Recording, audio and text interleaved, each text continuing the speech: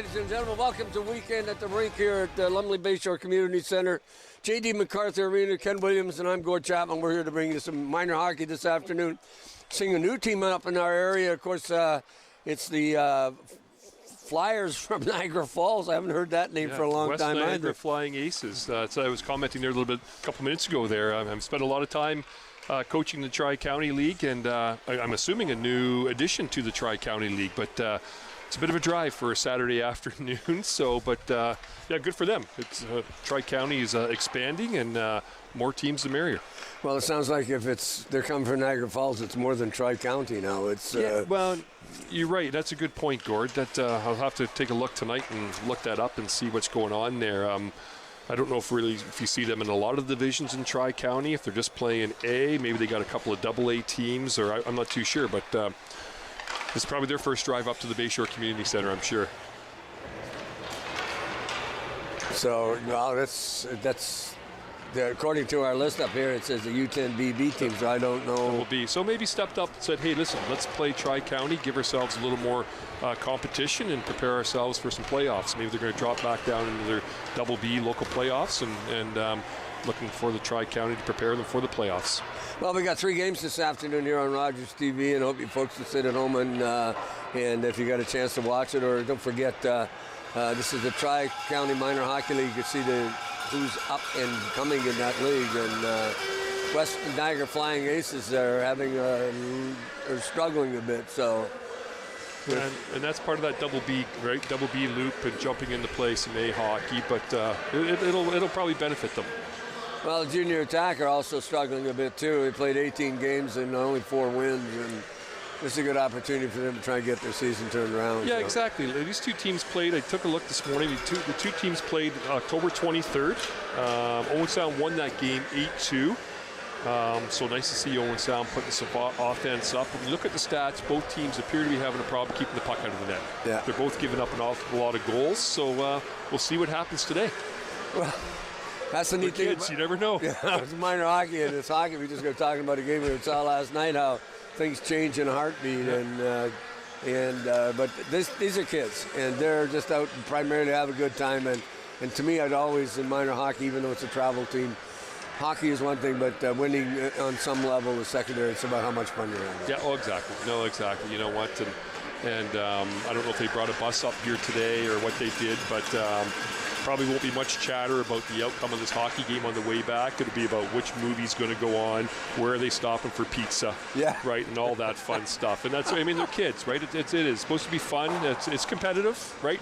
Hey, once again, they keep stats and they keep score for a reason, but it's all about making sure it's fun for the kids. So, looking forward to seeing Niagara Flying Aces, and of course the junior attack, and we're getting the kids are out in the ice warming up.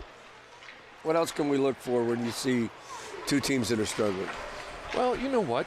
We've had a chance to watch. I think we've called at least 1 game, maybe 2 for the U10 team this year. And, they're once again, the U10, they're 9-year-olds coming into this season. But I'm sure Coach John Salazzo, and maybe something we want to see from up here, just a little bit of improvement, right? Maybe getting some passes on the tape. Are they working on a breakout? Just little improvements every day, every game, and I'm sure we'll see a little bit here today. Well, we're saying hopefully they're going to have some offense. It's something that they've had trouble doing all year, but again too, it takes time. It takes time to build that up, and next year they might be a lot even better when they get to the under 11 or whatever they do now, under 12. But and this age, right, it's hard to get the kids, to have some structure, right? Sometimes that puck, it's like a magnet, right? And it just draws everybody. It doesn't matter where the puck is, if it's in the corner, if it's center ice, there's usually 10 bodies around it. So, it's tough working with kids to get some structure, but once again, I think we'll probably see a better team out there today than we did when we called them there about a month and a half ago, Gord.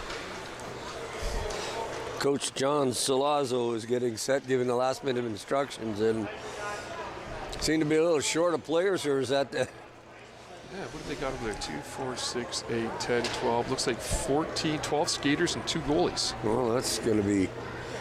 So we'll see what happens. Probably got some kids that are maybe away with just illnesses that are flying around with kids getting colds and stuff. So Yeah, it looks like based on their roster that we have here, they're missing at least two players today. So sounds like somebody, I don't know if we got an air raid going on here, but I'm assuming the Flying Aces have brought themselves a bit of a wind-up siren. So, well, I wish that they would go out in the parking lot.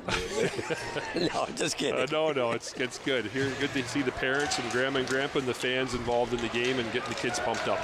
Deegan Salvatore takes the puck in, takes the shot. Puck off the glove.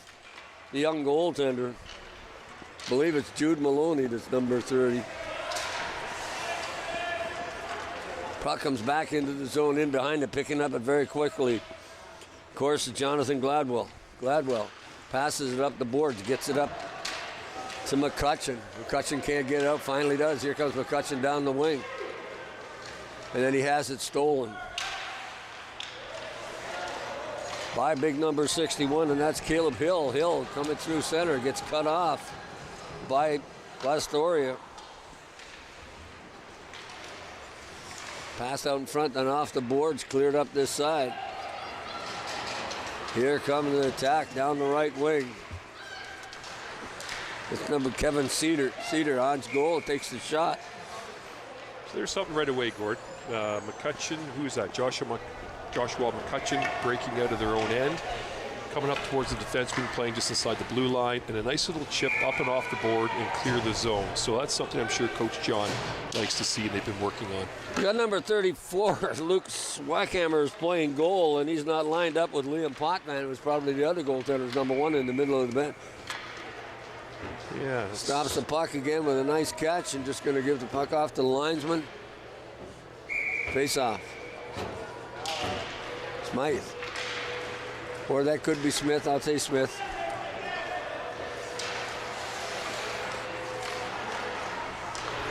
Chafing after Smith. Then he tries to fire it inside and then just keeps it inside the zone. Good work. And then it's going to be fired down the ice and probably going to be icing. Off the stick of number 7, Hunter Simmons. And you see the official pointing out where the face-off's going to be. It's going to be to the right. Goaltender. Don't give them the choice in minor hockey. It's something you see different if you're here watching the attack at night. A situation like that in icing, and the team gets to decide what side they want the face-off to be on. Puck shot out to the blue line, kept in. Off his stick. And that was Blastora at the blue line. Puck comes sliding out into center ice. Gladwell just goes by him as he chases after it. Gladwell up along the boards. Getting got by number 13, Gray, and then goes right to the goaltender. And Swackhammer puts his big glove on it and stops the play.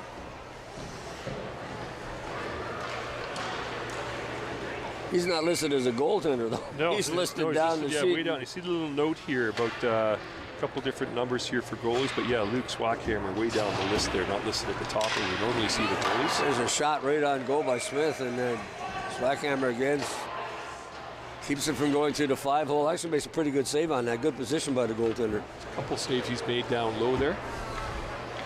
Certainly had our fair share of whistles so far in the first 2 minutes. Smith that wins the draw, gets it in, and back gets it back up, a little backhand shot. There's a shot on goal. It's McCutcheon. Josh McCutcheon had a chance but couldn't get it up on the goaltender. Who's that number 7 there?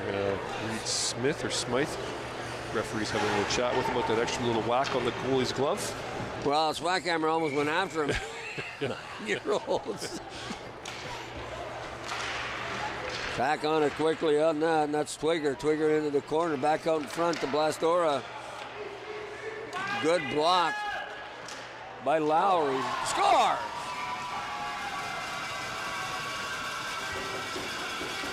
That number 15. Yeah, you're looking at the same as me. We don't have on the sheet here. Sorry, everybody. We're unsure who number 15 is, but it was a great shot. Nice goal. See if I can catch a name on the back of the jersey here in a minute. Oh, got that puck up over the goaltender's shoulder into the top part of the net. Good shot, good goal. Tack up 1-0. No name on the back there. Going down the Hunter, Simmons. Simmons gets it around this side, going to pick it up at the blue line. Can't keep it in. Gets up to Blastora. Chasing back, stealing the puck. Number 15, we're not sure what his number is. Maybe we can get somebody to get it for us. But he tucks that shirt in the back and we can't read it. Twigger, there's a shot. Off a leg in front. Again, there's another off a body. Chasing in on the one side is Twigger. Good shot on goal by John Shute. Off the post, or side of the net anyway. One thing we're seeing right now is that when they're in that offensive zone, the attacker not afraid to shoot that puck if they get a chance at it. They are firing the puck every chance they have. Chasing down the ice with that John Shute. Loses the puck, and then it ended up going around to the goaltender, and he had to make a stop on it. Here they're coming through center, 3-on-2. Going to split the D, and he does. That's Smith coming in on a goal shoot, scores! Good shot. Reed Smith. And I will apologize to the parents right now that if we're calling him by his last name and we're using the Y as an I, so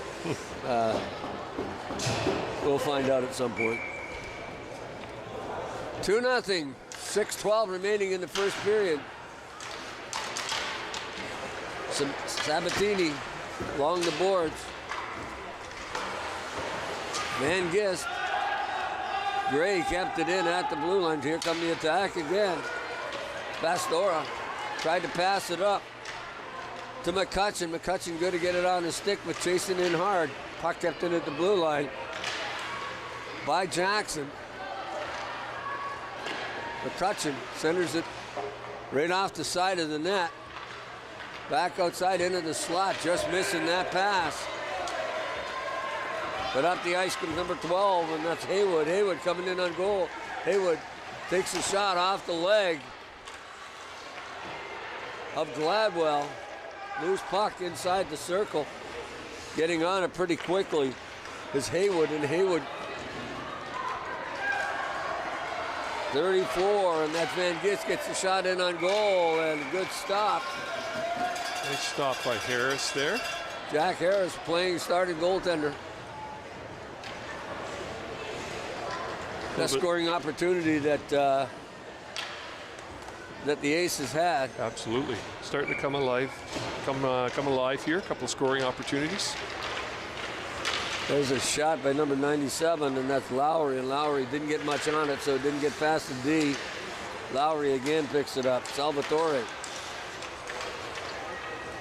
Here comes the attack. Reed Smith. Smith has got one goal already. Going around the D. Got a man, tried to pass it back, couldn't get it there on the backhand. Chasing after it. Caleb Hill. Hill gets a hold of it. Hill coming down the wings. Shute wasn't sure where the man was, but it was coming back. Shute gets the puck in and puts it off the boards. Gets it out to Jake Twigger. Twigger right into Smith. Smith right down and goes. Shoots. Great stop. Loose puck. Swackhammer made a great save on that. Back out to the blue line. Shoot. And then knocked out again by Caleb Hill. And Hill going to do a little forechecking. Salazzo tapping the stick for the puck.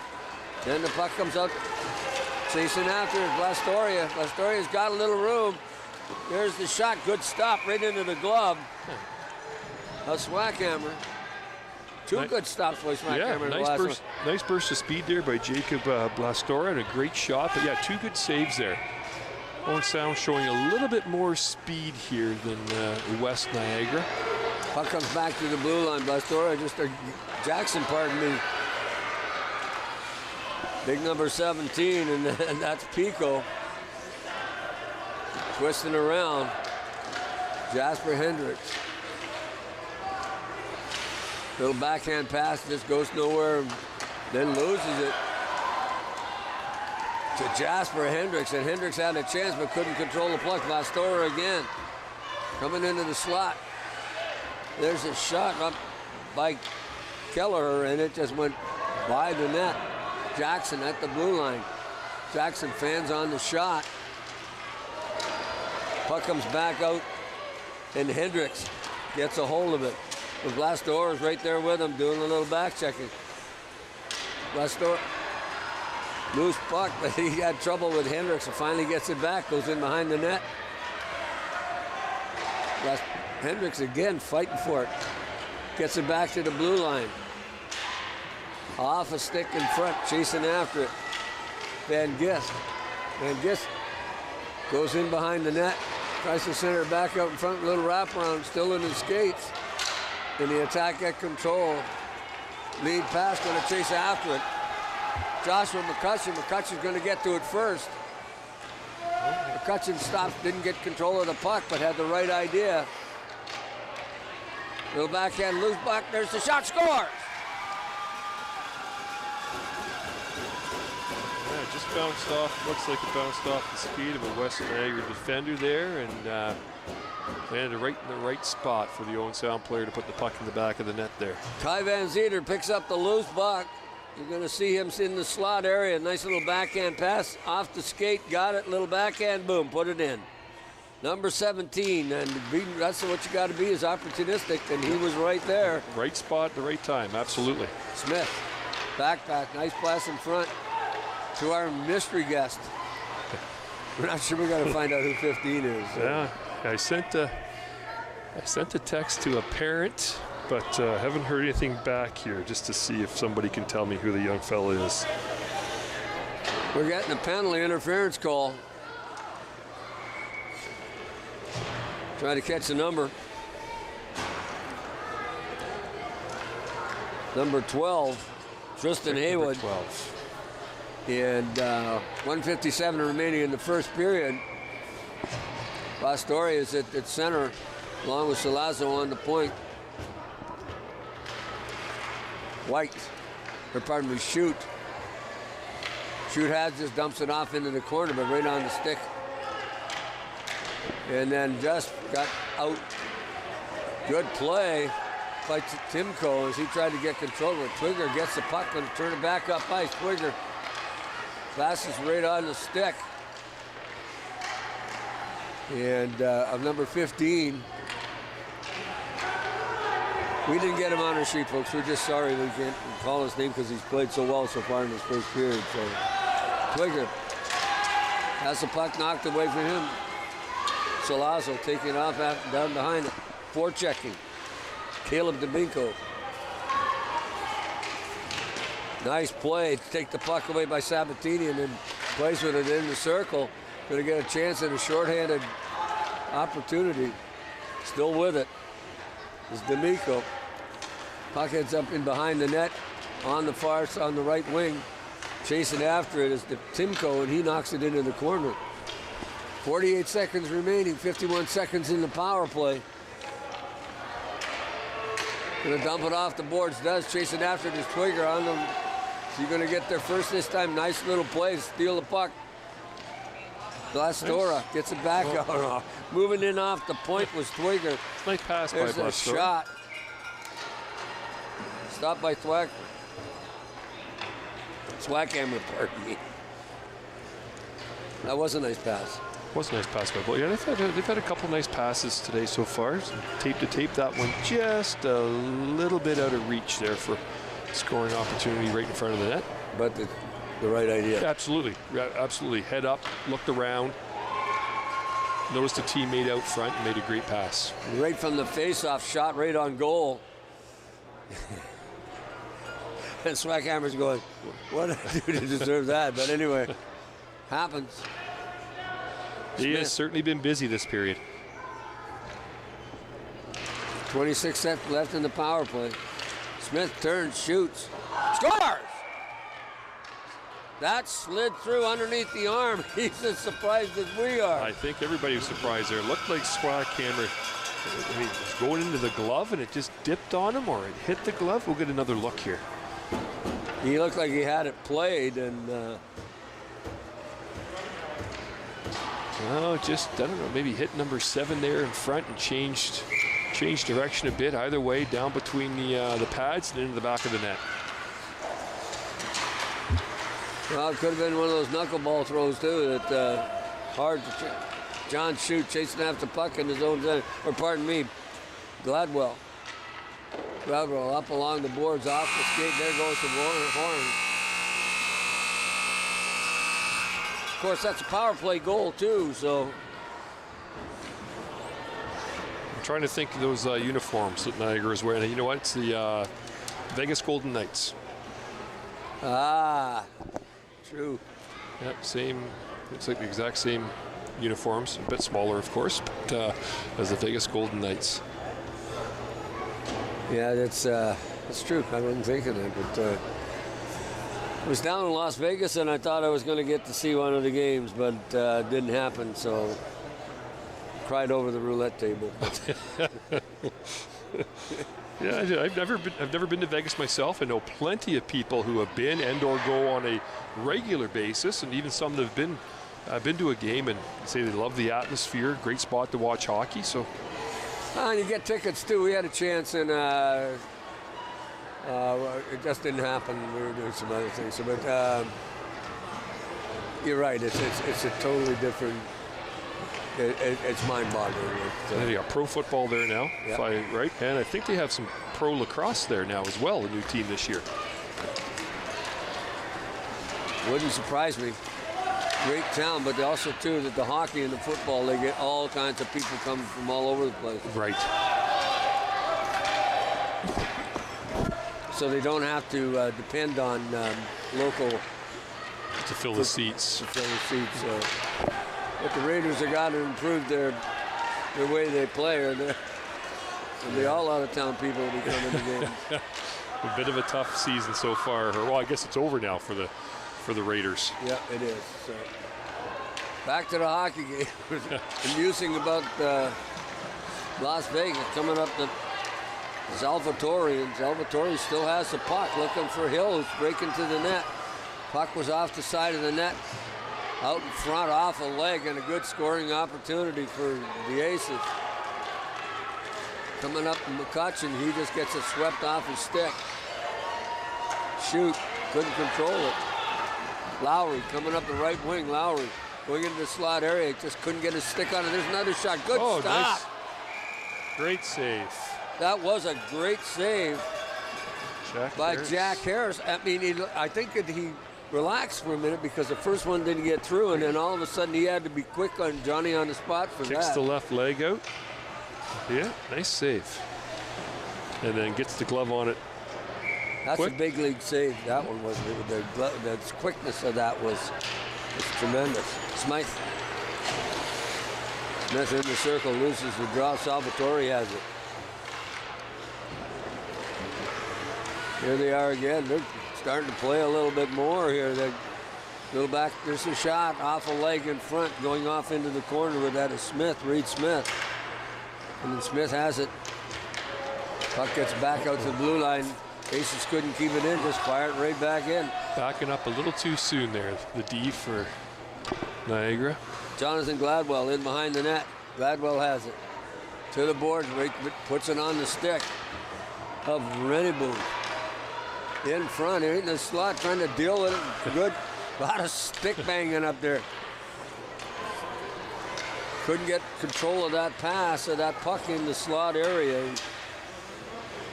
On the boards. Josh McCutcheon. There's a shot up along the wall. Can't get that puck out. Finally, Jackson gets it down the ice, chasing after it is William Rennebu. Puts his stick on him. Rennebu turns, comes up ice, and then gets poke checked by Cedar. Come back in behind the net, try to backhand it. Good defensive play. And he's heading to the bench. Bastora has it, and he loses it. Van Geest trying to get it out, does. Up to Sabatini. Back to Parker. Parker just let it go by him. Winterberg takes it up the boards, gets it put right on the stick of Sabatini, and Sabatini can't do anything with it. Good check. Blastora.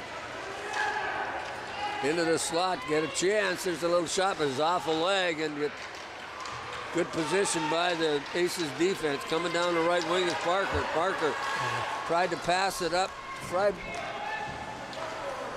If we didn't pass it there, it's probably going to be offside. I think his other forward was a little bit ahead of him there. Well, it's good. And if you notice that, and that's why he passed it, good on him. There's a shot right through the crease by Van Geest. Off the wing. Still with the puck off a leg, chasing after it is Zane Smith. Hendricks, he has it coming out of the zone. Hendricks stick handling it, staying with him. Salazzo. And he passed it, tried to get it, and it went in behind the net. Looked more like a shot at the net. Smith, at center. And now he comes out along the right wing, a little pass up off the skates of number 4, and that's Kelleher. Oh, Smith. Absolutely. You could yes, see they that. Are. Yeah, that's can't argue that one. And he knows too. He's heading right to the penalty box. No, he's not asking any questions. Reed Smith heading to the box. He had a great burst of speed. I think he had enough speed. He was going to catch the forward who had the puck, but got that stick up around the waist and the hands, and the referee was quick to put his arm up and call that. Aces on the power play. 61, Caleb Hill on the right wing, 91 at center, and that's Salvatore. On the point, Haywood.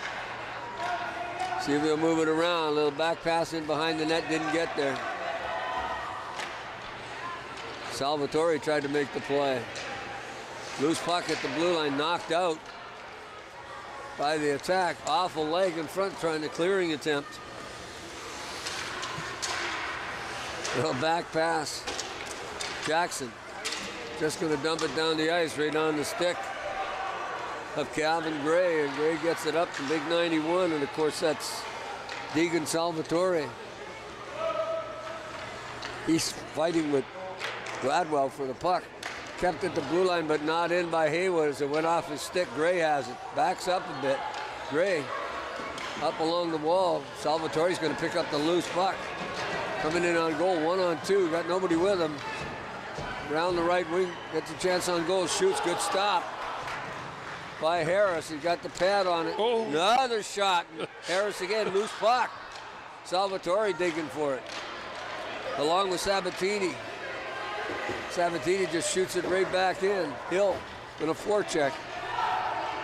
Along with Salvatore. Salvatore's in there chasing along the boards. Gladwell has it. Going to bring it out. Gladwell. Couldn't get it out of the zone. To Cedar, and Cedar finally gets it out. McCutcheon with the little forechecking. 3-on-2 break right now. Almost put himself offside on the change. Harris. Jack Harris, that kid looks like a goaltender. He's got all the moves, good position, good lateral movement. Yeah, in the ready position, glove up. Yeah, he's paying attention. Parker just shoots it down the ice. Time is winding down, but still 8:37 left in the second period. There's a shot, loose puck, there they go. Goal scored by D'Amico, and that's been Johnny on the spot. Jack Harris has made the first mistake of the game and couldn't control that rebound. Going to see it on Rogers' replay right now, right in front of you. Just a little tip in front. Great save. Went to grab it and just couldn't get a hold of the puck there. Well, he got his pad on and kicked it out just right onto the stick of... well, let's see if our mystery guest can score a goal. He couldn't get the puck back through that. Here they come up the ice, and that's Hendricks. Hendricks loses his footing, goes into the corner, digging it out. Quaker couldn't get control, but they're batting it back and forth. Somebody in the slot waiting for the pass. Good move by Hendricks as he gets the. There's a puck deflected in front, and you can tell that Harris was not happy about that, but he wasn't wasting any time putting his mitt on that puck that time after the last time. You can see him talking to the referee. Yeah, they're having quite the conversation there. It's always amazing. You see, you're so used to watching goaltenders and they're 6'3", 6'4", and then you watch under 10, and his hat just bumps the crossbar. Yeah. Yeah, you see those big OHL guys even now. They're already down on their knees and their shoulders are up at the crossbar still. Yeah. Their head well above the crossbar. It was kind of interesting. You talked about in the World Championships about the fact that the goaltender for Canada was 6'1", and he was considered too small for the NHL. Considered undersized, yes. Yeah. That's about the fact that he can play goal. And you know, yeah, I was blown away with that. So. But remember, Marty St. Louis was considered too small too. Look what he did. Salazzo gets the puck up nicely. Going to move up to get some room.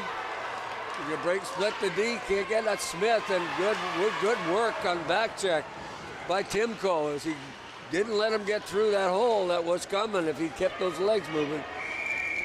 Now we're getting a penalty again. Penalty here. And it's going to Owen Sound, I think. Yep, looks like number 4. 4 is Maxwell Kelleher. Can't get into the box. They got to do something about those. Yeah, it's tough for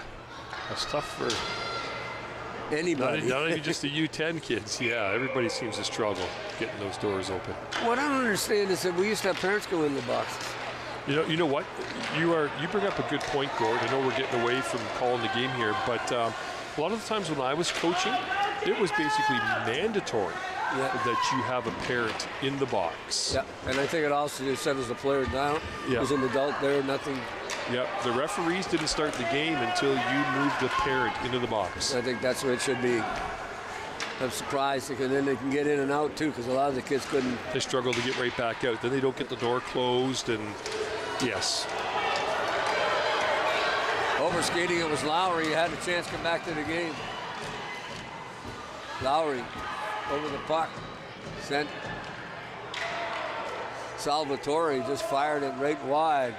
Kept it in the blue line by Timko.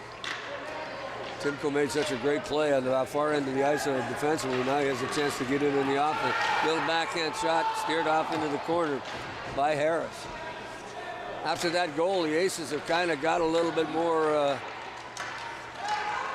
punch out there instead of just sort of sitting back and waiting. Yeah, they've spent a lot of this period down in the Owen Sound end. McCutcheon just drove it down the ice, picking it up along the boards as Haywood to Hill.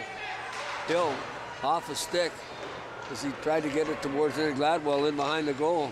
Gladwell off the wall. Nice play. Keep that puck in. Up ice, we got it to Cedar, and Cedar couldn't control it, but got the puck in deep, chasing after it. Van Geest, he has it coming down the left wing. Then the puck is stolen. Tried to back pass it, went off the end of his stick. Hill picks the puck up. Hill coming through center. Being bothered by Cedar. Swackhammer is the goaltender. Owen Van Geest is 34, so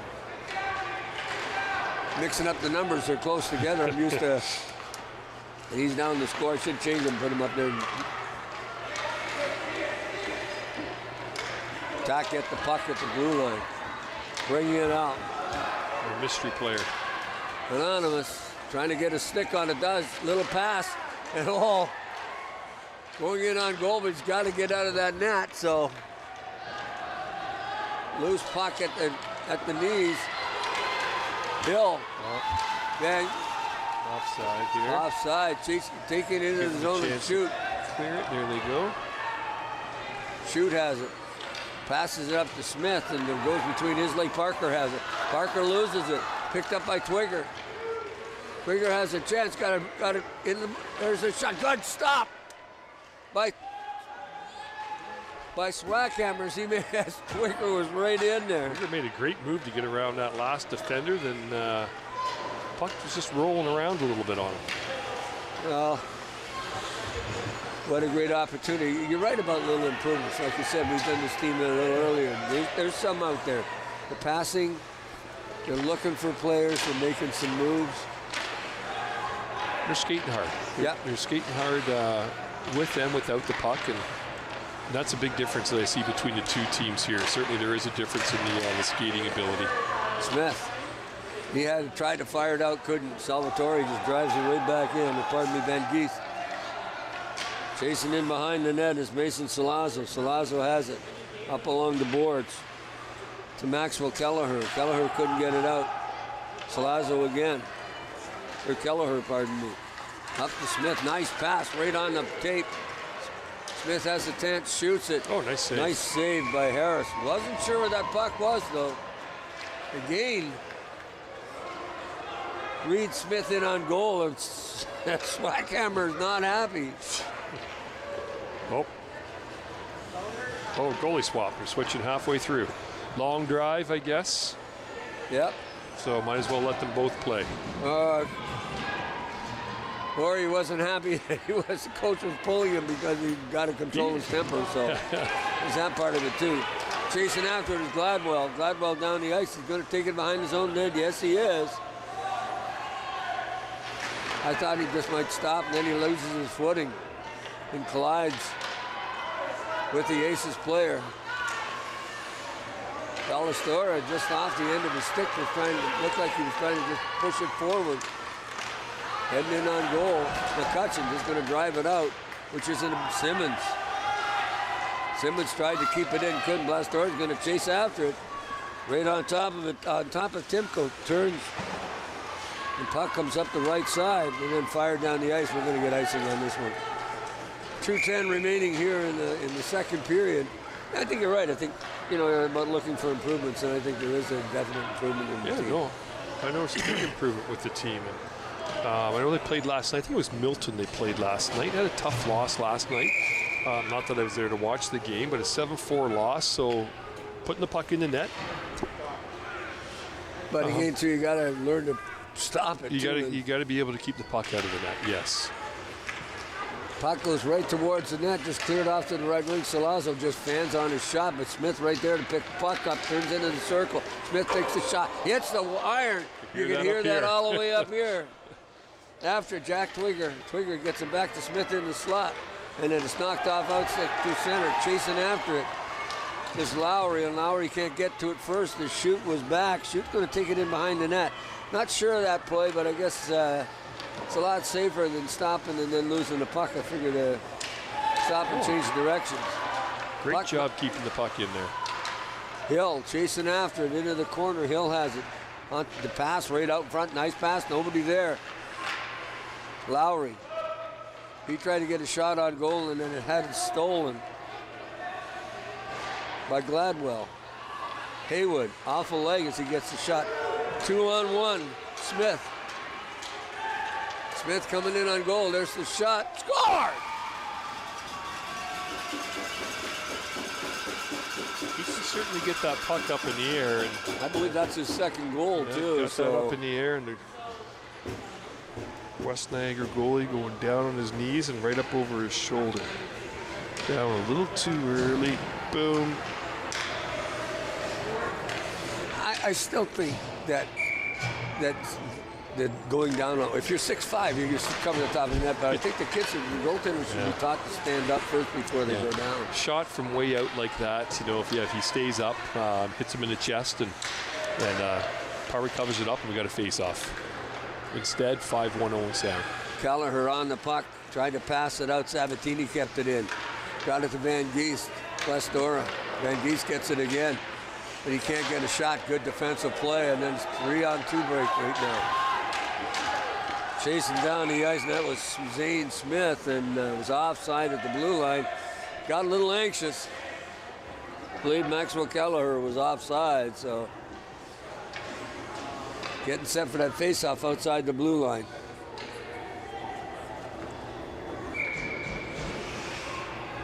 Face-off coming up, the puck's dropped. Knocked in by Kelleher. And then bringing that puck out. Dan Geist. He has it, stops, turns, takes the shot off the glove of Harris. So he knocks it off into the corner. Don't know whether that shot was on or not. Those are the ones you got to be careful with. You could deflect them the wrong way. Loose puck fired out in front. Kelleher down the right wing, down the left wing, pardon me. Kelleher gonna dump off or chase it after, pass it to himself. And there goes the horn. Second period in the book. Owen Sound, junior attack, U10s well in front, 5-1 here with the 15 minutes left to go. And we saw a different period from Niagara, who became a little more aggressive. Got themselves a pretty nice goal. And but we're a little more in the game than they were in that first period. Yep, no, exactly. No, they spent a great deal of that period down the Owen Sound end. Had some scoring opportunities. Of course, got one into the back of the net. They were pretty excited about that. And you know, at 5-1, they kind of feel pretty good about themselves right now. I know they're down 4 goals, and I'm sure that's what the coach is talking about. You know what? We had a better second period.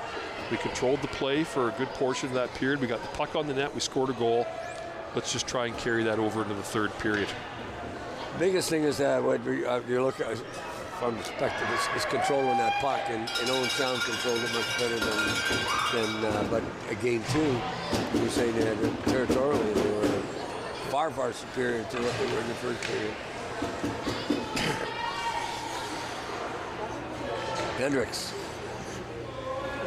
and Keyman Cedar looking right at us, and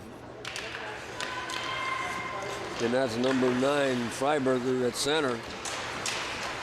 Puck directly under the broadcast booth.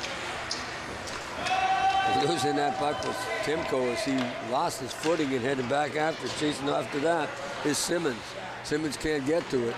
And the puck just slides out past everybody on the ice, including the officials. So, on to Salazzo. Gets it in his own zone, up along the boards, kept in by Timko, and then fired wide of the net. On it quickly is John Shute. Yeah. Shute did get another one. Shute gave that puck up in his own zone. I was going to say, if you get a quick goal here, right, if you're Niagara. Right. Jasper Hendricks, I think, was the one that put it in. I think you're right, Gord.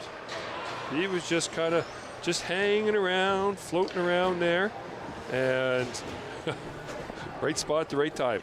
Almost a copy of the goal that happened at the other end. Yeah, exactly. But not making sure of the puck. I mean, you don't want to pick the hole. But Shute went behind the net with it, come off the end of his stick for whatever reason. And that's what you got to make those decisions. And it doesn't matter.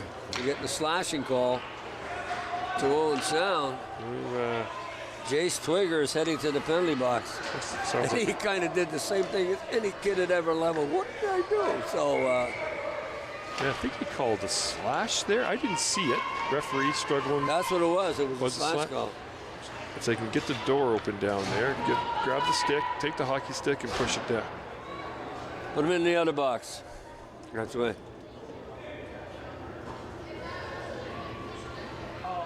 So I don't know why the officials don't get somebody out of the stands to come into the box so they go open towards the door. No, they're going to throw him in the other box. Got that one open. So I have to get maintenance to look at that after the period, so this will be a problem. Anyway, the power play for the Aces, who picked up a goal so far here. Little pass, got up the Hill. Hill couldn't control it. Finally, Hill gets Salvatore along the boards, moving the puck. It's just digging and digging. Salvatore picks it up, gets the loose puck. Then knocked away nicely by number 3, Mason Salazzo. Jackson just puts it along the boards. Chasing after it, Haywood. And Haywood just fires it wide. Come back out the other side. On it quickly. And there's a little hook there too. As Chase Twigger has it, fires it down the ice. Good play. Then Twigger heads to the bench. Smith comes out. I was wondering if they had too many men on the ice because I couldn't see the. Smith steals it. Smith gets a chance to go in on goal. Smith takes a shot, fires it wide. As he's going down, there's going to be a penalty. That's what you do. You go to the net and you draw a foul, and that's. He went down hard. He's holding his. Looks like he's holding his hip there, but he certainly got a great shot off as he went down. See, here's the problem now. Yeah, I was going to say earlier, what if Niagara Falls gets a penalty? We're going to put them both in the same box. Hope they get along. Oh, that's a good hook. Good call. Good trick. It's probably tripping. What a great play and follow through too, because Smith had got a shot as he was. That's a. That's where they stopped the game. Say, come on, we got a parent in here to open it. Well, they got to climb the glass to get in the other side, so I guess can't do that. But I'm surprised that you mentioned that earlier about having to have one there.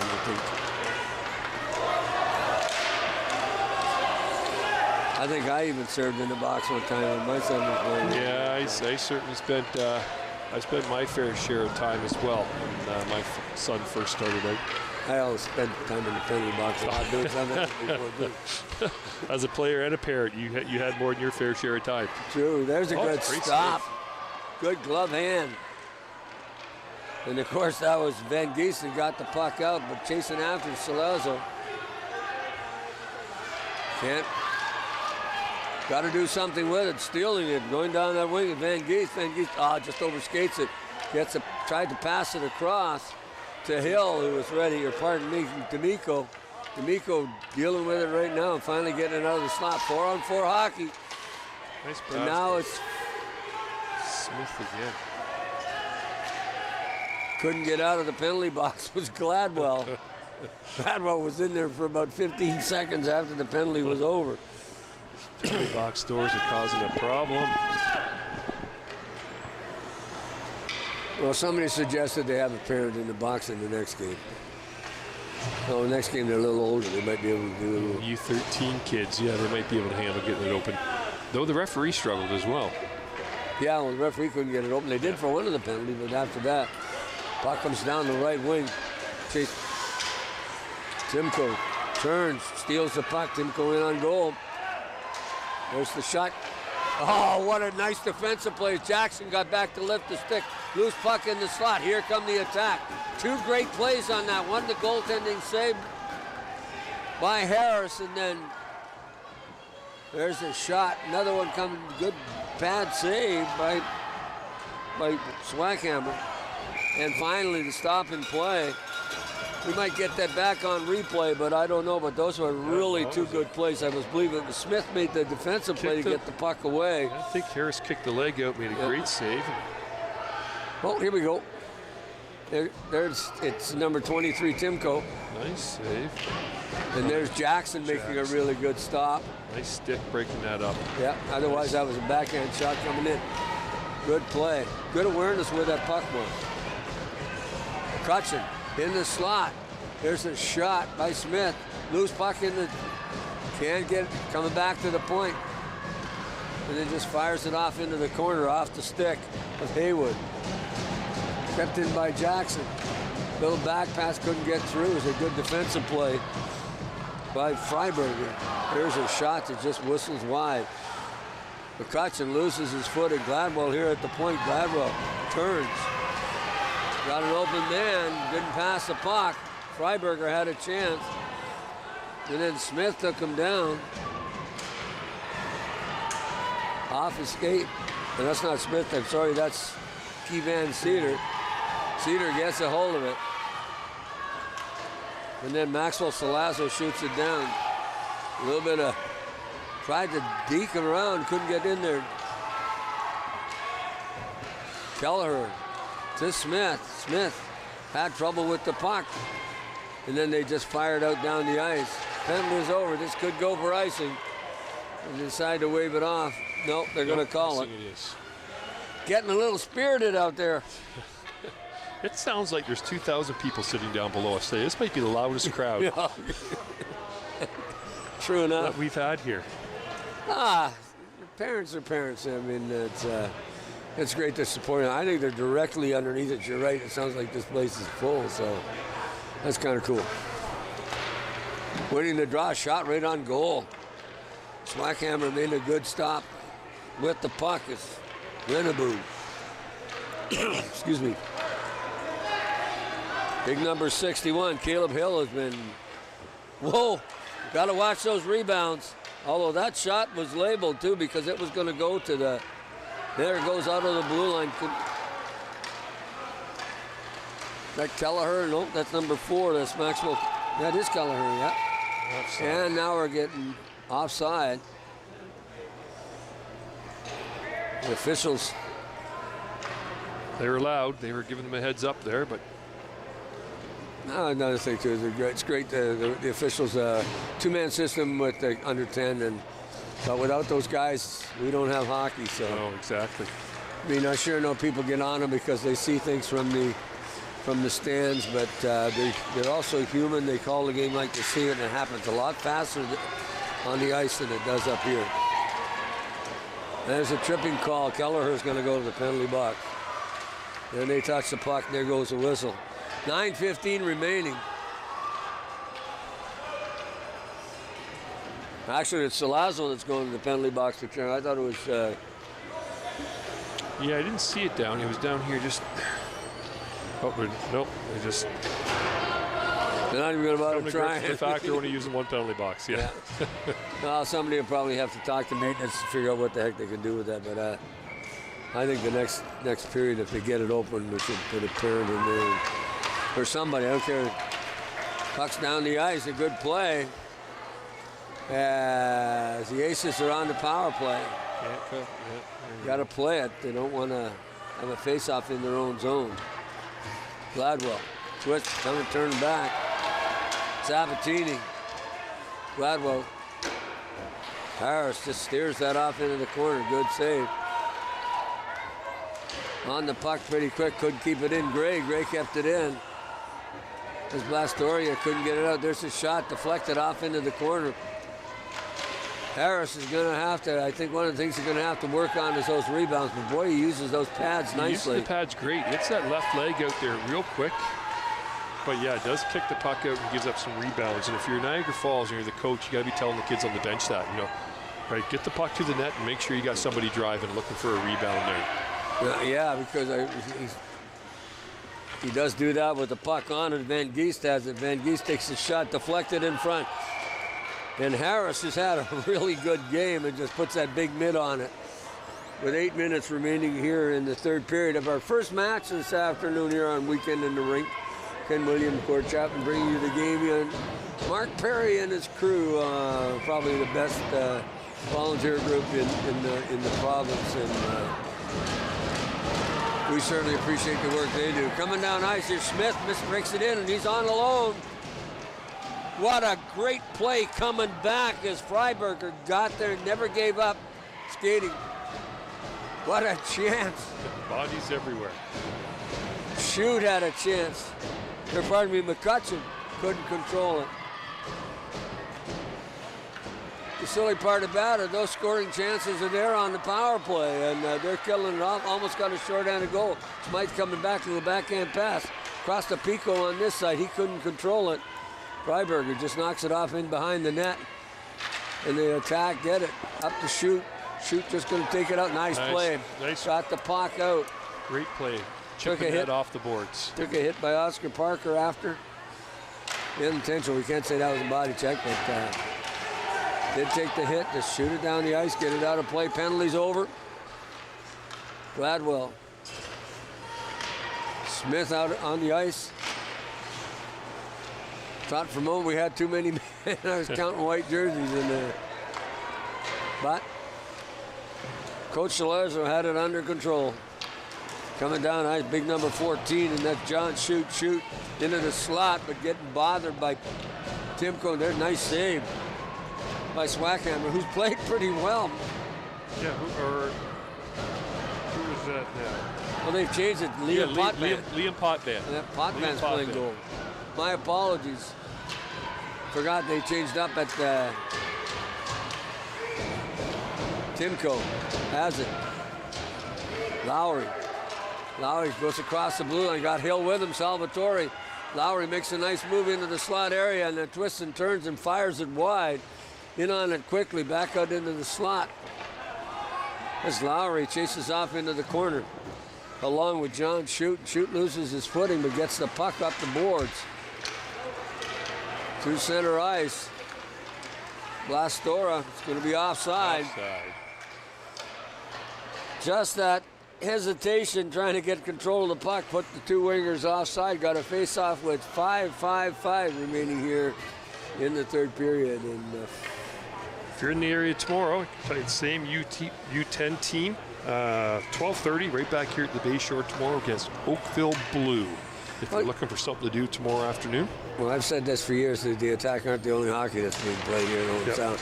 And minor hockey, there's some good games. My apologies before everybody comes to the Bay Shore. Their next game is the 28th. 28th. My apologies. That's next week. I got a whole bunch of schedules out here in front of me for all the games today, but do not show up at the Bay Shore tomorrow to watch the U10s. But still, lots of good hockey. Any arena at any given time, there's a game going on. All you gotta do is Absolutely. and Owen Sound minor hockey. Yeah, they got one. I thought that bounced up. I didn't think that was in. They're going to count it. I think that was Smith that took that. Yeah. The Smith with a Y took the shot. Went up high on the goaltender, and then maybe Smith with an I knocked it in, did he? Up. Yes. In, yes. Smith. Yep. Smith. 10. Smith from Smith or Smith Zane from Smith Smythe. from Reed Smith or Smythe. And folks, if somebody would, we're going to do these kids again, so if somebody would let us know if it's Smythe or Smith, we'd really appreciate it. But Blastora down the right wing. Passes it right up in front, almost on the stick of number 15, and again, too, we don't have him on our sheet, so I think it's possibly an AP, so that's why we could very well be. I did text somebody to try and get an answer, but unfortunately that somebody I texted is standing on the Owen Sound bench over there, and he's not too interested in looking at his phone. Blastora just fires it wide of the net, chasing after it. There's Pico coming up the far wing. Gets it, but doesn't get it out. There's a shot steered off into the corner by Potvin. Twigger couldn't control, and the puck got by him. Blastora at center couldn't do that. Van Gies gets it. Van Gies coming in over the blue line. Makes the play. Here's the shot. That score! You know, there's never a bad time in a game to put the puck at the net. And there's a perfect example. Exactly. And I don't think Harris is Maloney's in now. So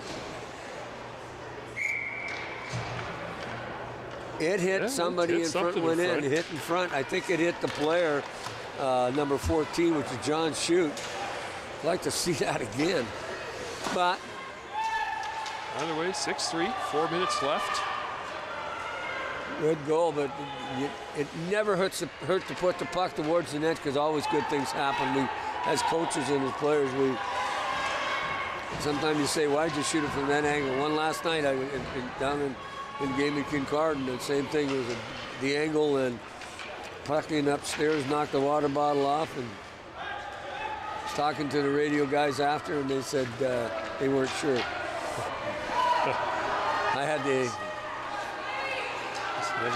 Yeah, but that's what happens. You put that puck towards the net. 6-3, Owen Sound winning this game. Here comes big number 9, and that's Freiberger. Then he lost the puck. Tico keeps it in, keeps it alive, gets it into Hendricks, and Hendricks can't control it. Puck comes out along the boards. Timko has it. Tried to pass and went right by Hendricks. Now Hendricks has a partial break. Hendricks Good defensive play, getting back in to bother him. Tried to get it back to the point. And again, off. Timko doing the Freiberger just, whoa, loose puck. Everybody bouncing around.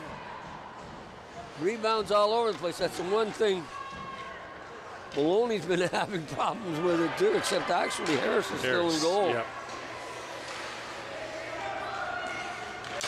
So I thought they may have changed, but it was just the... Here they come again, the attack across the blue line. This chasing after it. Of course, it's Timko. Logging a lot of ice time. Salazzo. And he tried to get it to offside. They're going to call it. I thought they might have let that go. Oh, we're going to see. Oh, it looks like it hit number 14, John Shute, in front of the net, unfortunately into his own net. But like nice angle. Yeah. Thanks, Mark. That was great work. Guys down in the control room got an overhead. We had to. Coming out to the blue line, and that's Deegan Salvatore. Salvatore couldn't get it out. Tack keeping it in. That come outside. And they call it offside. I'm glad they did, because from my angle that looked like it, but Salazzo couldn't keep it in. Good try. Time winding down in our first match for this afternoon. It's 1:50 remaining in this game, and full marks the Oatsound Junior attack. Looking good this afternoon. And I think you're right about the fact that there's improvement, and it's nice to see as the kids are handling the puck better, getting set up for passes, skating. There's a shot just whistled wide by Smith. He's picked up 2 goals this afternoon. Lowry has the puck, just dumps it out over the line. Chasing after is Gladwell, big number 12. Not enough for icing.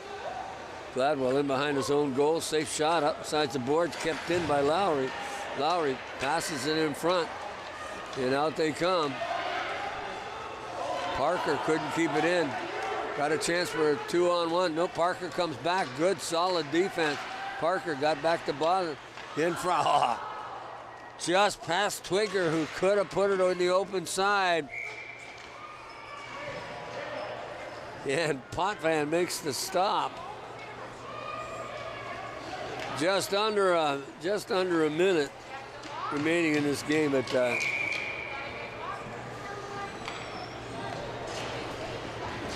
face off deep to the left, the goaltender Potvin. Blastoria at center. Didn't win the draws. Stolen by Van Geest, but then the puck is just bouncing around in the zone. Gets it out. Sabatini has a chance. Sabatini coming down the ice. Sabatini shoots it. Puck deflected off into the corner. Chasing after John Shute. Oh. That comes back out in front. Great Van Geest had a chance. Another shot from a bad angle. Almost deflected in too. They want another one before they go home. There's no doubt about that. McCutcheon, nicely. There's a good stop. What a save by Liam Potvin on that one. McCutcheon had an opportunity. Potvin, another big stop. That's phenomenal. And those were good shots, too. Yeah, great couple of great saves. Those big pads there at Potvin. Getting in the way, making a couple of great saves here late in the game. Wow, that's a good save. They're right out in front. You're going to see McCutcheon gets the chance. McCutcheon fires it, and Potvin again makes a good stop. Wow. 2 back-to-back, and time's going to wind down, and boy. Oh, the clock has stopped. No, just let that go. So, Potvin.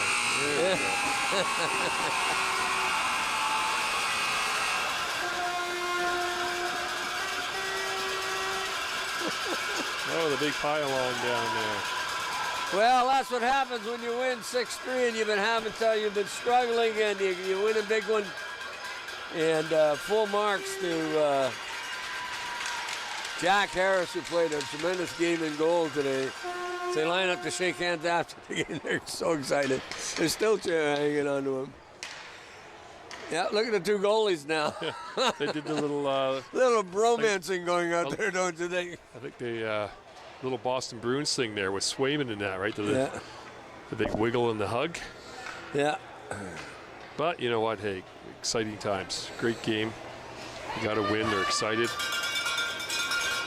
I'm glad they brought this back to the handshake at the end of the game. Yeah. And they played so well, and go see the coaches, and that's I enjoyed this game. Yeah, no, it was a good game, right? We spent the better part of the first period watching Owen Sound control the play. I think they went up 3-0 or 4-0 there, Gord. Correct me if I'm wrong. And then the second period, we saw Niagara Falls kind of tilt the ice in their favor. Yeah, it was and they dictated the play. Got a couple of they got one goal there, and then a quick one at the start of the third, which made it interesting. It sure did. So, got the third and ended up 6-3, but Harris played a really good game and goal when early on. In the second period, he had great. But these kids, both these goaltenders, all three of them, Potvin, Swackhammer, and Harris, played very well. Absolutely, they all played well. The two Niagara goalies certainly had way more shots on them. But all three goalies made some great saves today. So, if you're Niagara Falls, we talked about at the start of the game, right, struggling this year, no wins in the Tri-County, tough time putting the puck in the net. So 3 goals today, who knows? Wherever they're playing tomorrow, I don't know if they play tomorrow against Oakville Blue, ironically enough. So, you know what, maybe that gives them a little bit of extra jump or motivation going into tomorrow's game, because it's always tough going into Oakville, playing an Oakville team.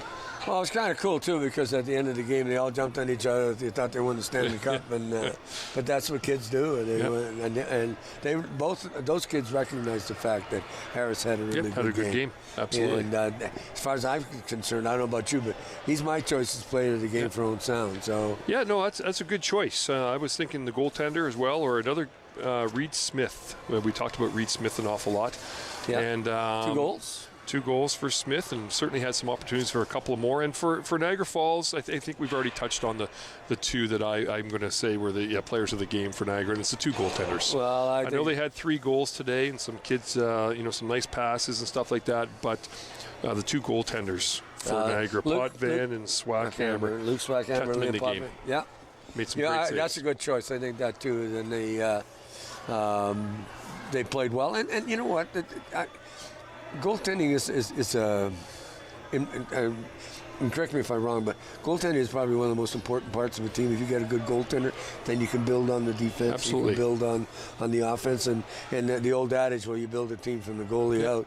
But if you got a good goaltender at a young age, then the rest of the team can develop around them. Yeah, no, exactly, right? Gives the kids a little bit of confidence. The key there is you got to make sure that the kids, are still hustling back in the defensive end, right? Because if you got a good goaltender back there and the kids are thinking, oh, well, Bobby's got this, Bobby will make the save, and then they start to they don't look after the responsibilities when it comes to the defensive side of the game. So, but yeah, a couple, it looks like, Owen Sound and Niagara Falls, or West Niagara, sorry, they could be set this age group for the next few years for goaltending. So really good goaltending today. One of the things with minor hockey that always was brought to my attention is the fact is that it's so easy to teach kids to play offense because they play road hockey in the middle of their driveway most of the time, shoot the puck. But it's more difficult to teach defense, and to get kids to want to even play defense is another thing. And but coaches will go good offense, good defense, and good offense. Now you got to learn to look after the back door too. So absolutely. And speaking of doors, good news for the next game. The arena attendant was just ran across the ice, and he was in the penalty box fixing the door. So not that Owen Sound's looking to take any penalties the next game, but if they do, the door's going to work. So of course, maintenance guy here, and that's the unsung heroes. Like when we talk about the arena, and the volunteers who come in for Rogers come in and do these games. But then you got maintenance guys that keep all this going, clean the ice, do the stuff. So everybody has their part in bringing a hockey game to you on a Saturday afternoon or a Saturday evening when the Attack are here too. So big game tonight. Owen Sound for the Attack. Yeah, Guelph again. Well, it seems like I've watched Guelph 20 times this year, but well, yeah, that game. My wife said to me this morning, she says, again? Yeah. I said, and also, too, Guelph is Owen Sound's Achilles heel. Oh, absolutely. They can't seem to beat him. They struggled against Guelph this year, ahead of them in the standings. And, Owen Sound struggled a little bit there going into the Christmas break, and then they had that Eastern swing there. And so who knows? A couple of new players in the lineup. And it sounds like the place is going to be full tonight. I don't think there's very many tickets left.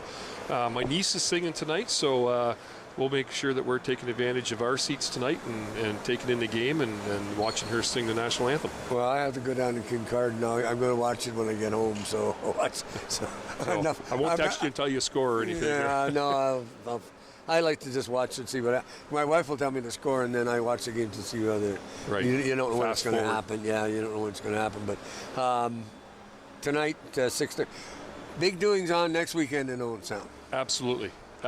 Hockey Day in Canada. I got my notes here somewhere. What an incredible weekend coming up next weekend. I know you and I like to talk about it every time we're on the air, Gord, because this is big for Owen Sound. Oh, it's huge. I know myself over the years, you always watch Hockey Day in Canada, and you see the outdoor festivities and all the extra little activities that are going on. And finally, after being canceled 2 years in a row, I think. So here, the third year, the third go around, the third try, looks like things are going to start happening in the middle of this week. So not to mention all the clinics, the breakfast, the podcast and all that stuff, but celebrity hockey game here Friday night. Alumni, NHL, and the list. I have the list here. You probably have had a chance to see the list as well. I mean, Wendell Clark's here, so that's all that matters for me. But are they bringing out a wheelchair for him? Or he's old? That wrist shot, but Bobby Ryan is back. Marcus Carroll, Scott Stager, Zach Nastasiak. If you're an Owen Sound fan, maybe Mike Angelidis. You're supposed to, but then you talk, the Mike Fuda, right? Yeah. Old GM here, and then you start talking about Darcy Tucker, Wendell Clark, Lanny McDonald, Cassie Campbell. I mean, the list goes on and on and on. Women's professional. I just want to know if I can sneak in the back door with Rogers because I can't afford a ticket, so I don't know. Women's professional game Saturday morning at 11 o'clock. Team Adidas versus Team Scotiabank. OUA women's game, Waterloo Warriors versus Guelph Griffins at 2:30, and the attack game at 7 o'clock. But you forgot the high school game that's being on Friday. Friday morning. That's bad on me for forgetting that high school game. No, it's got a list of stuff, but the high school game is important too. We're talking at the back door today, and we're thinking there's both the women's teams from both schools and the men's teams from both schools. 15 years ago, you wouldn't have seen a women's team coming for any one of the high schools. You're right. I think that, to me, it's one thing to go to the Olympics or World Championships and you watch them, and you watch the pros play. They're coming back to a big contract. You watch the women's play, they're coming back because of the sheer love of the game. Yeah. And the biggest sport in Canada that's increased, including soccer, over the last number of years has been women's hockey in Canada. And some of the players we're going to see some of the high school kids that are going to skate out there. And you're going to be surprised on Friday when how good these kids can play. A lot of them have played ice hockey. We've got a good women program in girls program in Owen Sound. We've got players from this area that played college hockey in the U.S. Yeah. So this is a hotbed of hockey. And you're going to see, and I'm not going to get all the names. I mean, there's dozens of girls who are playing here this weekend. But Tori Harshman is back playing the alumni game. Right, came up through minor hockey here, went and played hockey, and the big one. Shay Tiley, that's right, plays for Team Adidas, came up through hockey here. I think went over Saugy Maitland, played for Clarkson University in the States. Was in the Final Four, I think she won 2 national championships down there. Played a little bit with Team Canada, playing with Team Adidas. I mean, everybody get to the rink. I mean, don't sit at home and watch it on Sportsnet Saturday morning. You get to the rink here, get yourself some tickets. I think your tickets get you into both the women's professional game and the university game. So get down to the rink. If you're looking to get to the alumni game Friday night, I think you're out of luck because there's no tickets left. I think I saw Fred Wallace was trying to get his hands on some tickets. So, but yeah, get out and enjoy the festivities. And if if sitting in a rink isn't your thing next weekend, get down to Harrison Park, see some Leaf skills clinics, a great road hockey tournament, Armstrong Memorial Road Hockey Tournament going on down there, and a bunch of other activities. Enjoy the weekend. Josh Armstrong was a player, played minor hockey here in Owen Sound. Tough for that family, but they're putting it together as a memorial. Dave, I coached baseball, his father, lives next door to me at home. Josh cut my grass. It was an absolute shock to me that he had it. But it's nice to see them remembering the fact that he loved hockey and was a very good hockey player on top of that. Great to the family to put that on, but there's all kinds of stuff happening. And Miss Johnson around the neighborhood too. Just want to say that too. It's kind of fun giving him a hard time, but you cut my grass. So, but good golfer. Life cut short. Absolutely. Absolutely. But nice to see him be remembered. Going to take a short break. We're going to come back with more Weekend of the Rink here on Rogers TV.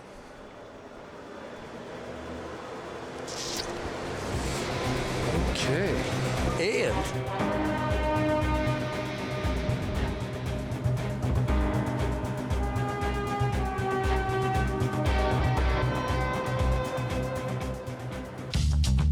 this program is brought to you by Ignite TV. Now you're in command. Visit Rogers.com for more details.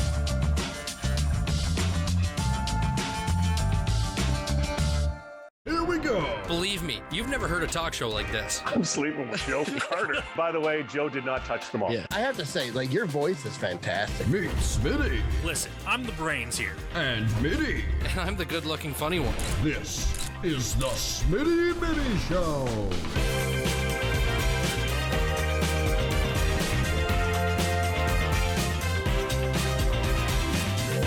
Catch new episodes of the Smitty and Mitty Show wherever you get your podcasts. At St. John Ambulance, we're all about community.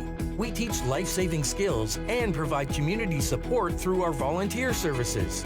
All St. John Ambulance product sales and training registrations support these important services. Volunteer, donate, or enroll in a program today so we can continue to have an impact on our community. Visit sja.ca to learn more. At St. John Ambulance, we do more than save lives, we change lives.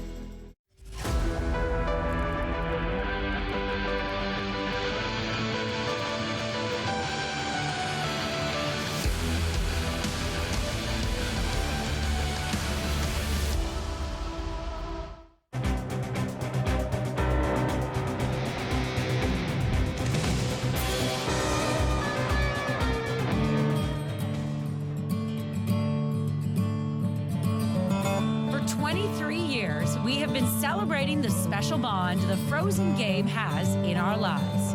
Welcome the nation to this celebration.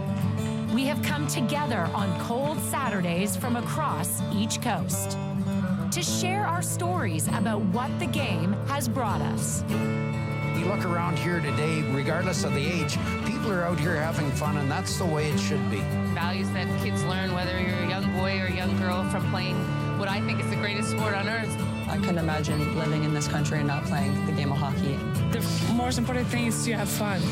The party is just getting started. This season, we take the celebration to Owen Sound, a place with a deep connection to the game. Gore down low. The shot, they score!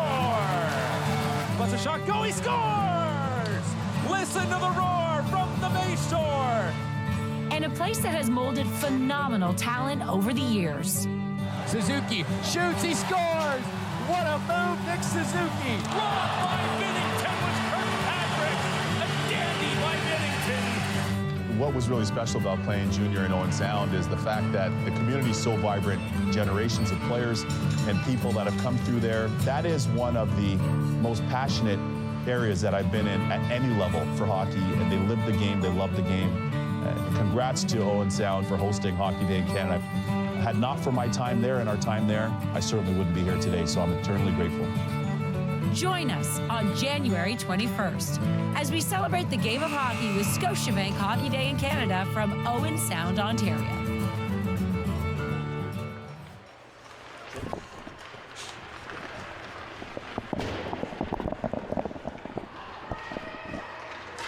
Oh, well, here we are back at the weekend in the rink here. Just barely.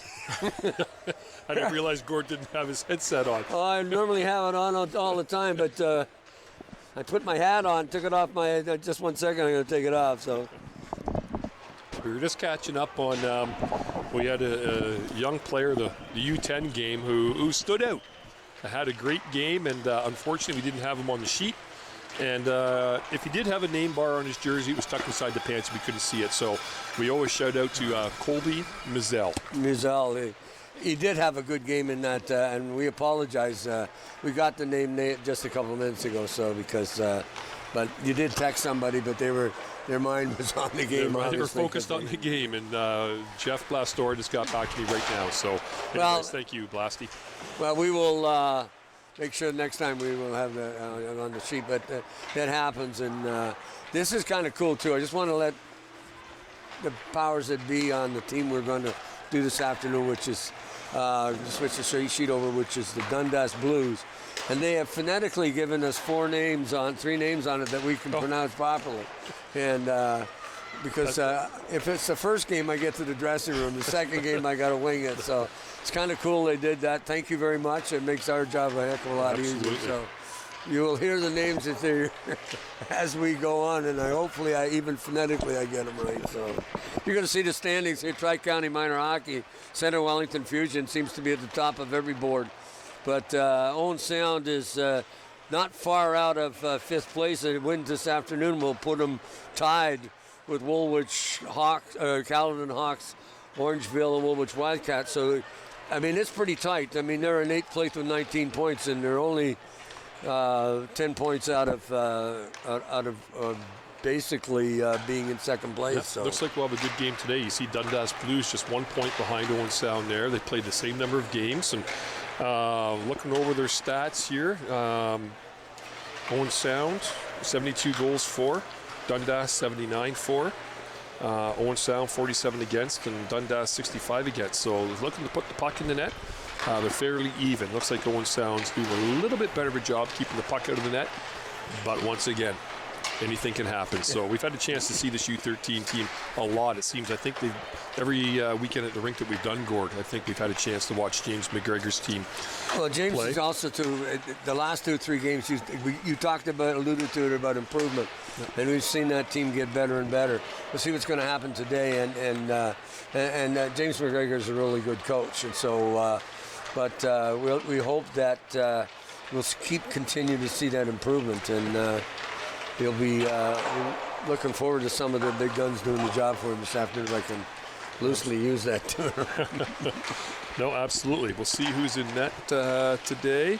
Don't know who we'll have in net for Owen Sound. And I'm looking over the shoulder here, and I think we're going to know who's in net for Dundas, because there's only one down there. So unless he's hidden the back end underneath the... You know what? Yeah, and it's number 70, actually.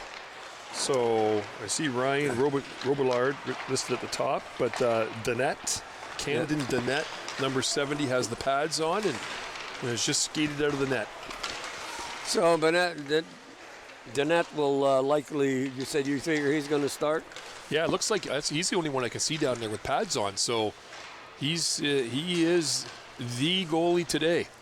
Well, it looks like, I'm not sure who's going to start. I think Paul McKenna is probably the one that's going to be in goal, because he was the last one to come out. So getting last minute instructions here at the benches by the coaches, and part of it is do this, do that, do this, and the last one probably is go have fun, guys. And absolutely, play hard, have fun. Well, you kind of stress that, and you can, competition is great, but Wozchuk, of course, number 7, thanks to we get Kostadov. I think that's the correct pronunciation. Yeah, Kostadov, yep. Yeah. Kostadov and Wozchuk. Kostadov, yeah. That's so we appreciate that very, very much. Coach Ryan Peters, whoever did that thank you so much from guys up here in the booth. Because I know you're probably streaming it or recording it at some point. Gobillard, little back pass, couldn't get across the ice, picking it up. Warwick down the left wing. Warwick gets taken out a little bit along the board. A little rub there. in there, yeah. The coach took a quick look at the referee there. Sam Tate, there's a shot on goal. And, of course, we got number 70, Camden Dennett, is the starting goaltender. So that happened. They're going to get fired down the ice. I think it's going to have enough to go the distance and probably get our first stoppage in play here in the game. So Dundas in the blue to your right.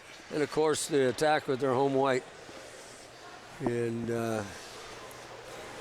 I wish the attack would wear their white jerseys all year long. I don't like those red ones. I like them when they had the black ones with the platers. But yeah. So Barber wins the draw, but the puck just ends up going back out along the boards. Chasing after Barber has it. Barber, nice move right into the slot area, but stolen nicely by Lewis as Lewis got his stick in the way. Gass couldn't keep it in.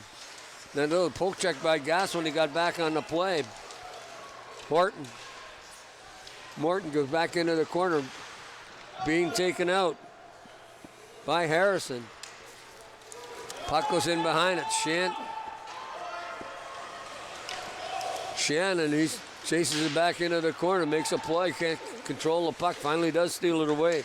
On top of that, Brandon Rice. Rice just dumps it back into the corner. Little pass right out into the slot area. Not looking, and actually we're very lucky because Connor Rudy kept it in. Then a good stick got the puck outside. Rice loses his footing, and then the puck dump along the boards. Tennyson had a chance. Rice chasing it down. Hawkins with the puck, dumps it off into the corner. After it, Jarman tries to bring that puck around. On it now, McGregor got it up along the boards, chasing down the ice. McGregor has it. Got a man open, couldn't get it to him as Warwick was breaking towards the net. Right idea, just a little long. Those are some of the improvements. Little hook and goes down, and that was number 10, and that's Keegan McGregor. All over the ice on that play. But Warwick couldn't keep it in. Jarman just missed it. Then just fired along the wall, this time on it is Watkins, and Watkins is in behind the goal looking for somebody to get it to. Comes back out to the circle. In tight, pinching. Was the D. McGlynn just keeps it in. Nice play. Hawkins, nice little tap. Get the puck up, comes down on his wrong wing. Comes out in front, takes a shot off a body in front, deflected high. Not sure whether goaltender got a piece of it or not. Couldn't keep it in, then stolen. Stolen by Harris. Sam Harris, he got a chance. Harris stops. Coming back on a good defensive play was Otis Lewis. Oh boy, that puck was close to the net. Lewis, big number 77, 16, of course, is James Kostanov. Harris, Sam Harris gets it up. Saris to Barber. Barber down the right wing. Just as Barber was going to get to unload it, official called offside. Good pace of this game, Ken. Good pace, yeah, absolutely. Good start. Both teams had, small opportunities at each other's end here. No real close or good scoring opportunities, but they are skating. Both teams are skating well right now. We've got to remember, too, that number 17 is Harrow. Harrow, yes. And it's I did it again. And we seem to talk about Harrow and Barber a lot. I was going to bring that up before the game here when we went on the air, but two players that I think have stood out, to me anyways, every game. I mean, there's been plenty of kids that have stood out, but we seem to mention those two kids a lot. They're good in both ends of the rink. They're responsible. We were always used to Warwick and some of the other kids, and Tyson Gass, but these two kids have really come to the forefront, and they've got a good second line. Yeah, absolutely. They work well together. Once again, I'm assuming they are both non-resident player kids. I could be wrong there. If I am, I apologize, but just not a couple of names that I recognize. Gas carries that puck in across the blue line. Norton gets it. Gas gets back to the blue line, tried to keep it in. Nice play by Henry Hawkins.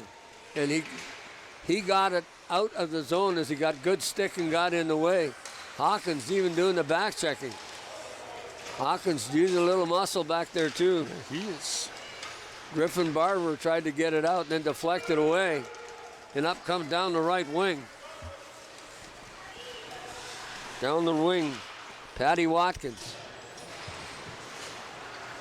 Lynn trying to keep it in, can't, as he was being bothered by Riley Brown. Then Barber going to go forecheck on Harrison. Harrison in behind the net. Kept in at the blue line. There's a shot high. And wow. That was the old knuckleball or what? I wasn't sure what was going on there, but a great save. Managed to glove it. To watch that thing come in and make sure you got it, because it was fluttering a bit and almost looked like a knuckleball, and those are the ones that give goaltenders fits. Yeah, absolutely. Even the big boys too. Yeah. So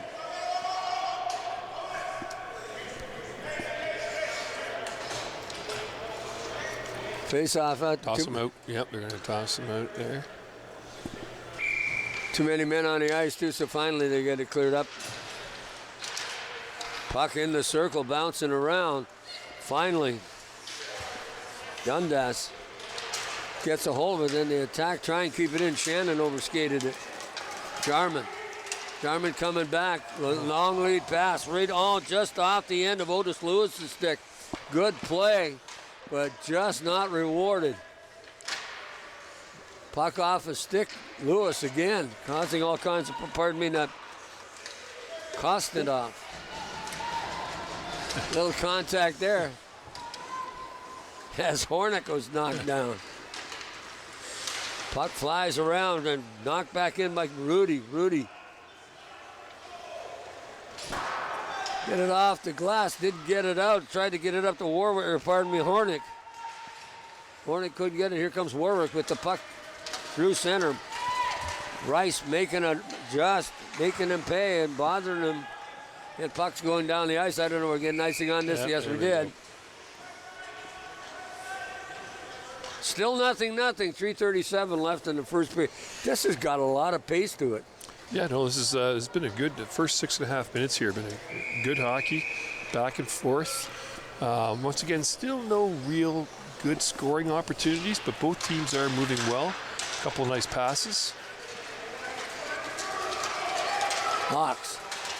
Gas getting back. Gas has got good speed for a young guy. One of the best skaters on the team. Gas again gets in. The puck deflected off into the corner. On top of that's Riley Brown. And he ended up, and it's Kane Reed. Henry Hawkins is there with him. Reed tries to get back out front, can't. Comes back out to the blue line. Gillis tried to keep it in. Oh, that was, Brown was kind of unceremoniously dumped in front. I'm surprised there's no penalty. But the puck hit it off his body and ended up going towards the goal. Through there, yeah. Yeah. Paul McKenna doing a nice job. Must have got those new pads for Christmas. I know. I was funny. I was thinking earlier. I'm like, you know what? I commented earlier about how many times we've done weekend at the rink with this team, and I've been sitting here asking myself, were those pads new? Because I don't recall seeing those pads. I don't recall seeing them either. So nice looking set, black, red, and white pads to go with the Owen Sound color scheme. Well, when my son was playing, I said you can play any place but goal. Because it can add up. Equipment, yeah. So. And then again, too, if you wanted to play goal, I probably would. Well, most parents are. They so supportive of their kids, especially. There's a shot. Oh, what a stop that was. Nice quick shot by Warwick and Dannett. Great save. Glove save again. Second glove save for him. Camden Dannett did a nice job with that, but game position, that makes so much difference. And you're able to get that puck coming at you. So through center, got a chance coming in on goal. There it is. Got it in. Oh. No, it didn't go in. That time. That one's in. You know what? Henry Hawkins has been impressive for 8 minutes. Yeah. I mean, he's been all over the puck. He's been strong on the puck, both ends of the rink, and he was pretty sure that first shot went in.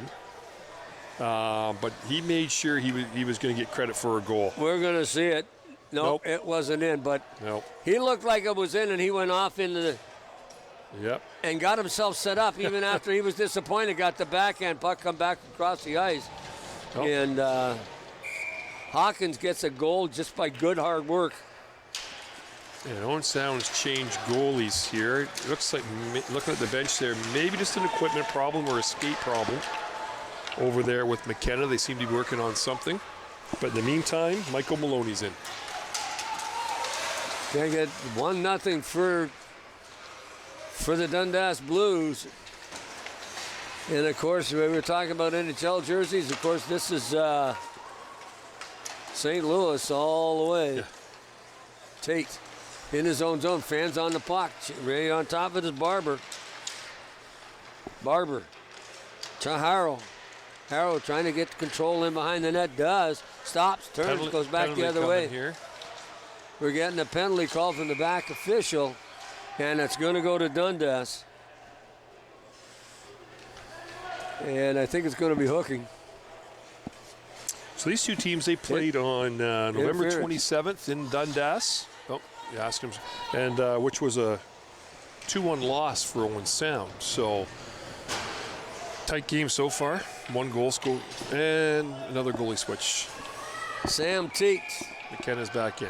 Must have been an equipment problem. There's a shot off the body, but it wasn't hard. Good block, loose puck. Chasing it down is Robillard. Couldn't get to it.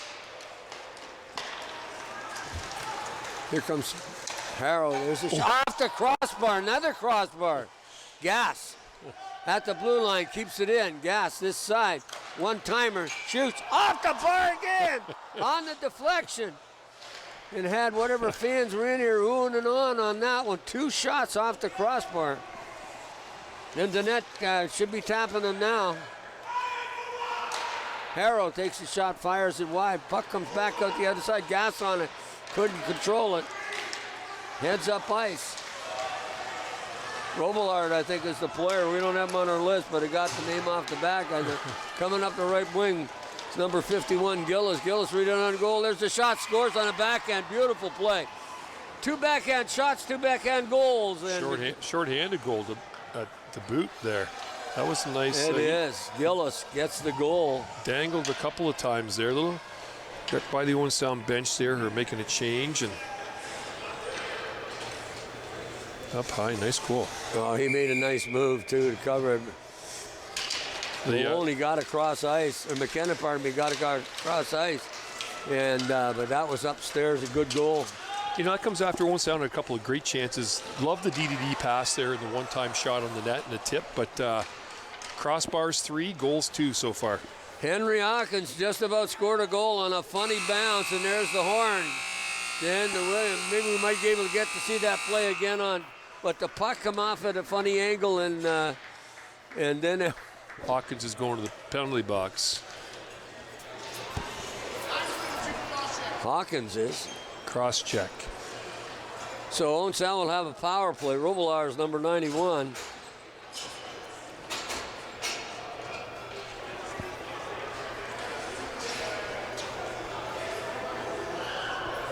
So you see him sitting there getting final instructions. So here's the... Can't see it on TV there, but there's the maintenance guy. He's going over the glass, get into the penalty box, and so try and get this door working consistently. Had trouble with it again. 2-0 Blues over the Attack after the first period of play. And right now, the Attack have a chance as they've got 40 minutes of playing 5-on-3 or 6-on-3 or 4 or what. But 5-on-3 on the ice skaters and face off at center ice as Hawkins ended up with a cross-checking penalty just as the whistle was getting ready to go. So There's a face-off. McGregor wins the draw, but then the puck ends up going back down ice quickly. Chasing after it, McGlynn. McGlynn in his own zone, gets it up to Warwick, just slid underneath his stick. Puck gets dumped right back in. Good play. Keep that 40 seconds in. Yeah, 5-on-3 here. You want to get that puck up the ice quick. And they gave it away. And number 13, Rudy, just tries to shoot it down. And then, yeah. Rudy gets it again, just playing games with it. Warwick, McGlynn. Warwick on this side. Warwick got some room now. He's got somebody open, and he never passed the puck. There's a shot, and gets the goal. I don't think anybody was expecting that. He curled back, looked for the defenseman. Defenseman wasn't there.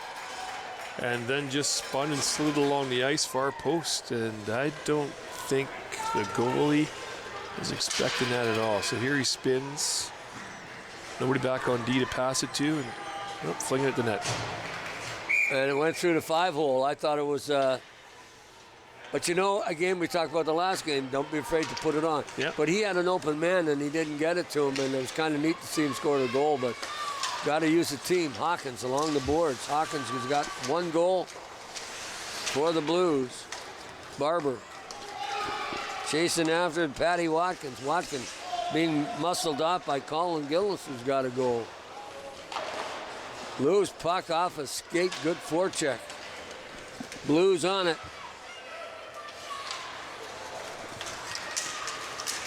There they come, Hawkins again. Somebody lost their stick. That's Robillard.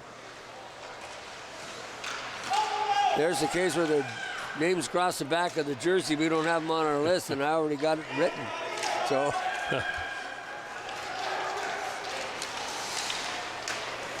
The attack coming over 4-on-2. If they got somebody there, pass it back. Unfortunately, right on the stick of the Blues. And coming off the bench, Lewis almost had a chance. Lewis gets just pocked over his stick. Gas right there to bother him. Good play by Gas, taking him off into the corner. Coming back out, kicking it forward. Barber. Wonder if he played soccer in the summer, because that was a good move. Puck goes in deep. Comes back out into the goaltender. Paul McKenna just taps it back. Tried to.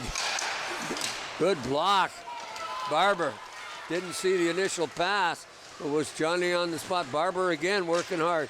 Tried to center it out just behind Warwick. And a long lead pass goes awry. Shaking it in behind there, Duke McGlynn. McGlynn just throws it up along the boards. Doesn't get it out. Got to be making a little more rice. Warwick. Warwick has it. Along with McGregor. Cross ice, good pass to Hornick. Hornick taking it down the right wing. Pardon me, the left wing. Trying to get it out front that nobody could get their stick on it. There's a chance. Just everybody packed in. Warwick took a swipe at that, but just couldn't get his stick on it to knock it into the open net. Well, there was enough players in front that it could have crowded a bus shelter. There's no doubt about that. So. Puck down the ice. No, they're not going to wave it off. Chasing down. McGregor trying to dump it out. Can't. Takes a little swat at it. Tate keeps it in. And tried to get the pass to Hornick, and it's going to be icing. And the ice, it is, for a moment, I thought he had his arm in the air a lot longer. I thought it was going to be a penalty. I thought I heard somebody yelling something there. I thought maybe they were giving a penalty, but no, just an icing. It's icing. There's, you see McGillis heading down, this big kid. Some of these kids I think they live near a nuclear plant or something. There's a shot. No, we're not sure where it is, and that's McKenna. But he had the stick down and the pad's tight, so it didn't go through the 5-hole. Puck back out the blue line, kept in by the Blues. Chipped up. Got a chance. Got to kept it in. This is Hawkins. Hawkins been a thorn in the side of the attack the whole game so far. Gas just gets it out. And up along the boards, Norton. fight Barber, Norton trying to fight for it, but coming up with it is Kastanoff, Hawkins. And it's offside as Wozchuk had a chance to bring it in and didn't wait. Now we're getting an offside call, changes up all the way around. Dundas Blues up 2-1 with 5 minutes gone here in, a little less than 5 minutes, but gone in the second period. Tight game. Warwick in his own zone. Pardon me, that was Shannon trying to get it up to Warwick. Loose puck in front of the net. Blues get it. Fire back into the corner. Gil Harrison. Puck. Harrison is going to get it again. Harrison center didn't get it through. Warwick. Warwick tried to get it back. McGregor up to Warwick. Warwick, nice pass. Got it to Harrow. There's a scores! Nice 2-2. Just like that.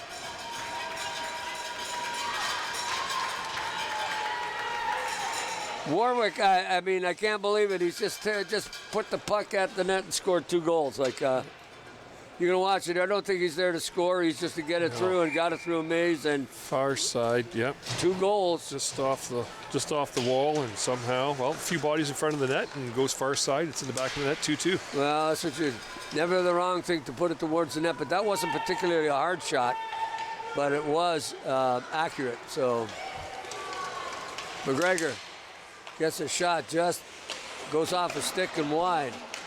Warwick again looking for number 3, couldn't get it. Barber just twists the turns, gets the fire. Gillis picks it up. Colin Gillis who has the goal. Gillis. And kept in. Gillis picks it up again as it was knocked in by Gas. Gillis tries to get it back to this side.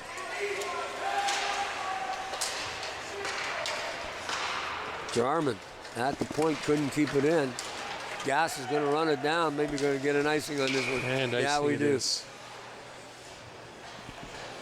Sometimes I think when the puck is going that slow, they should wave it off. And yeah. I don't know. I guess it all depends, how far from a player and how much effort that defender is giving on the way back. If he's just coasting, I'd like to see. Yeah, and then quite often they do. They'll wave that off, but if there's very little effort.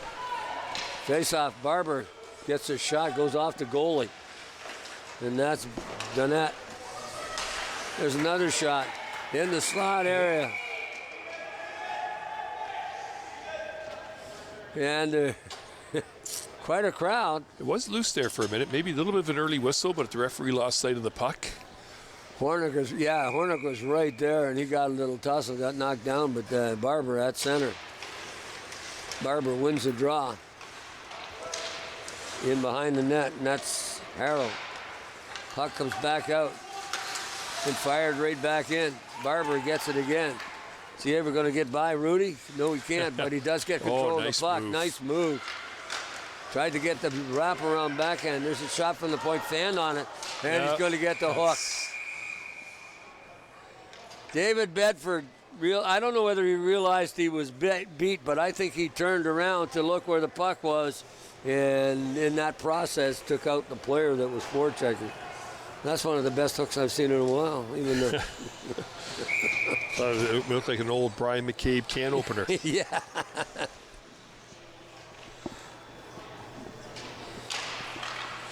Face off. Robillard. And then Warwick just dumps it down the ice. Chasing after it, quick on his feet. Cade Norton. Norton's going to be there to help to cause some problems in that offensive zone, but lost his footing. Chasing after it, Alex Jarman. Hawkins gets it. Yeah. Hawkins there quick. Henry Hawkins got a goal. Hawkins comes out of the corner. Good save by McKenna as he covered that side of the net. Puck dumped down the ice. Gillies is after it again, too. We got 2 Gillies on that team. Number 2, and of course, Colin. Barber. Nice play. Keeps it in. Just dumps it past the goal. Going to do a little forechecking. Barber. bothers his man in the zone. Good work. Barber again. Disrupting that play inside the defensive zone. Barber gets a stick on it again. Harrison. Picked up by McGregor. McGregor down the boards. Got Barber. Barber right on McGregor's stick. Little backhand pass. It goes wide. Nice work by McGregor in that zone. Same with Barber. Killing his penalty off. 39 seconds to go. Kept in. Good work. Almost got a chance to get a shorthanded goal, but working hard enough, and then Shannon just knocks it right back in. Good work by McGregor. Oh. No, he was going, didn't touch him, so. Gas on top of Brown, and Brown can't get it out. Then picked up Sam Gillis. Gillis has it. And I'm not sure that's a play you want to make when you got a power play. Well, it isn't a power play anymore. Maybe he just wants to get a change. Ariel back to even strength. That was right at the end. Good penalty kill by Owen Sound, and kept the puck in the offensive zone, or the defensive zone, in the blue zone with so well, and that's especially in the last 45 seconds of that penalty. Puck comes back out, shot up from the point. Gillis brings it out. Gillis has got some wheels too. Big kid. Gillis is going to run, coming right on goal. Gillis shoots, scores. That's two rushes that Gillis has had up the ice. Head up, stick handling, skating well the entire way, and both times puck in the back of the net.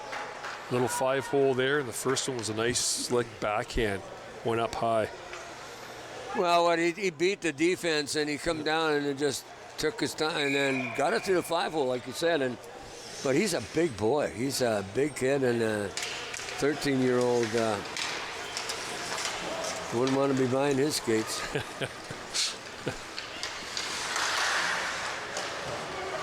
There's a shot at the point, fired high and wide by Alex Jarman.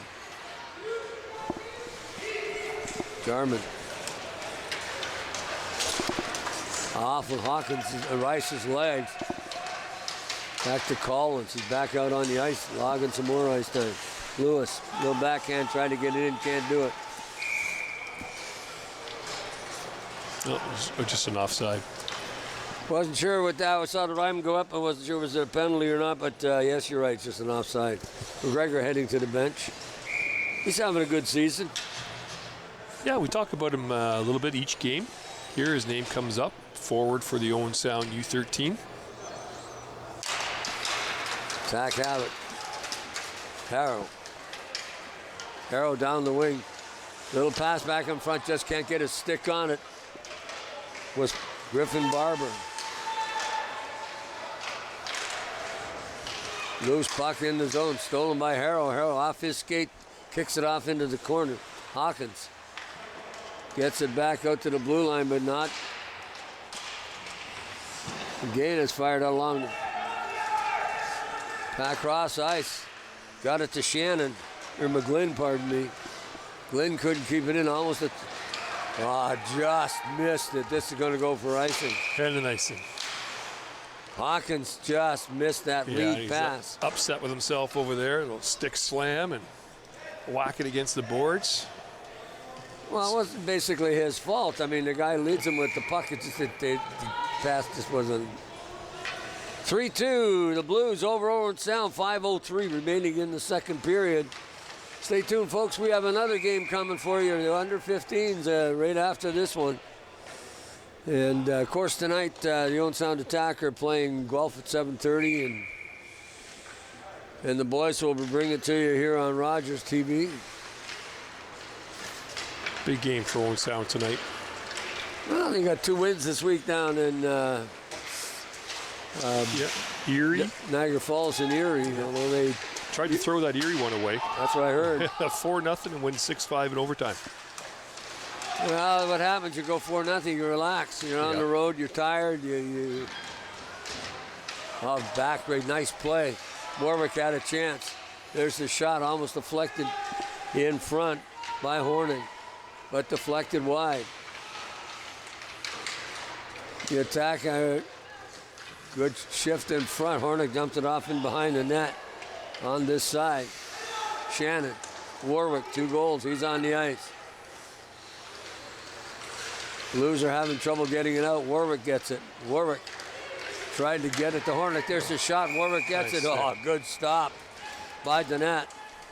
And tonight, I'm sure there'll be a little pre-game ceremony because first time Petrovsky's been back with the attack in Owen Sound since returning from the World Juniors, playing with Slovakia. And, of course, the big one, Andy Brown. Yeah, well, you know Maybe what? have his gold medal around his neck tonight. And you know what? Good for Andy. Well, you know what? Andy Brown has been in this city for a long time with his family here. And with the attack organization, one of the best physiotherapists, or one of the best athletic therapists we have in the league. And it's going to be offside. See if they can bring it up. They clear. Here they go again. But yeah, full marks to Andy Brown. Well deserved. Absolutely. Absolutely. Couldn't be happier for Andy. And not only is Andy a top-notch trainer, athletic therapist, he's just one nice guy, too. Absolutely. I think he has an Ivan Halinka gold medal as well. I could be wrong there. I can tell you he definitely has a World Junior gold medal. Well, definitely. We were so pleased to see that. So Hawkins at the blue line, just had the Barber going to chase after the loose puck. Barber not going to be able to get there on time and to take it. Kid's skating really well. He's one of the best skaters on the attack team, and they've got 2 good lines now. Yeah, I agree. I think the first time we did them earlier in the season, Gord, I think we talked a lot about Warwick. Yeah. Right? And everything seemed to be centered around Warwick. And then ever since that first game where we called on a Saturday weekend at the rink here, like I say, you start to see some other kids step up. And I know I talk a lot about Harrow and Barber, but a lot of good things happening for Owen Sound. D2D, getting the D involved, nice shots from the point on net, tipping a lot of pucks. They have a couple of kids that like to forecheck aggressively. They're doing some good things. And right now they got to get some of that finesse and get it back and get another goal, tie this game up. But right now, Hawkins are all over them in the offensive zone. Rudy dumps it back into the corner. Just Stevenson. Got Warwick, just got off his skate and he almost had it. Warwick's got to get back to his skates as he lost in front. There's a chance by Watkins as he was in. Just moving the puck. Here comes Hawkins. Watch this guy. Hawkins can skate too. Nice poke check. Great stick there. Who was that? Samuel Gillis. McGlynn made the play. My bad. I looked at the wrong sheet there. Duke McGlynn. Hawkins got hit pretty hard that time in it. It was incidental contact, but now he's back up and at it again, shaking it off. Hawkins in behind the net. Looked like for a moment he was going to stay down, but Barber along the boards. Pardon me, Horning. Good play by Warwick. Takes a shot. Good stop by Donat. Warwick had a chance, and he basically hit the top. Lewis coming down the ice. I thought Donat still had the puck. I was getting set to call a face-off, but he moved it up, whatever they did. Keeps it in. Barber to Collins. Collins again, going to get in. Collins. And... Or was that Colin Gillis again? What's he going to call? Nope, nothing. No, he just lost his footing, and That's another nice rush by Gillis, though. I think he's got the green light from his coach if he sees it to go. Yeah, I assume the staff on the Owen Sound bench is talking about him a lot as well. Don't give him any open ice and give him a chance because he's gone. Puck comes in behind the net and then off the goaltenders. He tried to wrap it around. Lewis, he makes the move. Lewis is coming to the front. Then the puck comes off his stick, and then McKenna's right there with the big mitt. Time running down in this second period, and a couple of good scoring chances by the Blues, and McKenna has been right there. Back outside to Kostantinov. Kostantinov along the boards, and puck heads in behind the net. And that should just about do it. Hawkins in behind his own goal. Hawkins tries to center it out, can't. And we're going to get a stop and play as the horn goes, and we're going to take a couple minutes and just basically chill for a minute. And then. But I'll tell you, also too, we talked about, pardon me, he escaping me right now, but Ben Warwick and how he scored 2 goals, but darn near got his third as he stole that puck inside the blue line. Had a clear chance there. Unfortunately, hit the goaltender right in the chest. So it's we talked about Owen Sound how many times we've had a chance to call their games this year, and we've certainly seen them progress and get better and working on some things, and now I'm sure James just looking for some consistency. Easy for me to say. Yeah. Just like I was looking back, their last, what do we got here? 2, 4, 6, 8 games. Loss, win, tie. Loss, win, loss. Win, loss. So I'm sure just trying to string a few wins together, find some consistency. But they got a good team. I'm surprised that their record isn't better with the players that they have and the movement. But there's a huge improvement. But again, too, we forget that the other teams are improving. Yeah, absolutely. Everybody's improving. Everybody's practicing a lot. Probably taking some power skating, taking shots in the driveway, working on everything. Warwick, Wozchuk out there, took the draw. Warwick on the puck. Probably that was Hornet. Warwick back checking. Plays the game both ends of the ice service. Gas. And we're getting a call. Tapped his shoulder. I'm not sure what that is. Body contact. Maintenance guy's still down there working on the penalty box, so they're still sharing the box. Well, he's going to have to get that ready for the game tonight because you can rest assured that 2 guys on the scuffle are not going to be in the same box. No. Good point. Good point. Forgot about that. Yeah, he's got the door assembly all apart down there and working hard. Lewis keeps it in, or Harrison, pardon me, and then pucks are fired right down the ice. Barber working in hard in behind the net. Good forecheck by Barber, trying to kill this off. And then just fires it right back down the ice, making the net have to make a save. Could have been called tripping on that as the stick got caught in his Harrell. Off a leg. Want to make sure Barber's out there. Got to make sure that puck hit to here we go. There. Here's Gillis again. A little move inside. Gillis gets lost an edge or something. True enough. That's man. That kid can handle the puck. There's a shot too. Just whistled it wide. On top of it is Peters. Back to Gillis. Gillis makes Barber miss. There's the shot.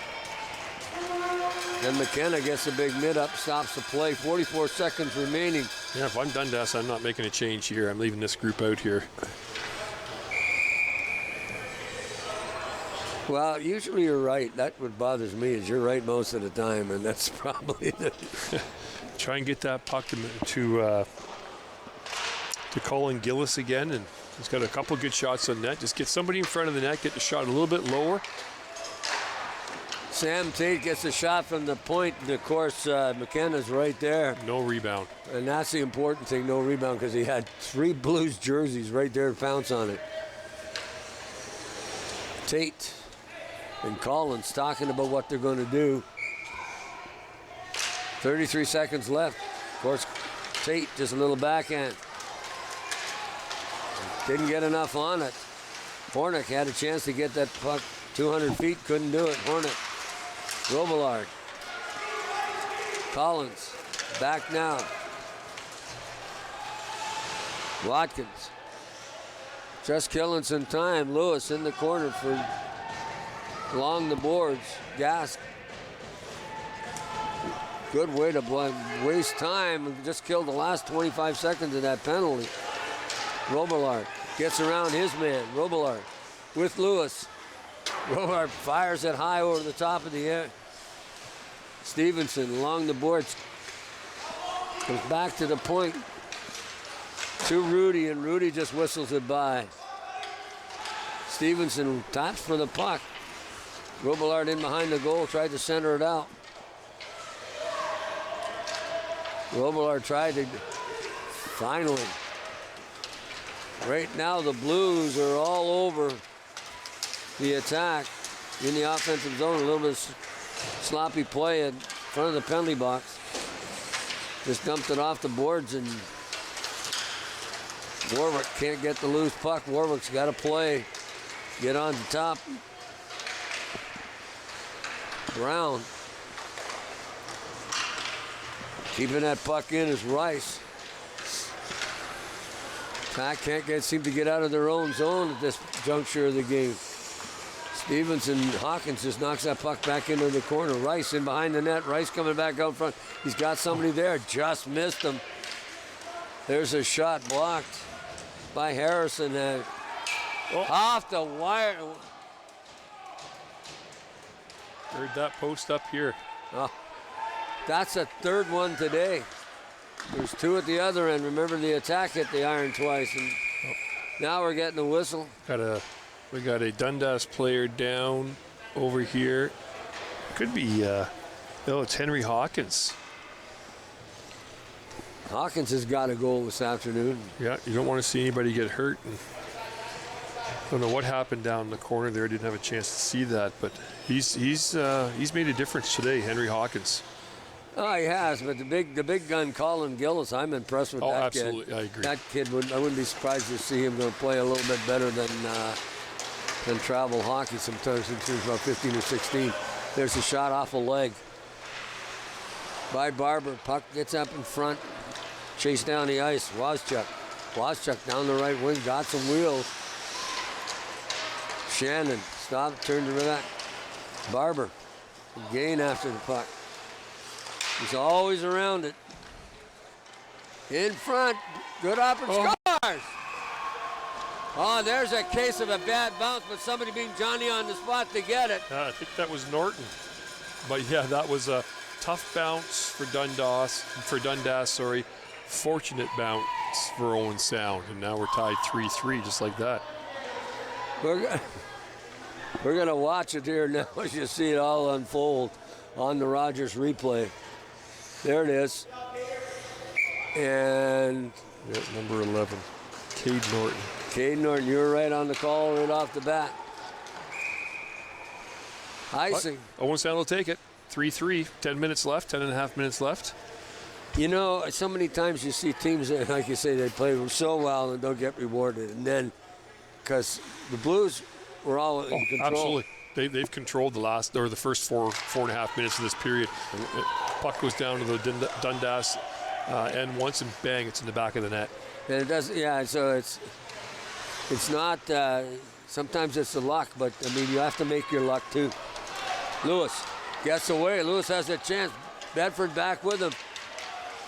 There's a nice play. Nets off. As McKenna.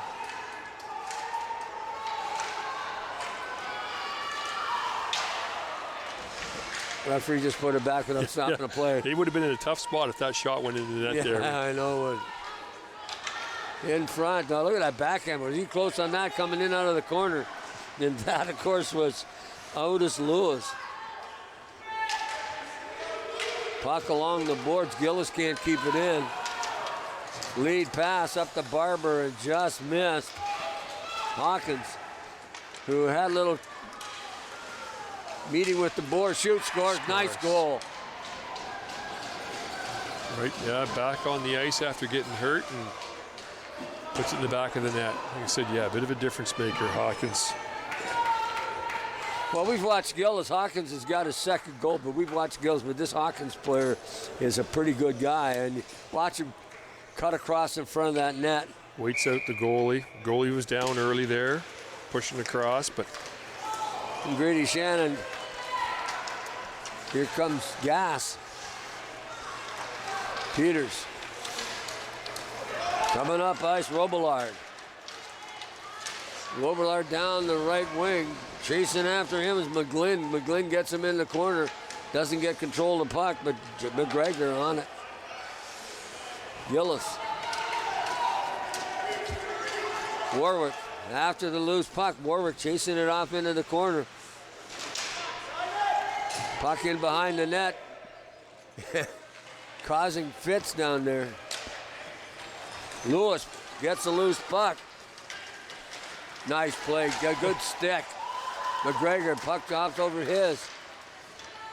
Hornick gets it out, but just short of Warwick.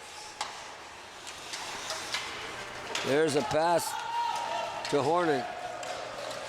Hornick takes the puck into the corner. Going to get a penalty here. Which I'm wondering how that would happen. Number 7 here, yeah. That's Hornick. That is Hornick. Hooking. Hooking's the call. No. Oh boy, don't tell me we can't get that door open. There we go.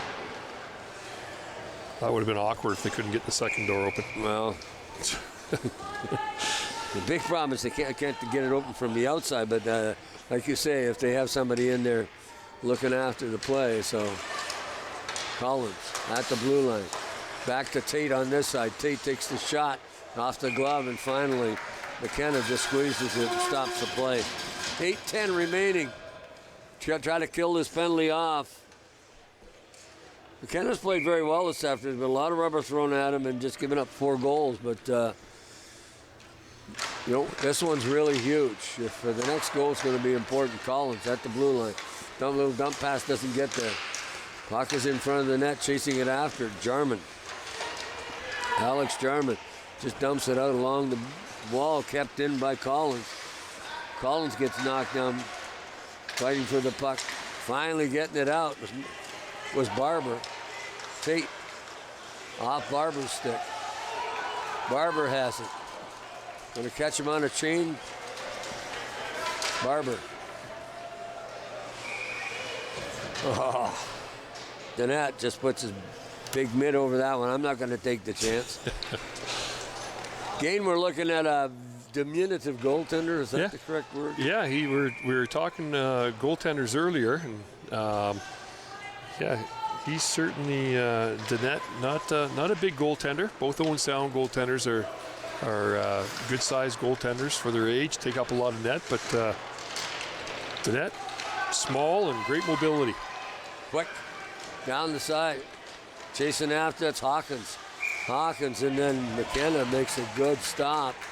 Didn't give up that rebound. Standing right in front of him was number 16, and that's Kostenov.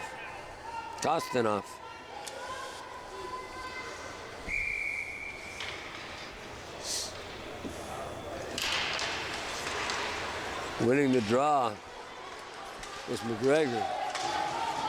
Stevenson, puck goes by him, chasing it after is Harrow. Harrow does a little forechecking, gets it up to the board. Hawkins has it again. Hawkins through center, got a beautiful goal. Last shift he was out. Hawkins again in the corner with the puck, centers it right out in front. Gets it to Wozchuk, and Wozchuk couldn't convert. Another Wozchuk had an opportunity again too, couldn't get it. 22 seconds left in the power play. Coming up ice, Wozchuk. If not, pardon me, that's Kostanov. I don't know where that hit him, but it didn't sound good. Harris, shot, just whistled that wide. Robillard on top of the puck. Warwick couldn't get control of Robillard out of the corner. He gets checked by McGlynn. And we're going to get down the ice, and this is going to be icing. Nice penalty kill. Now they got 6:04 remaining in the game. Of course, the Blues up 4-3 here in the third period. Good hockey game. I've just enjoyed watching this one just for the entertainment value. It's been an entertaining game. We talked about it at the start of the game. Two even teams. When you look at the standings, you look at the goals for, goals against. Had a tight one a few months ago in Dundas, 2-1. So yeah, I don't know if we would have expected anything different. Warwick draws two Blues with him. Hornig is with him. Warwick couldn't control the pass, and then the puck is just dumped out. Chasing after it is Lewis. Going to get there. Jarman hard after it. Jarman stays with it, but Lewis giving him all fits. Robillard sitting out in front. Goes back to the point to Stevenson. Stevenson takes a shot. Goes off Hornig. Stevenson again at the blue line gets a shot. Oh, a funny bounce. Went off the glove of McKenna. Robillard in behind the goal line, passes it right out in front. Ending up with Raleigh Brown on his backside as he tried to get that, but couldn't. And here goes Brown again, going to chase after it along with Gass. Gass has the puck. Right on the stick of Barber. Barber tried to get it up to Patty Watkins. Gass again, onside. Here comes Gass. Gass takes the shot. Goes off Harrison. Barber in behind the net. Takes it in behind and then loses that puck to Hawkins. And Hawkins just dumps out the boards. Gives it off to Kostendov. Rice. He takes the shot, just missed. In behind the net, Duke McGlynn. McGlynn to Barber. And Barber's being bothered by two Blues. It seems like anytime he touches the puck, he's got two players on top of him. Same with Warwick. Waschuk couldn't get through a wall of white. Here come the attack down the ice. Watkins. Watkins carries it right in, and then he gets taken out nicely along the backside.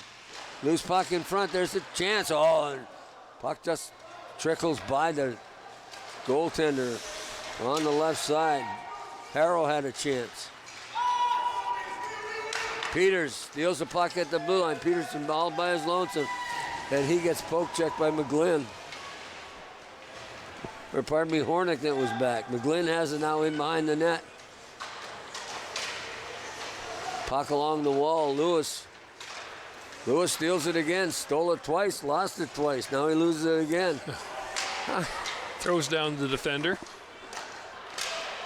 Well, I don't understand that. I didn't think there was any contact or holding or anything else like that. It looked like he was impeded in some way, shape, or form on that, but like I say, we see it from up here, not down there. So in front, here come the junior attack. Time running down. Time's a factor here. Going to look to see if they're going to pull the goalie or not. Peters, he just dumps it into the zone. Chasing after it, Shannon. Shannon gets it out. Shannon tried to get it up to Norton, who's got a goal this afternoon. Offside. McGregor. McGregor tried to get... Hawkins again, boy. Hawkins has played. Picked his pocket there. Turned and... Got a scoring chance. The shot was rather weak, but man, you're right. Been a couple of players in this game for the Blues that have played so well. Collins is one of them and Hawkins is the other. It's going to be a tough one to pick the player of the game from those two. Puck in the in that slot area, and nobody can handle it. Gets back out to Harrison at the blue, or Collins. Collins has it, fires it off a leg in front. Actually hit Custin off. Along the boards is Norton with Rice. Rice is sticking right with him. Digging for that puck inside the zone. Does come free, but Collins has it. Collins just forwards it. Up to Lewis. Lewis one-on-one. Lewis couldn't beat Gas, and the puck ends up in the corner. Puck is... Now there's a minute left. He's looking at the goaltender. Isn't happening yet. Not so sure. Lewis. Robillard. Offside. Hear the official yelling to get it out. Gas couldn't control the pass. Chasing after him is Robillard. 1 minute to go. Can't see any goaltender coming yet.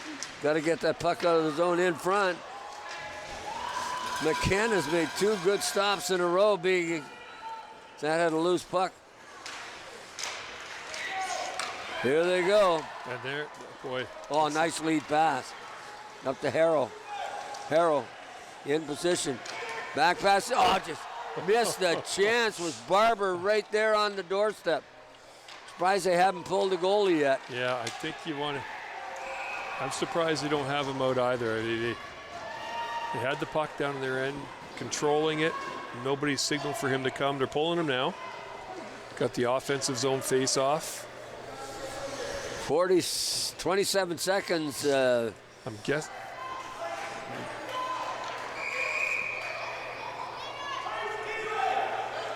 Not sure what the holdup is, but oh, they're not gonna let that change happen. No.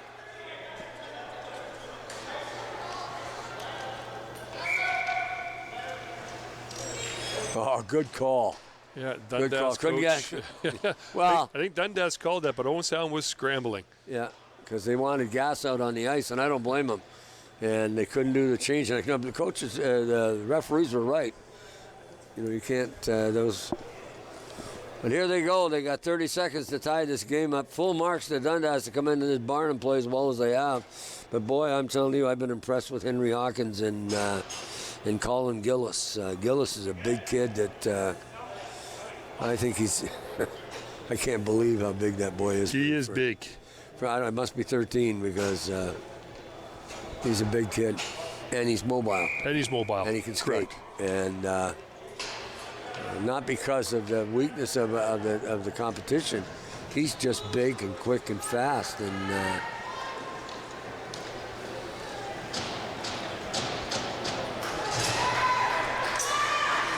they're not heading back into the cage. They've got 30 seconds. They've got to win this draw, get it set up.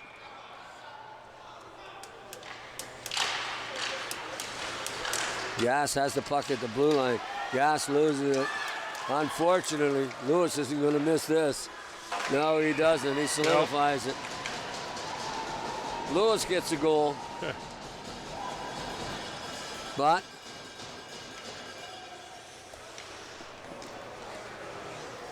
number 77, that's Otis Lewis. That's Lewis. We've mentioned his name a fair bit as well today. Lewis. He's had a good game. Well, I think, but just until now wasn't on the score sheet. Yeah, you're right. Jason Abdicate. Norton has a chance. Norton gets taken off the puck. Time running down. Tough one to lose. Shot on goal.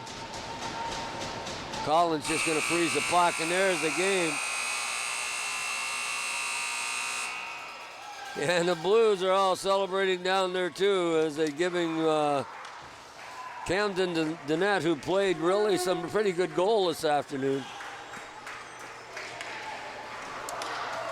Weekend at the Rink, Blues during the junior attack. You see the score up on your screen, 5-3. We were treated to a really good game this afternoon. And Dundas Blues coming up and down, and boy, it's going to be tough to pick a player of the game for Dundas.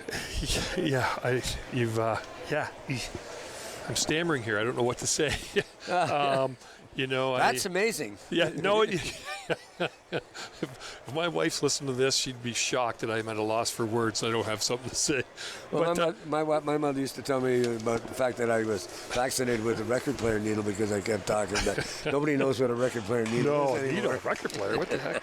But you know what? I'm gonna go with Colin Gillis. Okay. I'm gonna go with Gillis for Dundas. Hawkins was great up front. We talked a little bit about Otis Lewis at the end, but big defenseman, rushed the puck about 4 times up the length of the ice. 2 nice goals, both very different, right? The backhand and the other one waiting the goalie out. So I'm going to go with Colin Gillis. Well, I think Colin Gillis is a good choice because, like you said, when he was on the ice and he had the puck, he controlled the play. Yeah. And it's at this age level when a kid is able to do that. And the competition this afternoon was not tough. They had to work hard to get their 4-3 win. They got the empty netter to make it 5-3. So but Lewis. When you could just see like it was a cream right to the top in this particular game, and when he was out there, he controlled the play, and you don't usually say that in an under 13 game when a player can do that. Again, too, honorable mention to Henry Hawkins picked up 2 goals. Again, we called her name a lot this afternoon, and it wasn't because of the 3 lines on the bench. When he was on the ice, he was formidable in most cases. So Dundas, full marks, winning this game this afternoon. That's a long drive. Come up here, and that's a nice win. Yeah, as we talked about, they're both, they're down 8th, 9th, I think it was in the standings, but as you pointed out early, Gord, that 2 points can jump a team right up to 5th place. Right, that's tight from 5 to 9 in the Tri-County U13 Smith Division. So that's a big win for them. Yeah, that's true, and that's what we were looking at tonight. If this afternoon Owen Sound would have won, they would have been in 5th place because because there's 3 teams in front with 21. They got 19. Yeah. So it's and now of course Dundas moves up 2 points on that, so they're 4 points. They're 4 points behind Owen Sound. But it was a great end of game this afternoon. Really enjoyed. Bringing it to you here on Rogers TV. We got another one coming up in about 5 or 10 minutes, and then I hope you folks stay tuned. Go up and make yourself a nice cup of tea or get yourself some kind of refreshment, a couple of cookies. Come back and watch the game. Come back and join us. Must be still some leftover cookies from Christmas. I'm sure. Not in my house. No, they're gone at my house as well. That's why I'm back on the exercise bike. What's that? Anyway, folks, I'll tell you right now, this is a sports exclusive on Rogers TV. We'll have a lot of fun down here at the arena here on a Saturday afternoon. If you want to come down and watch these kids play hockey, we'd love to have you down here. So we're going to come back with the 3rd period very, very shortly here on Rogers TV. Okay.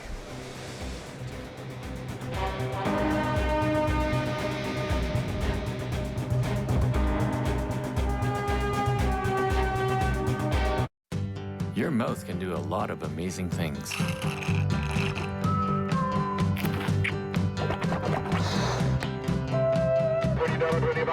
And your mouth can save a life. Hi, I'm Tom Wong. I'm just one of close to 1,000 Canadians in search of a stem cell match. We need your help. A simple swab is all you need to register on the National Stem Cell Database. You could be the one to save a life. Find the hero in you.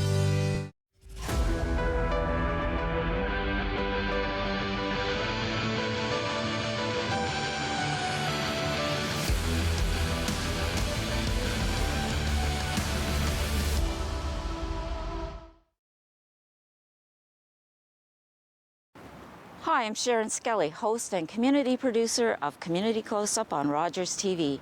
We're back in studio after about 2 years with some great programming. Join me on Community Close-Up, where we meet great people from groups and organizations around Owen Sound and Grey County. And remember, it's your community, so take part. Join us again on Rogers TV or online. Hi, I'm David Sherman, host of Politically Speaking. Join me for my next show, where my guest will be Ian Boddy, Mayor of Owen Sound. Politically Speaking on Rogers TV.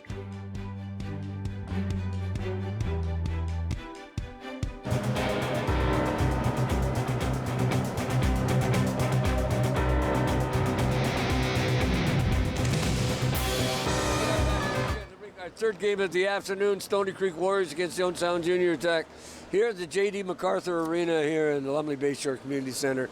But before we get talking about the game, we also want to talk just a bit about what's happening next weekend with Hockey Day in Canada. We alluded to it earlier in the telecast, but it's a huge undertaking by the city. There is tons of volunteers that are involved in it. Something we didn't mention, there is shuttle service to the events. Yeah, don't expect to drive down to Harrison Park. Yeah. Because they won't let you in. No, that's true. So get your shuttle service, and because there's no parking down there. Well, there is parking, but not enough for what we want to happen. Use the shuttle service, and I understand that it's leaving from the bus depot in Bayshore. And but you'll see.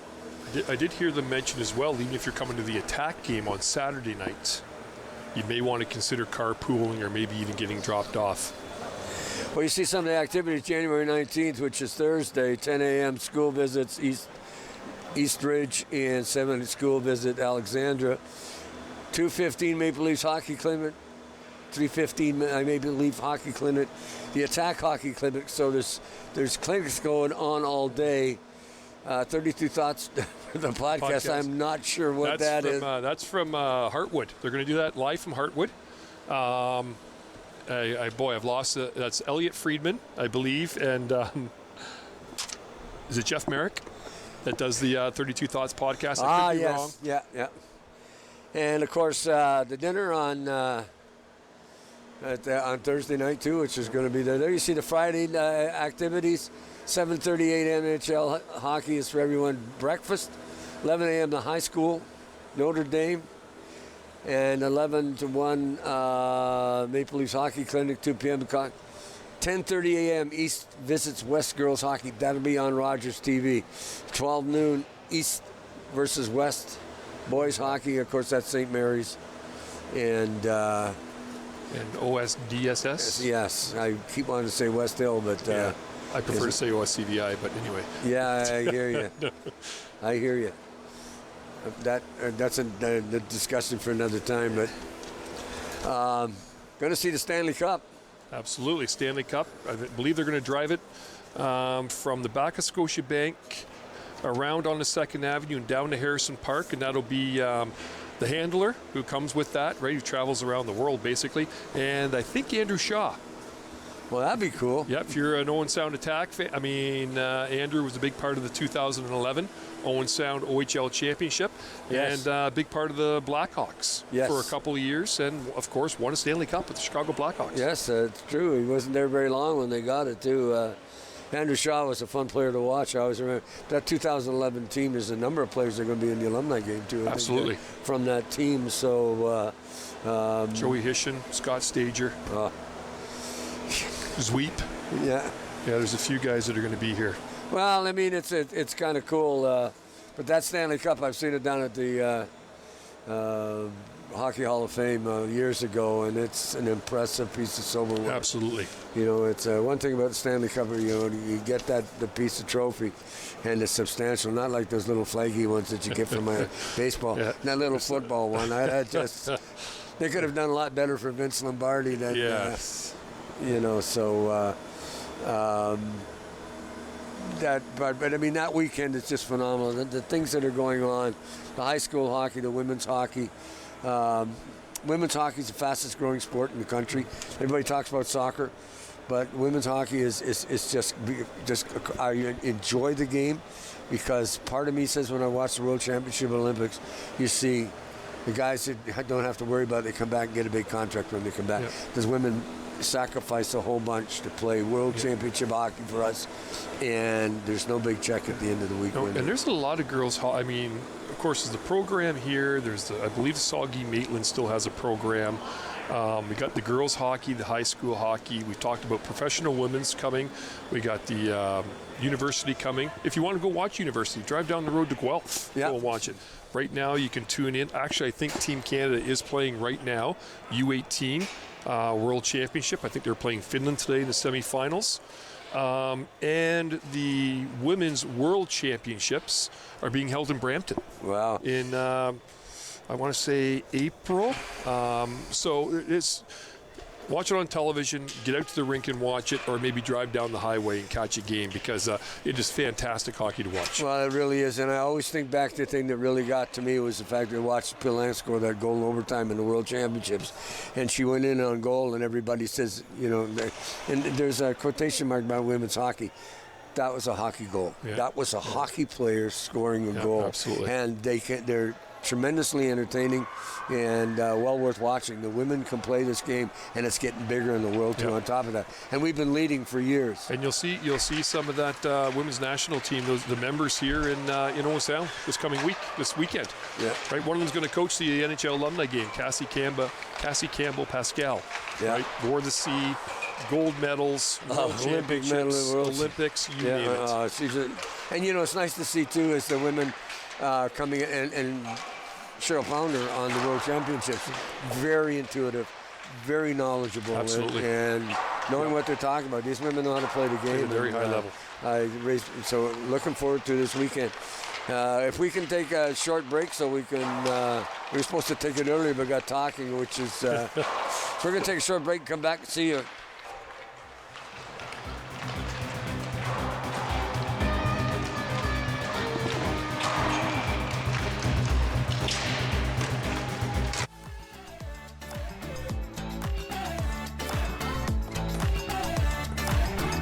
With clubs, leagues, and courts in every province and territory across Canada, squash is the sport for wall-to-wall fun, fitness, and friendship.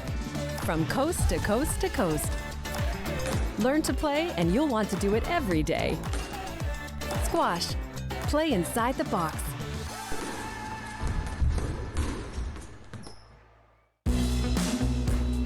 Hey, Grey County. Think it's too late to become more fit? Think again. I'm personal trainer Karen Ross, specializing in 55-plus fitness. My mission is to help you find your way back to health and wellness. I'll give you the knowledge and the power to take control of your own fitness path. Everyone deserves quality of life for their entire life. Tune in to A Little Bit Fit with me, Karen Ross, right here on Rogers TV. Don't forget to tune in to Grey County Life on Rogers at Home next week. We're going to be talking to Rachel from Home and Community Support Services.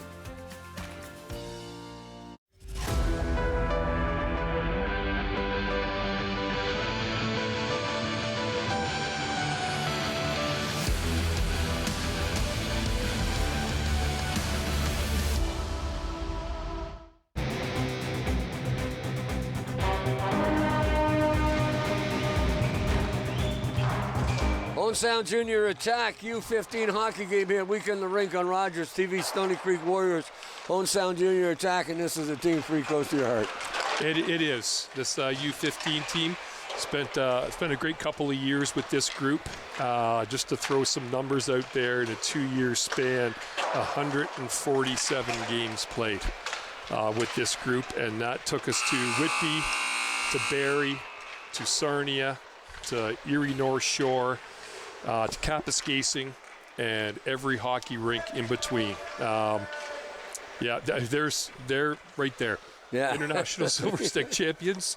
That was 3 years ago this past Thursday. We had a great run in Newmarket, International Silver Stick champions.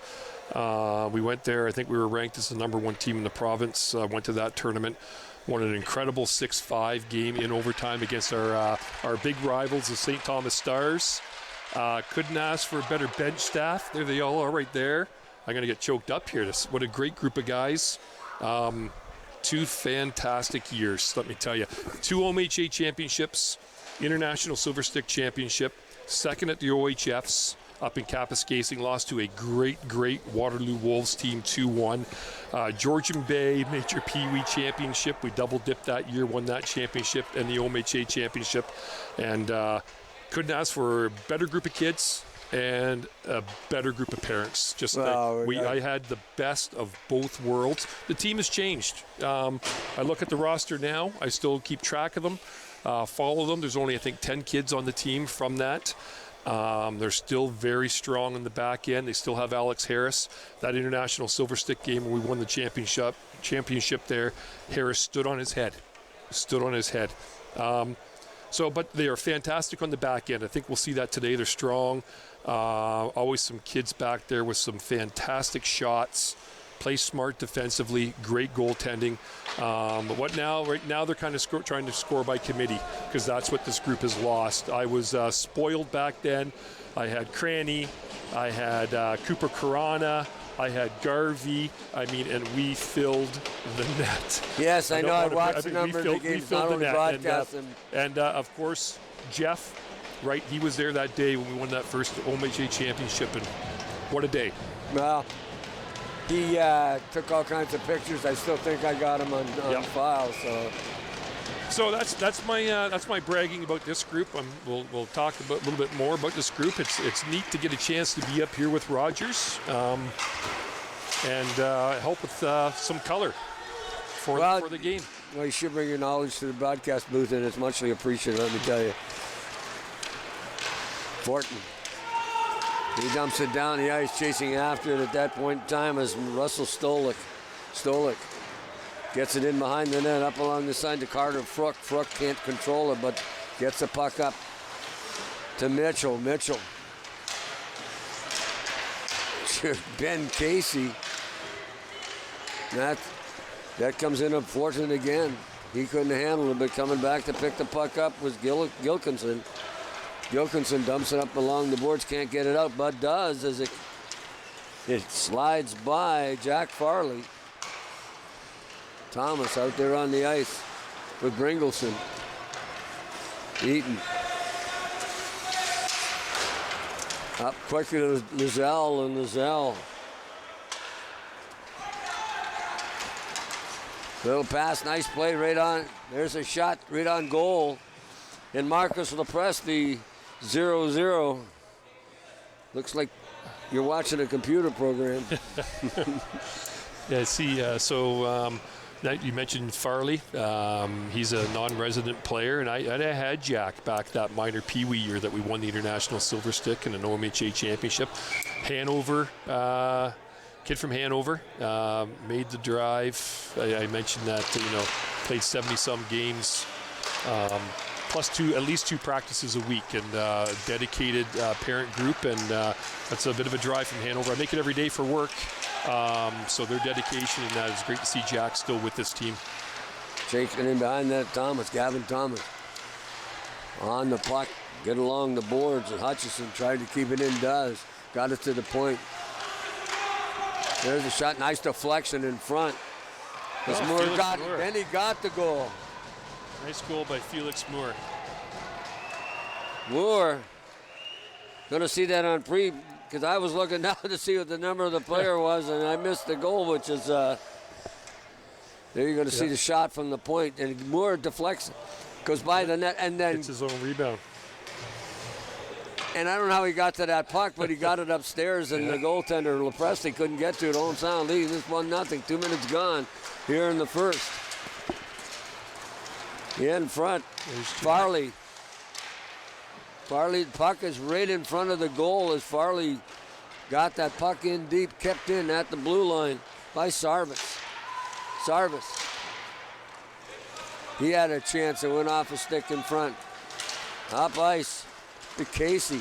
And then nice play at the blue line by Jack Farley to knock that puck away. Casey again gets it back. On this side. Moving the puck very well. A little deflected pass. Salts. Casey. I guess the Salts is a sponsor on the back of his jersey. We're so used to seeing it low and the numbers on the top. So it threw me off as well, Gord. I'm looking down there and thinking, man, that's an awful long last name. But yeah, I think it's a sponsor. Different sponsors on different shirts. Boy, there's a shot. Still think body contact at this level. Allowed here, yep. Having a little trouble getting to his foot. Carter Fruck knocked down. Fruck, he's out at the start of the year with an injury. He's back in the lineup here. Hopefully he's all right. Gilkinson keeps it in. Back on this side, McElmoyle, and Lepresti gets the glove on it, or just I think it hit underneath his arm and sort of slid down into the glove. But Lepresti's had some rubber thrown at him soon already, but Owen Sound on the scoreboard with a 1-0 lead. Face-off. Won by the Attack. That was Jack Farley.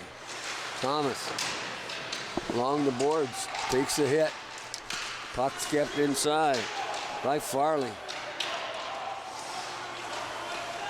There's a puck whistle across the ice surface. Then off a stick as Farley's in there, and puck heads up on Lebresti's underneath his glove, and we get a whistle here in the first period. A little different to see a team. We've had two of those today. We had West Niagara, the first game, and Stony Creek. Not a team, and you and I talked a little bit off air about it, Gord, not a team that you're used to seeing in Owen Sound when it comes to Tri-County League. So something different. I'm sure they enjoy coming up here. Bit of a drive, but I'm sure they enjoy playing up here. I couldn't tell you what the arena's like down there, but I know teams love coming here and playing at the home of the Attack. Well, Stony Creek is basically a suburb of Hamilton that's close to the QEW, and surprised they're not in the Tri-County League before. Nice steal, almost. Smith couldn't keep it in, but finally, Bringleson brings it up. On the far side is Carter. Carter doing some forechecking. On Casey. Casey, oh, nice stick by Hutchison. Hutchison got that big stick out, stopped that lead pass. It could have been dangerous. Hutchison in deep. Up the far side. Carter tried to get it through, and then he had it stolen. Boy, a high stick there should have been a call. Right into the face mask, but Group Harris stops that puck. Here come the Attack through center. And of course, that's Hutchison. Couldn't get it by the red jersey. Arcis.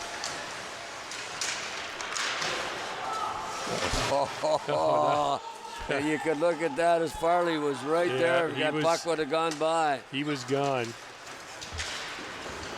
In on goal, Farley again, nice off the blocker. Comes back out to the blue line, and then just being bothered was number 19 or 15, and that's Russell Stolik, and puck goes down the ice.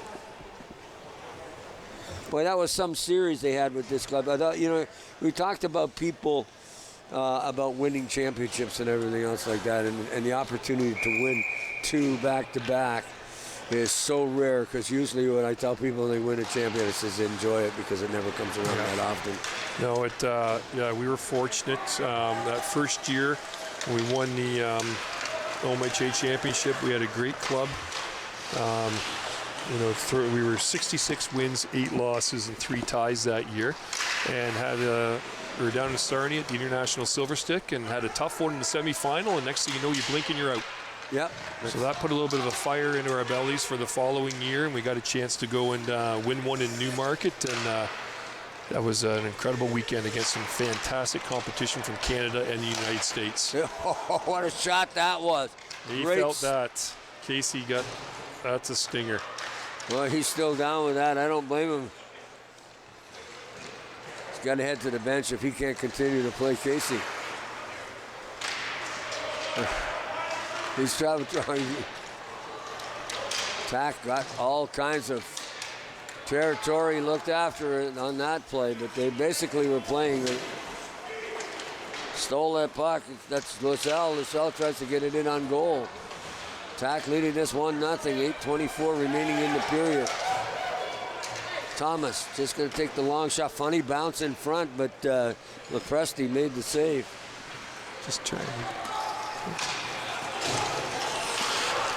Stony Creek long lead pass just off the end of the stick of Carter, and Carter heads into the corner after it, along with Tyler Thompson, trying to dig it out. Thompson seems to be winning the battle, but coming back to help him out is Cole Hutchison.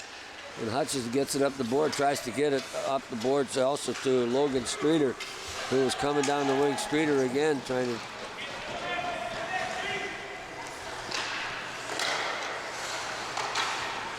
It's amazing how quick these kids kids change and how well they grow, and looking at some of those kids and you see how big they are after not seeing them for 2 or 3 years. No, exactly. Some of them have certainly sprouted up and a lot bigger than what I remember them being when they were on the ice. Well, before where they used to need your help to get the peanut butter off the top shelf, they don't need it anymore. So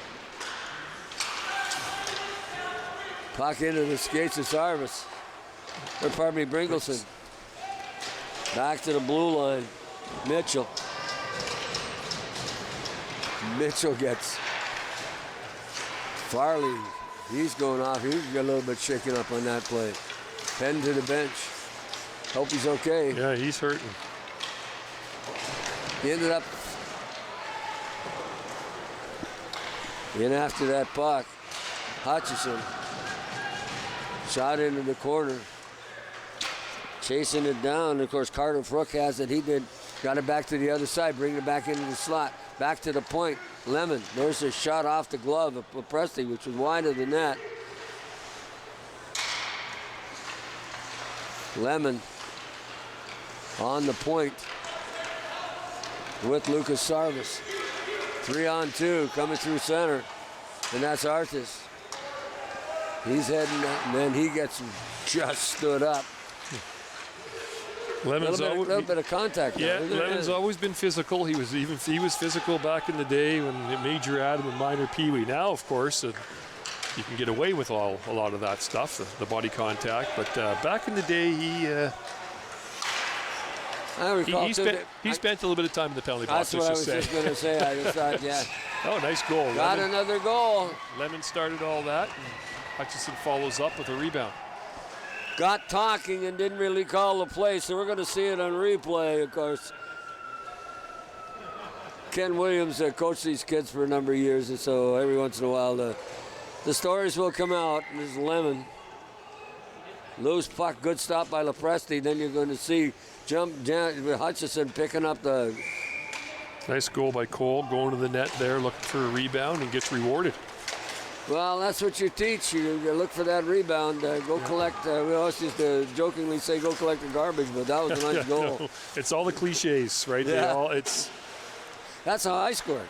I could never get a good one. There's a lot of pros who have had a great career and made a great living by standing on the top of that blue paint. That's true. I'm trying to think of the guy that played with both Tampa Bay and Toronto. Dave Andrechuk. Dave Andrechuk. yeah, that's who I was thinking about when I was talking about that. I was trying to think of who it was. I knew it was. Oh, he lived there. He's set up there, and yeah. Boy, I don't know how many power play goals that guy had, but it was a lot. Yeah, you almost could see him set up the table and a knife and fork and just. Yeah. Well, how many did he get? 500 or something like in the National League. So. We're gonna. I have to look that one up. I'm going to check with my buddy Google here. Yes. In at the blue line, Stola keeps it in. Back across, off a leg. Chasing after Ford. No problem with Gilkinson as he gets back in time to get him and then muscles him off the puck. Owen Sound up 2-0 on a nice goal by Hutchison. Owen Sound gets the puck in their own zone, back up on the boards to Moore, and Moore can't get it out. And then backhanding it hard in behind the net with Stolik. Forechecking. Fortin. And here they come, just tap out. Casey has it. Number 88 turns up ice. Casey in over the ice. Good stick by number 15, Russell Stolik. Back out to the blue line. Didn't quite get all of that.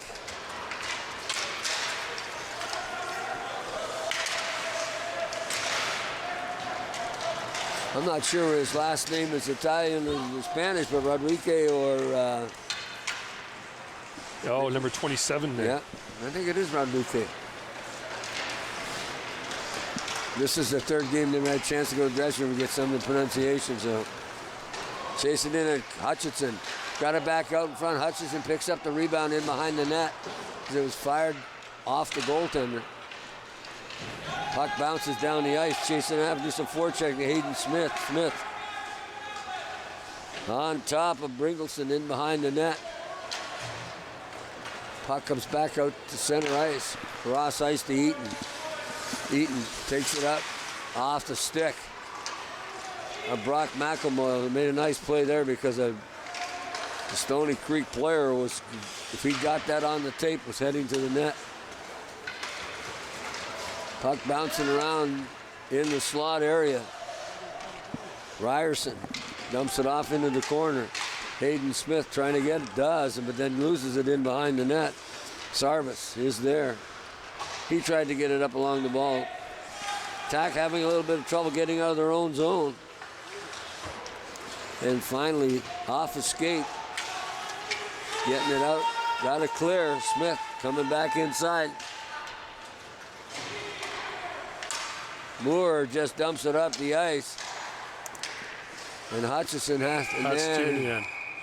Somebody's going to get a too many men penalty on the ice penalty, and of course I think that's going to be Stony Creek because I see more red jerseys than white. So 640 goals. Dave Andrechuk, 274 power play goals. And I bet you those 274 power play goals, I'm guessing none of them traveled much further than 3 or 4 feet. Oh, it would surprise me. So. He's one of those guys that I hated in overtime because, off the butt, off the head, not a good goal. You want to see a guy score a good goal in overtime?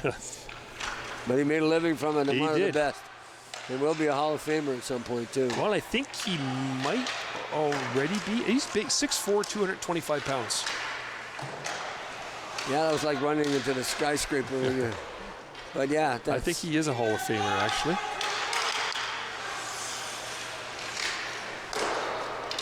Puck gets bounced out. On this side, Thompson turning back.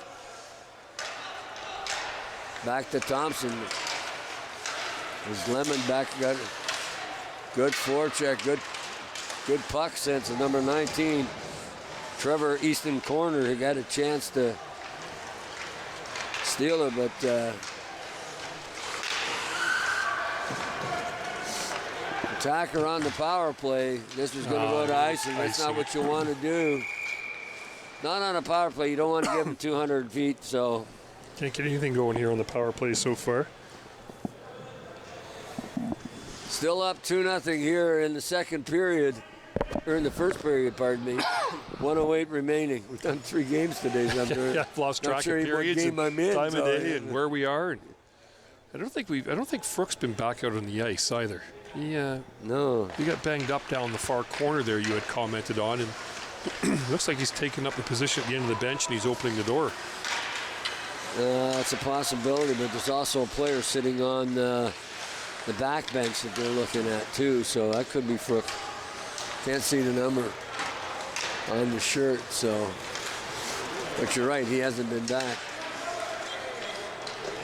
Bringleson carries that puck over the blue line, then gets it through. Nice play, little chip. Back outside, there's a bouncing puck. Oh, it just went past Stolik as he was right there. No organization for this power play. Got to get a little bit more. Yeah, nothing going on here at all. And Bringleson takes the puck and then takes his man. Then the puck fired right back in by Moore. Moore in front, loose puck, bouncing around. Oh, a little pass through the leg. Hutchinson. That kills off the penalty, and the horn kills off the period. Pretty good period for the Owen Sound attack. No, and there goes Frook off. Looks like he's going to head towards the dressing room. Yeah, not much going so far for Stony Creek there. I don't know if we've really even had to mention Alex Harris's name there. Pretty quiet first period for him. Well, I'll tell you, that's a young gentleman that's improved so much as a goaltender. And I know I remember talking with his dad about goalie schools and stuff, and he's worked hard to get to where he is. So. Yeah, he has worked hard. All these kids worked hard. I mean, every kid every year, we'd practice Thursday nights up at the rec center, and we'd be on the ice from 4:15 to 6 o'clock. The kids would come off. Their parents would have a sub for them or some sort of a supper, and they'd be back on the ice at 7 o'clock, and the entire team did power skating with Denise Reed, who was fantastic. She contributed to the success of this team for sure. Well, I talked about Denise, and we're sitting in the church one day, and she was talking about got to go down and see her kids play. You hear that? I said, "What kids?" Yeah, it was this group right here. Yeah, her boys. She wanted to come and see her boys. It was her boys, and there was no doubt about that was the expression. Yeah, and I said, "What are your kids playing hockey?" She said, "No, my." Yeah, every one of them, all 15 skaters, power skating. I think that was probably one of the best things you did as a coach, and the reason for that is can't play this game if you can't skate. No, exactly. And you know what? And Gord, to be fair, I didn't even have to push it. The parents were the ones that got the kids in power skating. I've always said if there was an 8th day in the week, that parent group would have asked me if there was some ice time. Yeah. So I just fact that they were power skating, I thought, and you could see the improvement in the club because we watched you guys week after week, and from this booth, there's a shot off the goal. Nice Good shot. save by Lepresti. Nice shot by Bringleson there. Comes back outside Lewis. Lemon keeps it in, but couldn't get it out. Ryerson has it going up the right wing. Ryerson makes it turn to the inside. Nice little toe drive, but couldn't get it by the D. And I believe that was Jack Farley that was coming back. So.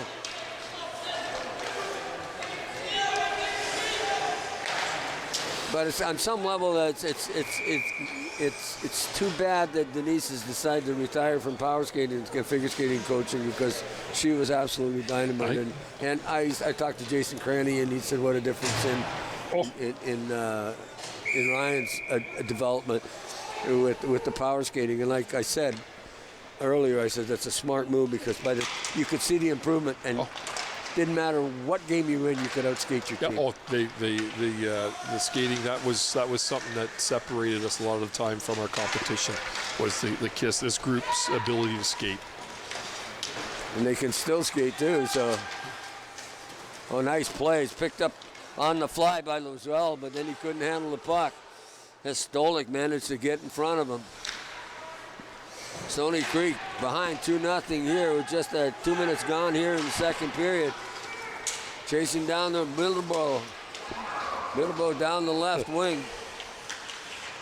Got it centered out in front, but they couldn't get a stick on it quite right. It was Logan Streeter. And Gain Hutchison, who's got a goal this afternoon. The puck's going to be knocked down the ice. Going to be icing, and it is.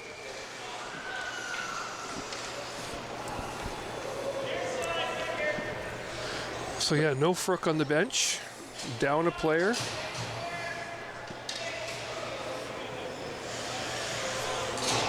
But Kevin Wallace is the coach, and down a player, and Frook is a good player too. So absolutely he is. Gonna miss him. Lemon takes a shot right on goal from the point.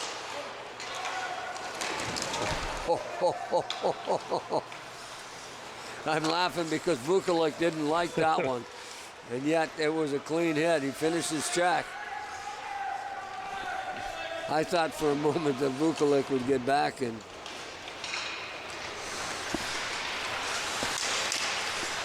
loose puck in the zone. 2 guys chasing after it. Of course, that's Thomas.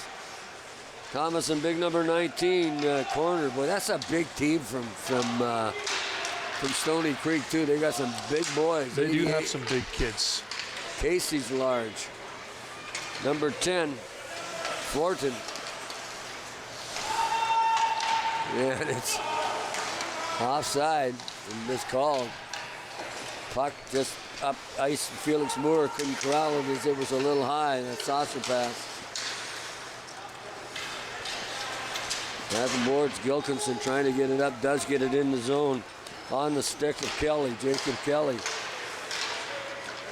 Tried to dump it through.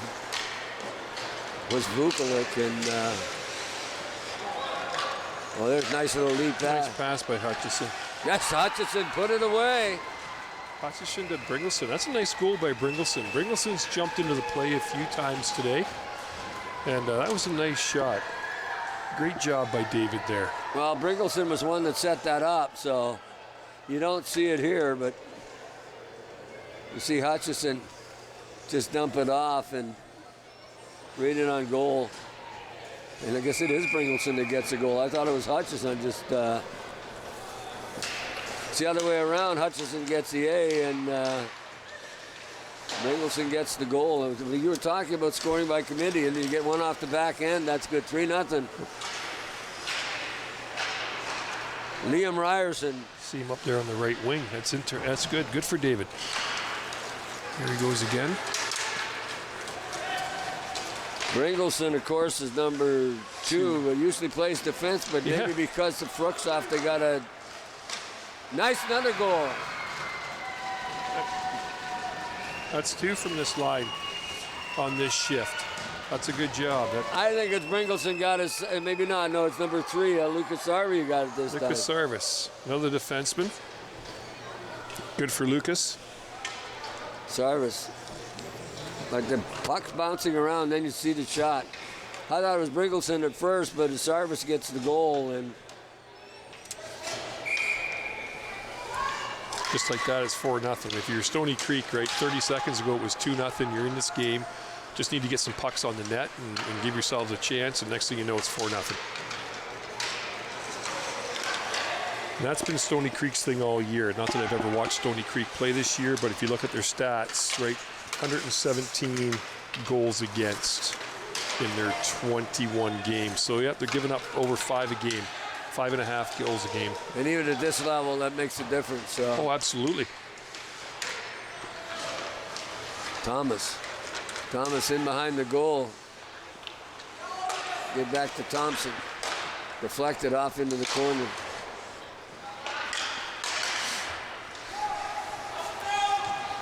Attack with all kinds of pressure. In behind the net. Rodriguez. Pass on this side to Thomas. Couldn't get it. The good stick that will stop the pass. Coming back, good back check. Nice hustle by Jack Farley again. Farley did a nice job, and then takes a puck into the zone, gives a chance to get it changed up. Farley still has control. Passes it right into the slot. Little backhand shot wide of the net. Loose puck again. Jumping on top of that was Julian LaSalle. LaSalle had a chance to get it out, couldn't. Forechecked by Hutchison. Hutchison had an excellent game this afternoon. Off a body is that clearing pass. Ryerson hit him up in the midriff.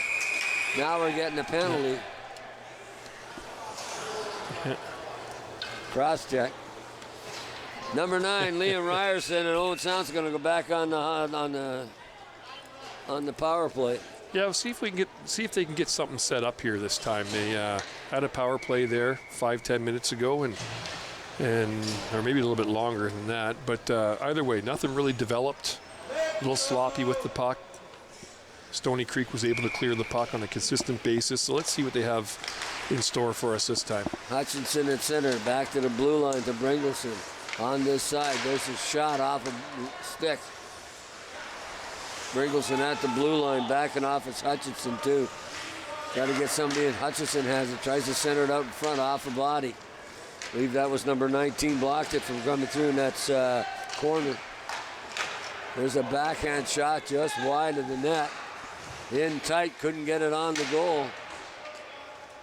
Bringleson keeps the puck in. Hutchison into the slot. Hutchison has a chance. It's blocked. Good play by Easton Carner. Bringleson made a nice play to get the skate out to get that puck, keep it in the zone. Hutchison centered it, deflection into red jersey, and it was Corner again that was covering. Corner's been all over the place in this penalty kill. Time is winding down, and they're telling him to play it. I don't like this play. I like back out. Bringleson takes the shot. It's off a body. Then it hit Casey out in front. Puck was sliding down the ice. Change everybody. Nope, not changing everybody up. Lead pass up the ice. Truck, he's back. We thought he was going to stay out, but I guess he went to the dressing room and come back. So yeah, let's go back. And out there in the power play. Back to McElmore. In front, there's that chance. He just couldn't control a nice pass that come out of the corner. A little bit more organized this time around, which we talked about the last time. The Carter Frook in the corner. Frook behind the net now. Frook gets it to Farley. Farley back to Frook. Tried to slide it into the paint, and Presti just put his big mitt down on stop the play. Penalty's over. Yep, power play. If you see the little guy on our screen, the power play's over. 0-0. They got to flick that off. So, I'm sure they're happy to have Carter Frook back out there. Nice big kid, has some speed, good hands out there. He actually, the minor peewee year, he came out to tryouts and was around right until the last tryout, but just things didn't work out there. And it's nice to see him back, that he came back out. He's with the team here, and obviously their leader with the C on the jersey. Right in on goal. No chance. Casey couldn't. Loose puck comes out the far side. Little back pass, which was deflected by Zach Lemon. And they're just going to dump it out to center ice, get things sorted up. That was Hutchison getting his hand stick on the puck, far side. Over to Mitchell. Mitchell just drives it down the ice, but it's not going to be icing.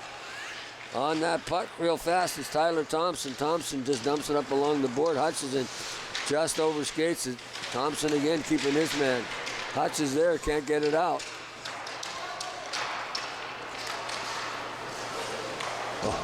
Did that hit the post? I don't know if that. I was just glancing down at the. There's a shot just whistled wide by Casey. At the lineup card here, and I missed that. Yeah, I thought I heard it, but then again, too, my age, I mean, hearing could be a problem. So, Middleborough, nice move. Middleborough can score goals if he wants a chance. You know what? Josh Middleborough, great hands. He's the type of kid that sometimes, could stick handle in a phone booth, and had a deceiving, quick little snapper or a wrist shot. Scored a lot of goals with that wrist shot. Didn't get a chance to get that away that time. Rodriguez. Another shot. Whoa, that was whistled. Pack having trouble in their own zone. Puck bouncing around. Hutchison had a chance. A couple guys leaving a little too early there. Allows Stony Creek to keep the puck in. You figure at this age that in front, and the outs just couldn't convert. Puck comes back out to the far side corner, and he just gets it in, and they're just going to dump it out to get organized. Nobody to give it to, so just don't get the icing. Offside, yep. And they iced it. One of the toughest things in hockey to do is to teach the kids to play without the puck, and every kid can handle the puck, but not everybody can play to get yourself set, and that's one of the things you work at in practice. And that was what you alluded to, somebody left too early. Yeah, just a couple guys leaving a little too early there, and well, I guess at any age technically, but certainly this age with the speed and the way kids can shoot the puck, you leave a little too early like that, and all of a sudden you got a 5-on-3 against you, the puck's in the back of your net. Taking up the ice, Farley just off the end of his stick, but just had it on goal. Presti had to steer it away. There's a shot by Thompson, and just goes by. On top of that puck, Jack Farley. Called his name a lot this afternoon. He's looked good out there, Jack Farley. I'm happy for Jack. He's looking good out there. Looks like he has an A on his jersey. He's certainly sprouted up a little bit there, but good speed, and looks like he has a good shot there. He's taking a couple of great shots. Handling that puck is Eaton. But then couldn't get it back to slot. There's a shot, and it just not enough on it, but just kind of fanned on it. It was Randall's had a chance. And pardon me, that was Trevor Eaton. Randall's gets it. Look, tried to turn it inside. Nice stick by Thompson. Thompson. Nice. Oh, Farley was there, and he just missed him with the pass. just missed him. Right idea, though. Scores! Felix Moore. Felix Moore, he just jumped on that loose puck, and next thing you know, he let her go, and it was quick. He's always been able to shoot the puck. You know, Felix, I'm just keep going back to the past here, everybody. I apologize, but back in the Major Adam year, when we won, we just started OMHAs. We had Felix as an AP all year. And so we had him out to a few practices and had him out to a couple of games in our OMHA playdown. So he could shoot the puck. I think he was playing a little defense back then. And I don't know if he anyways, played a little bit of defense. We had him in a couple of games, but it looks like they got him up and forward and doing a great job.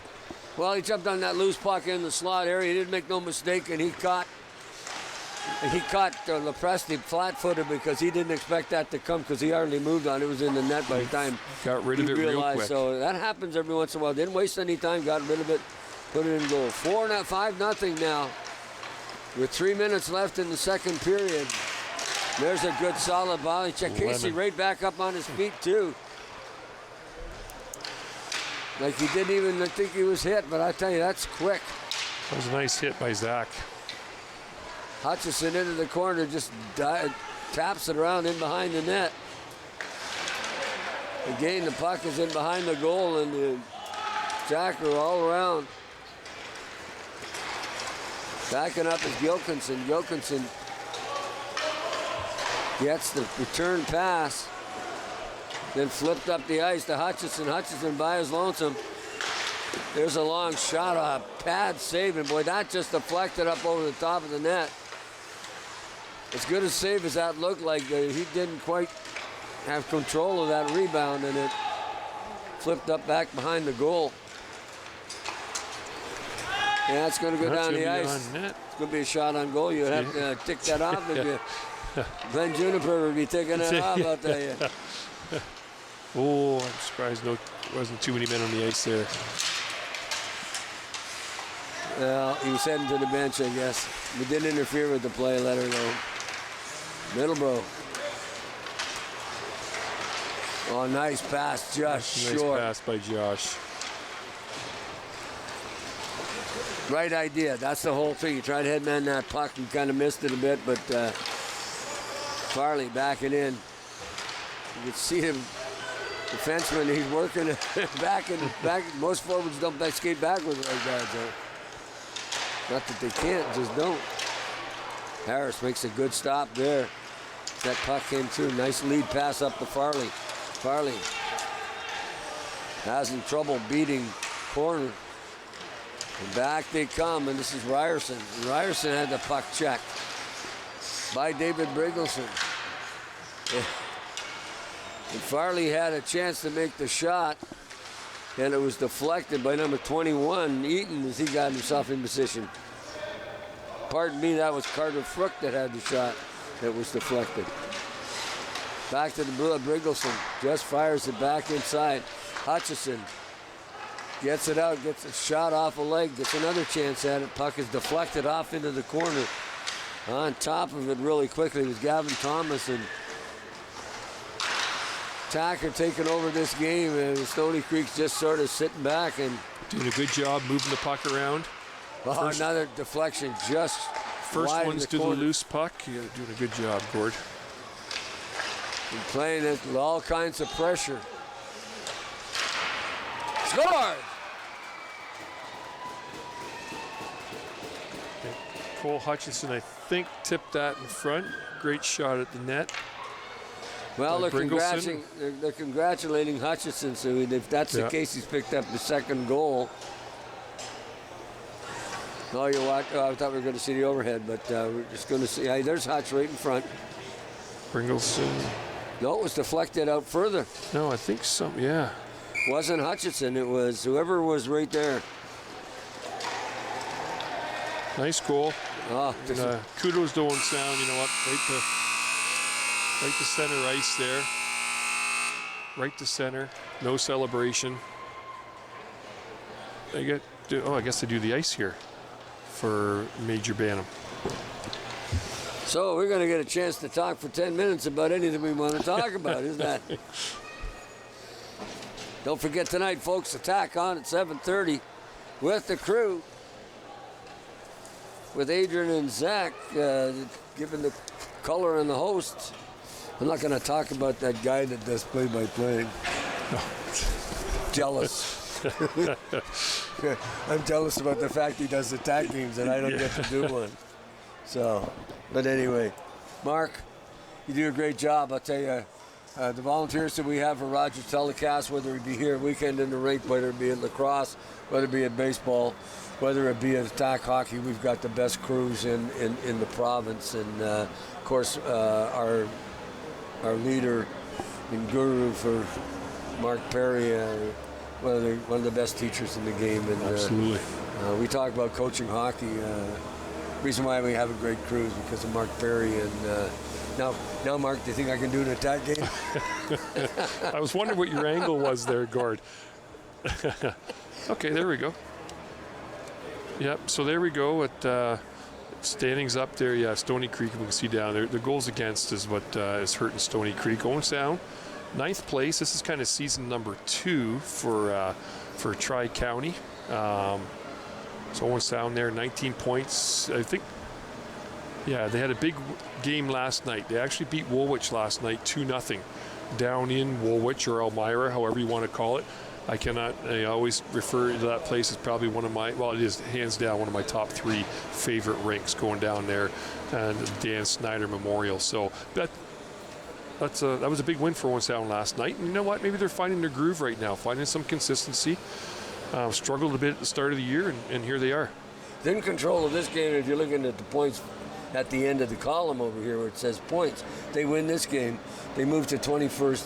They move to 21 points, which gives them a point. But then they're only 2 points out of 6th place, and 5 out of, and there's enough games left that can change. And they've got a big game tomorrow. They're in Burlington tomorrow night. If you're in Burlington and have nothing to do tomorrow night at 5:15 p.m., they're playing Burlington Blue, who we didn't see on the graphics there. So they're down lower in the standings as well. So, you know, this could be a 6-point weekend for the U15 junior attack. It would be a great weekend. You have 3 wins in a weekend. You no complaints. Ken Williams, Gord Chapman bringing the game this afternoon, weekend in the rink. This is our 3rd matchup. This is a team that there's a lot of players on this team really close to your heart.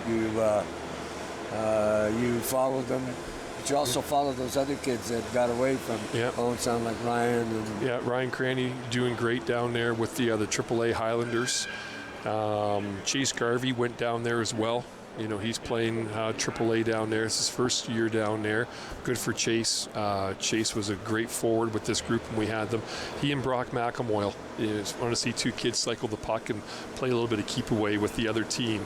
There weren't 2 kids any better than those 2. And Cooper Corona, they've moved up north. I think Cooper's playing some AA hockey out of Sudbury or the Sudbury region. Cooper, Major Adam and Minor Pee Wee. Cooper had a shot harder than most of my buddies. There were adults jealous of Cooper Corona shots, and he scored some big goals. He was the team DJ. He was a force out on the ice. Big kid and scored some great goals for us. So, yeah, it's nice to be out here today and see the team play again. Like I say, I've watched them a couple times this year. Watched them play a little bit in Silver Stick over in Collingwood, and got out with the guys to have a lunch over there, and I've had a chance to watch them once or twice here in Owensound. So it's nice to see them having some success over the last couple of weeks here. Cooper Corona gone up to a good part of the world. We've gone up to Sudbury and played. Yeah, he loves it up there. Families. When I grew up, we played all in outdoor rinks. There was one out at the Sudbury Arena. It was the only covered rink. Oh, and nice. So it all changed. I used to coach hockey outdoors. You had to snowmobile uniforms. But anyway, folks, it's great to see these kids all advancing, all getting better, and when you talk about them, it's kind of cool to. It tugs a bit at it meant an awful lot to you. And let me say this much too: you meant a lot to them, and I think if that happens, if you can, it worked both ways. It was mutual admiration society, and what a great job you did to it. And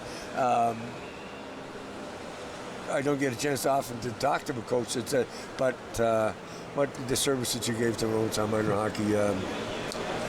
Ken, thanks very much. Yeah, it's no problem. I was a small part of it. I mean, I had a great group with me for this crew. Steve McRae. People, Steve. Who's Steve McRae? Baz, as everybody knows him.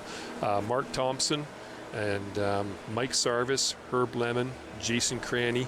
And Thompson, Mark Thompson, Baz, it was nice having Baz, another non-parent coach, right? You could have some great conversations, and being non-parent coaches, it was easy to have those conversations. And I also had Mason. I have Mater, used to be a goaltender back with the the O2s when I coached, and he come out and would help the kids on the ice, right? He was a goaltender, great goaltender through Owen Sound Minor Hockey here, Mason Adams, and he'd follow us around. He traveled up to Kapuskasing to see the boys play in the OHF. So it takes a lot of people volunteering their time and their commitment, and we were like, once again, the 2 years of success. I know I'm standing here going on and on about it, but and bragging I want a to little bit. Save your bacon while we're at it too. Don't forget about Mike Harris. And Mike Harris out on the ice helping. It was a great group, and the parents, the volunteers, and the kids. Right, it took everybody, and everybody bought in, and boy, it's fantastic. Well, it was a treat for me in those years to do the games on TV, and we also followed the team around a bit too, because of Ryan and I almost went to Cap. I just want to let you know. That's the first time I've been to Kapuskasing. Let me tell you, it's a long drive. I didn't drive, actually. I sat in the passenger seat of Mark Thompson's truck that day, but I want to say we were 9.5 hours up to Kapuskasing, but it was beautiful up there. Beautiful. That host committee put on an incredible OHF championship, and we had a great time up there. It was fantastic. Well, we're going to take a break right now because we're getting we didn't bring any pop or stuff up with us so we could or water, so we're getting a little dry here talking, so we'll take a short break, come back here on Rogers TV.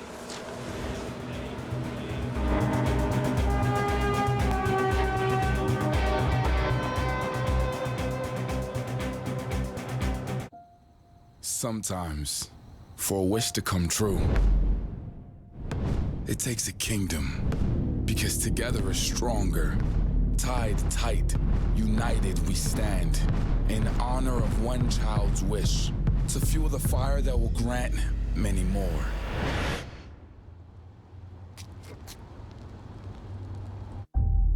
Join the kingdom.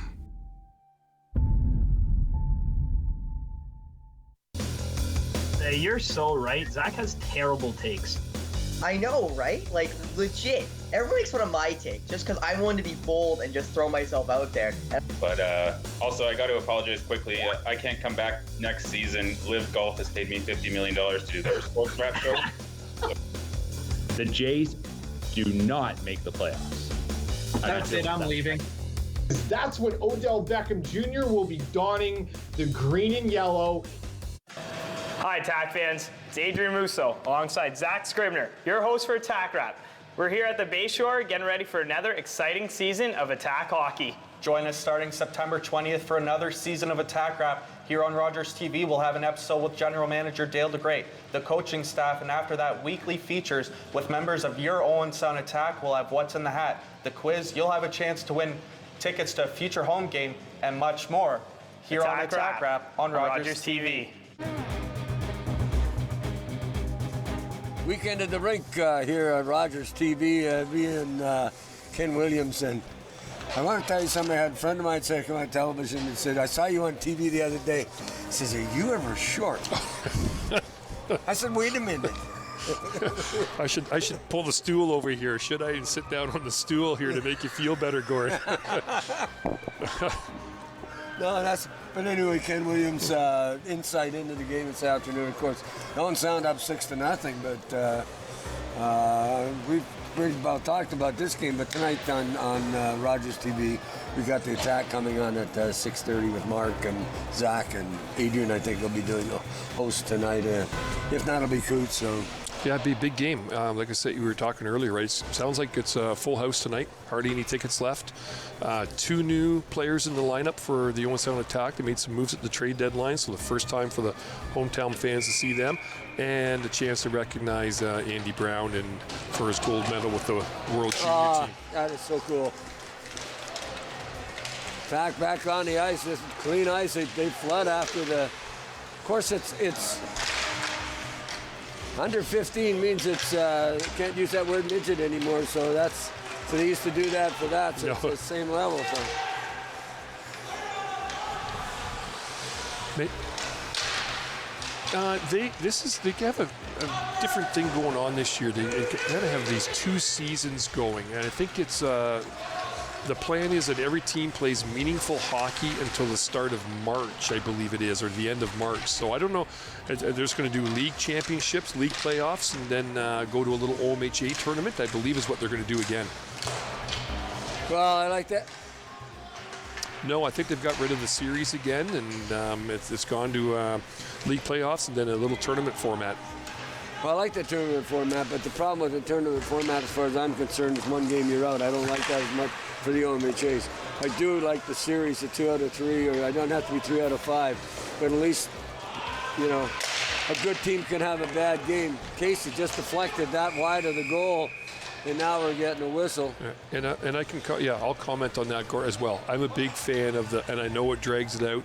I'm a big fan of playing the series, the best of 3, the best of 5. And I look back once again with this group, Major Adam, our OMHA Championship Series, we were playing Barrie, and we lost the first game. They put it to us 5-1, right? But, if it was a weekend tournament, we're done. We're packing, we're going home, we're not going to win an OMHA Championship. Yeah. That gave us a chance to regroup, change our strategy, practice a couple of things because we picked up on a few things that Barrie liked to do, and then we won the next 3 games in a row. I would go with a double knockout tournament, which they use sometimes. You really have a chance to come back and come back through. Yeah. So, but to go just a single shot out, I don't think it's fair to the kids that have worked all year. No, all the time that they've committed to the season, right? That's. Yeah. Moore gets a free loose puck. Moore takes a shot, and it's Milo Beckman in goal right now. As Lepresti gave up 6 goals, and Milo, little back pass in front, loose puck. Yeah, a little bit of contact in front as Felix Moore right on the doorstep trying to knock that puck in. He's been good around the net today. We haven't talked about him a whole lot away from the front of the net, but he's been in the right spot a couple of times today and put the puck in the back of the net. Beckman was called upon earlier in this period to get it done. Tight. Middleborough right up tight.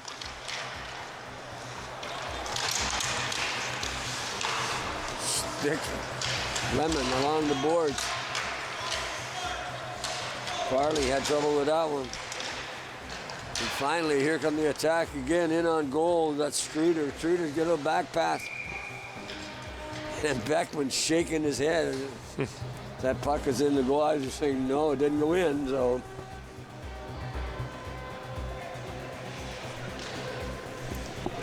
Excuse me. So yeah, Owen Sound tomorrow off to Burlington to play Burlington Blue. And if you're listening out there and you're a fan of the Stony Creek Warriors, looks like tomorrow they have the home game tomorrow night at 7:30 against Oakville Red. Well, Burlington's in the same basic general area as Stony Creek. Stony Creek is just on the QEW side of Hamilton, down the bottom of the mountain. No, that's a good point. That's a good point, Gord. I see a 7:30 game and I'm like, holy mackerel, but that's a good point. They are just down the road from each other. So, I mean, if this is part of the Tri-County League, maybe they're starting to include more centers because of that playing meaningful hockey thing that you basically said just a minute ago. So. But these kids come into this arena realizing it's an OHL arena, and when it's full, it's one of the most lively rinks in Absolutely. I love coming to the rink. Looking forward to tonight. It's 3,200, 3,300 people, and you're right on top of the ice surface. Good environment. Casey loses his footing and it heads down. Oh, that's not Casey. That's number 16, Smith. But you just can't He's hurting and heads to the bench. Puck knocked down the ice. Stolik is going to chase after, but going to get icing. Nice play 30 seconds ago there by Tristan Gilkinson. Lone man back. Stony Creek coming down on him, and nice stick. Poked the puck away. Took away a potential scoring opportunity. That's another thing you do. We never taught when I remember hockey, about using a hockey stick there. Yeah. You know, I mean, if you did it, it was more natural. But now it's a part It's of a the big thing. instruction. Yep, it's a big thing getting that stick in the way, right? Having a good stick, breaking up plays, getting in the lane, and just trying to get in the way. Good play by Gilkinson to keep his man from getting right in after the puck, but puck ended up in the corner. Getting it on, Carter Frook has it down the left wing. Frook in on goal, takes the shot, just whistled that wide. On the far side, so far that shot had that much on it, it went right back down the ice. Bringleson in behind his own goal. Bringleson now has the puck, he passed it off, and I never could get the number of it. Looks like, I think it was Thompson to Bringleson. Oh, nice body check there, but never even bothered him. In front. As Gavin Thomas took the hit on the boards, kept the puck, and then got it back into a scoring position. Deflected wide in front by a shot coming from the point from Bringleson. Was Carter Frook having a stick in the right place, but didn't quite get the right direction. Casey couldn't get the puck. Did a little bit of body contact there too, as Carter Frook, seems whatever was wrong with him, they ended up coming back and playing. I think probably it was just an equipment thing. Yeah, I don't know what happened there. I think they're checking his ribs or back, ribs, lower back there, but hasn't missed a beat this period. Good save by Harris. He got that big glove up. So all kinds of big things happening with hockey. You got Hockey Day weekend in Canada, and then we've got the Attack playing. Women's games, it's just going to be absolutely amazing. I think there's 2 Attack games next weekend as well. You got Saturday night against Peterborough, and I think you got a Sunday afternoon game as well. Ottawa 67's fantastic team. Made a couple of moves at the deadline there. They loaded up. Ottawa's really actually surprised me in OHL. I figured Mississauga would have the team. And they're doing okay, but I thought they'd be at least 1-2. And if they're winning the division. And of course, Windsor made a couple of big moves. And the last one, of course, was probably the biggest, grabbing Shane Wright from the Kingston Frontenac. So they're looking to make a long run. Well, we picked up a couple of players with the Owen Sound Attack, and I think they're going to be an addition to the team. I think Owen Sound's pretty good right now. I was surprised they didn't maybe move Chenard because in goaltending, but being the overager. But no, I agree. I thought they would have made a couple little moves. That West is going to be tough. Well, I think Tack wanted too much with Chenard, but they didn't want to give him up for nothing. So. True. Casey along the boards has the puck, lifted backhand, and then he was bothered.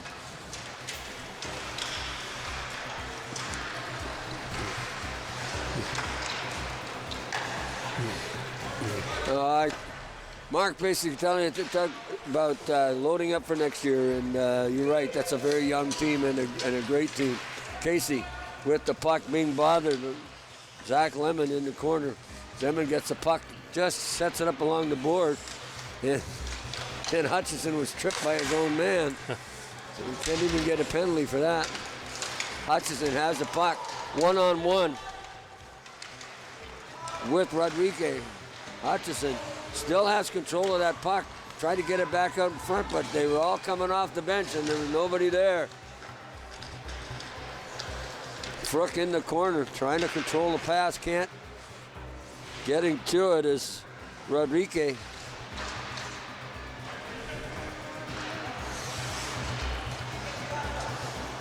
There's a shot right on goal from Gilkinson from the point as that puck come winding around. 7:53 in this contest.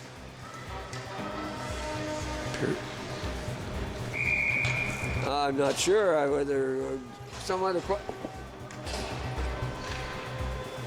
I'm not too sure if they do with the Tri-County. I know with tournament play they would, but it's not too sure. Well, we'll see what comes. I was wondering the same question about the fact that it goes. I thought it would be going straight time now, but 5 minutes, yeah, that makes sense.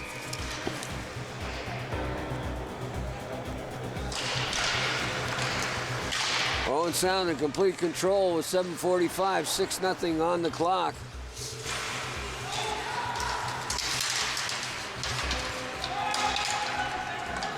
And Aces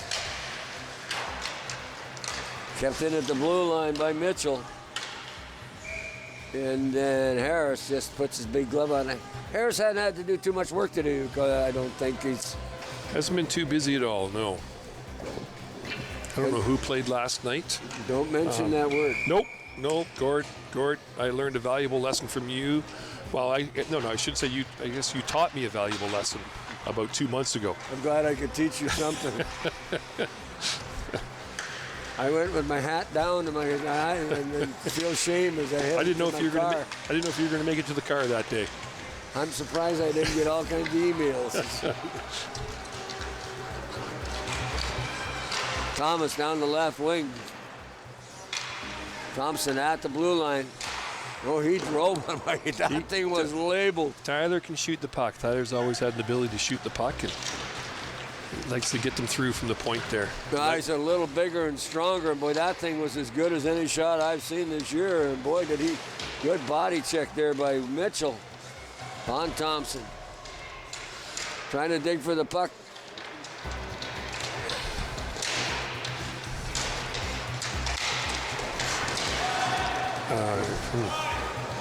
Xander should be going to the penalty box, to be quite honest with you, with the cross-check and the manhandling that was going on. Putting the stick right across the back, hard on Moore there, yeah. Yep. There's a shot scored. Logan Streeter picked up the puck, and they made no mistake in beating Beckman. Quick little snapshot. Nice shot by Streeter. Didn't waste time. No, he didn't. Got it on the stick, looked up, boom, it's gone. And that's so... Oh, we're getting an overhead. Woo-hoo. Nope. There it is. Good shot. Didn't waste any time. 2 strides in the net. Hayden Smith. Smith on the puck again. Gets it back to the point. Rizal. Oh, there's a Buckner, no call. Farley couldn't get past number Julian Lozelle. Farley, nice setup. Farley off the, that was off the iron. Stalick there, nice shot from Stalick, but just off the crossbar. Had the goaltender beat.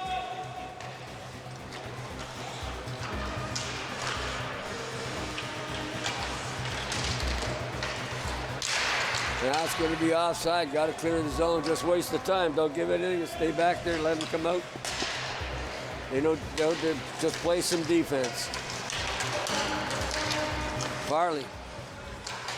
Farley takes the puck in. Guys come off the bench. Nice change by the attack. Farley. Almost, after playing it so well, almost passed it to a red jersey. Frook. In behind the net, Frook trying to center it in his skates. There's a shot. I think that hit the crossbar too on the deflection. Glove and crossbar there, I think. Stalick in there. That's defenseman in there. A couple scoring opportunities. Stalick just about had his second goal of the game. 3, Sarvis. In behind the goal, Sarvis. Long lead pass. Didn't hit Thomas, but by Thomas touching it where he did, there's no icing. Thomas tried to get it back to Frook, and Frook couldn't do anything. Chasing back after his Hutchison. Hutchison up ice. Nice move to get around his man, but Rodriguez just forced him enough that he couldn't get the good lane to the net. Sarvis kept the puck in, nice anticipation, read that beautifully as he stopped Vukovic from getting the puck out. Another long shot, almost deflecting it in front of that net. What I like to see is those white jerseys head to the net as soon as that puck changes hands. Yes. Sarvis loses the puck. Now we're getting the penalty. There was no puck there. The interference goal, a head check. Head check. Is he going to give him 2 or is he going to give him 5? Looks like he's going to give him 2 here. But yeah, Sarvis had got rid of that puck. I guess it doesn't matter if he had the puck or not. It was a head check, so Vukovic was getting called no matter what. 2-minute penalty with 3:31 remaining.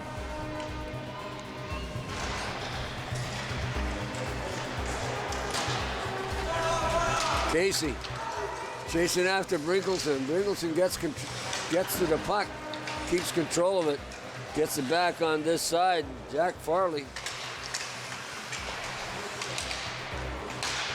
Be careful, Hutchison. Felix Moore. Moore, nice pass up to Gavin Thomas. Thomas down the left wing. Stops, turns, uses the point nicely.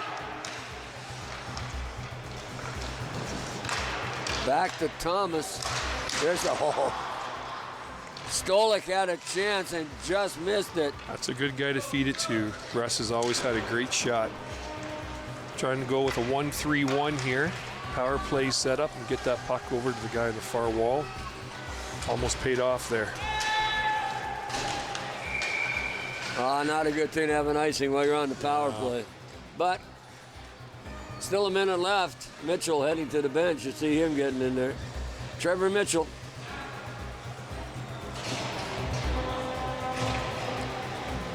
Yeah, attack, moving the puck around well there on the power play. Had it set up, and yeah, unfortunately, puck comes out and they ice it. Jack Randall takes the draw, doesn't win it. Puck comes back to the attack. Turning back inside is Brock McElmoy in behind his own net. Up along the wing. McElmoy. There's a shot. Harris had no problem steering that away. Can't be giving that puck up in your own zone. Finally, Tack get the puck. McElmoy going down the left wing. Along with 17, Carter Frook carrying the puck. Frook in behind the goal. Stops. Looking to somebody to set it up to. Frook to the slot to Lemon on his backhand. Couldn't get the shot away if he had. Chasing down after Zach Lemon. 1:38 remaining in this game. And the third game weekend in the rink on Rogers TV. So great Saturday afternoon of hockey. Puck off the skate, bounces out in front. Penalties over, 1:24 remaining. Middleborough after the puck overskated it. Comes back into the slot. Stole it. He sets it back to this side. Hutchison's there with it. Actually, that's Carter Frook. All I could see was the 7, so Farley couldn't get it. Got an icing? Nope. No. Not enough. Lemon picks up that puck. I guess our question was answered. It wasn't stop time for the last 5 minutes of the game. Oh, Farley has the puck taken off his stick nicely by number 19, Corner.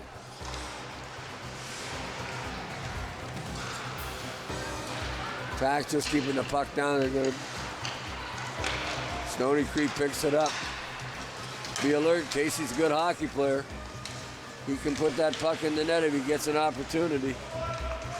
Just hasn't had too many chances today. Great defense by the junior attack.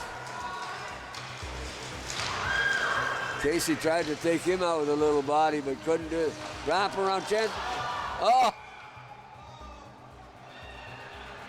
They did score. Yeah, Stolik tried to wrap around. It was sitting there in the crease, and wow. Are they counting it?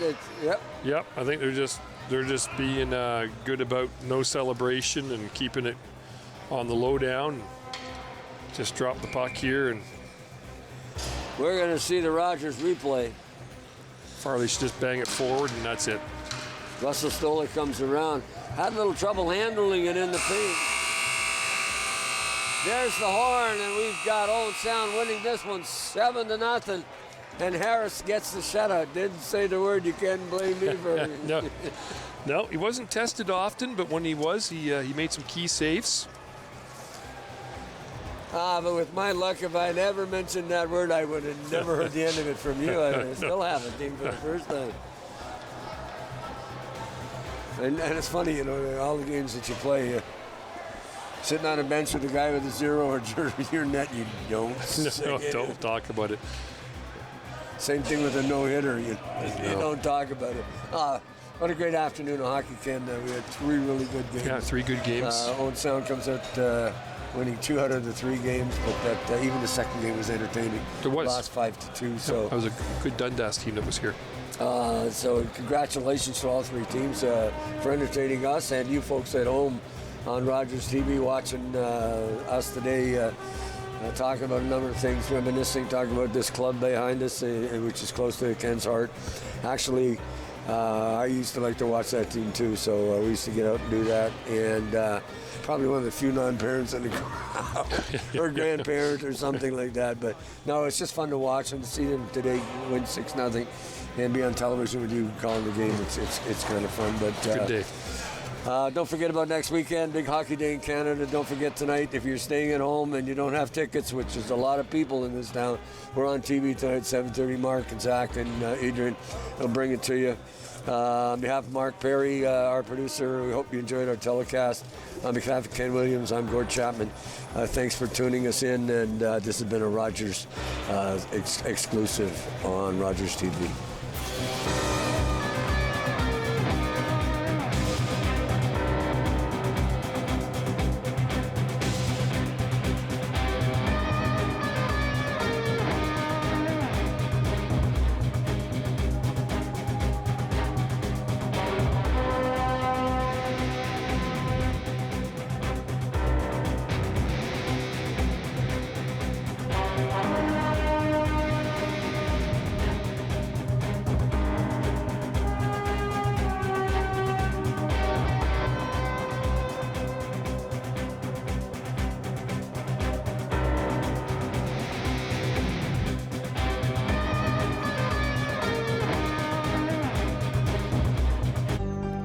Call the Rogers TV viewer response line, email us, or connect with us on social media.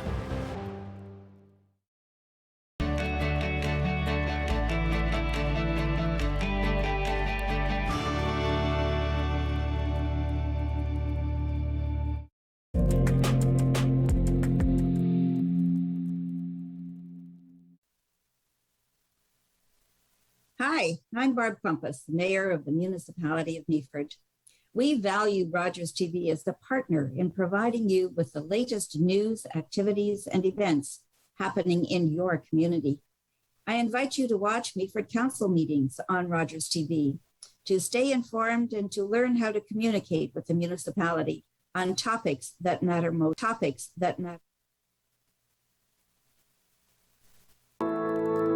My Uncle Cheney was one of over 150,000 Indigenous children that were taken to residential schools between the 1800s and 1996.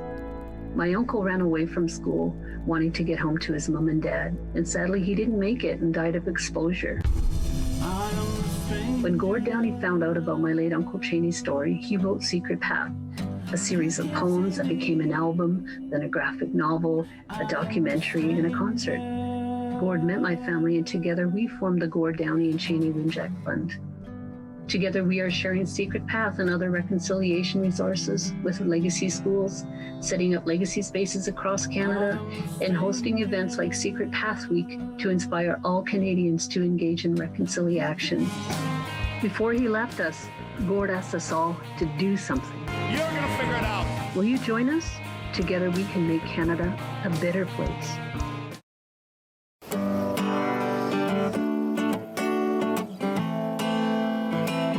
I'm a singer-songwriter from Six Nations, and I've been writing songs about my experience, and with that being said, it's helped me hold hope in my heart in following my dreams and being resilient to everyday Indigenous battles. Competition between spirit, earth, and wind, let me tell you now. This song in particular, The Shiner, is a special song that I wrote for my grandfather. He was a snow snake maker, and that is a Haudenosaunee winter sport. It's my job to educate and to share, and the music allows me to do that. He'll be shining snow snakes and mudcats to the end of his days. Hi, TAC fans. It's Adrian Musso alongside Zach Scribner, your host for Attack Rap. Join us next Tuesday at 7 p.m. when we will have Madden Steen and James Petrovsky. It'll be our first chance on Attack Rap to catch up with James Petrovsky fresh off that road trip back to Flint, as well as Madden Steen get his thoughts on the season so far. We'll have the quiz, highlights, and plenty more here on Attack Rap on Rogers TV.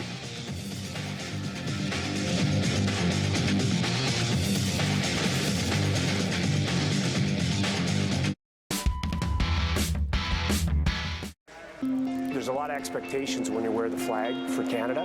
One of them is excellence in your play and your behavior, but the other part is the outreach and giving back to the international community. So I hope they really appreciate what this means on an international stage in terms of growth of the game, importance to other countries, and take that with them.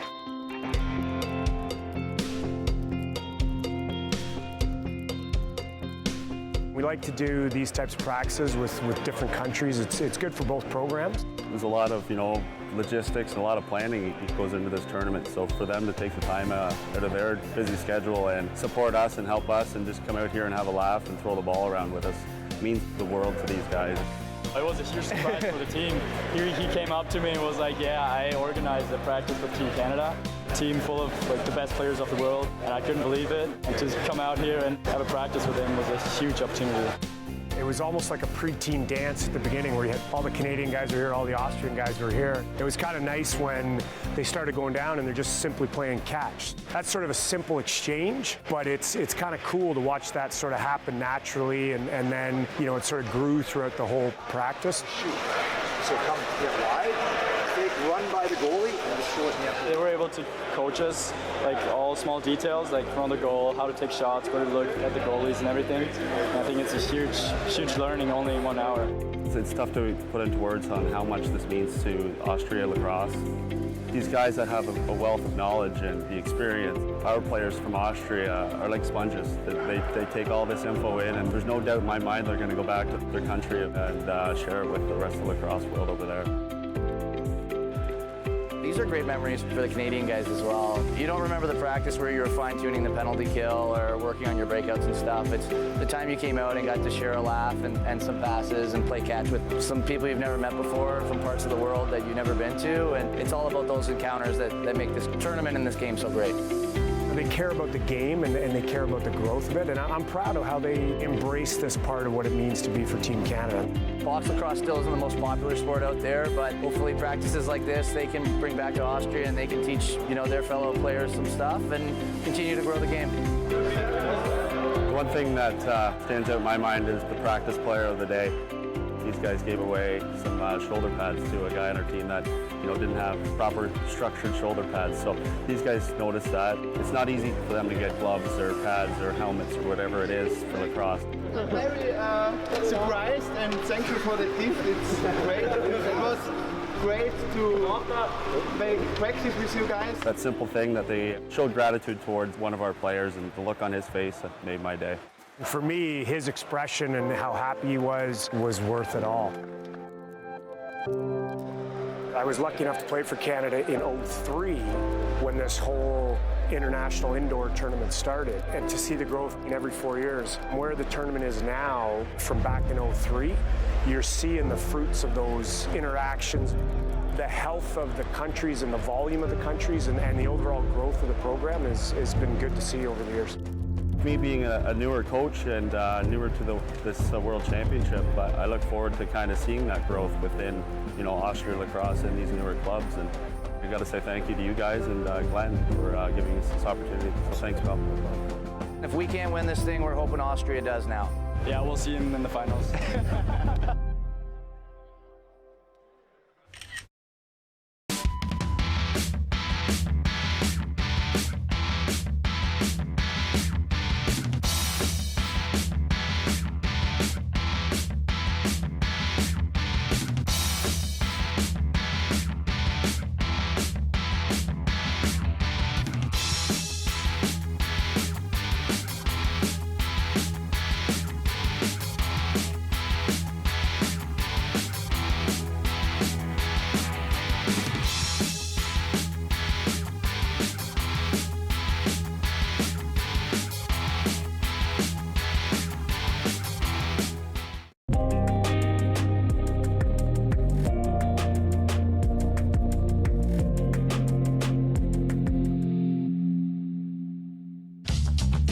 This program is brought to you by Ignite TV. Now you're in command. Visit Rogers.com for more details.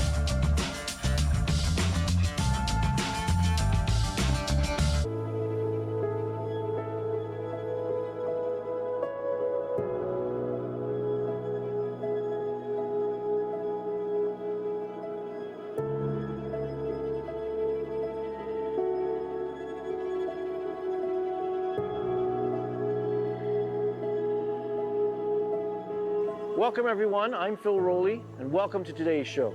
Today on The New Fly Fisher, we're coming to you from the Narrow Hills area of northern Saskatchewan. We're guests of White Swan Lake Lodge and we're touring the area exploring the local trout lakes. There's a bite in the air, the leaves are turning, trout should be strapping on the feed bags. It's shaping up to be a great show.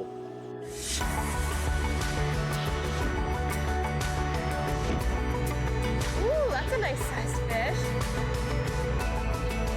I will catch these all day. That is what you're in for on this episode.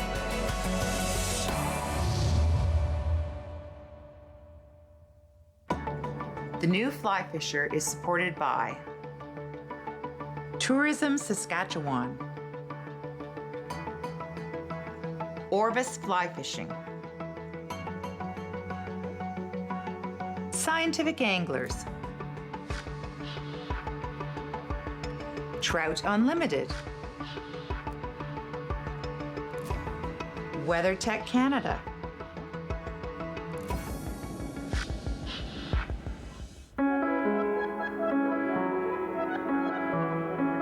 On today's show, we're based out of White Swan Lake Resort, roughly 259 kilometers or 160 miles northeast of Saskatoon.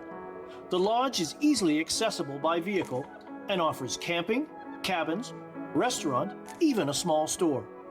It is the perfect base of operations for our Narrow Hills adventure.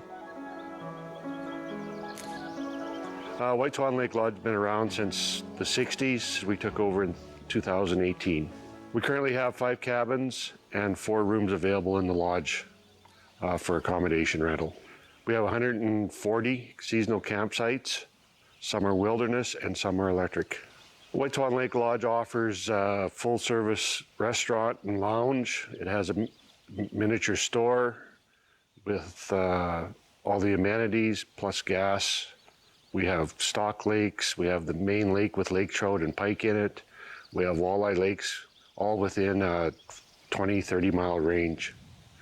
We have winter fishing on the ice and snowmobile trails in abundance.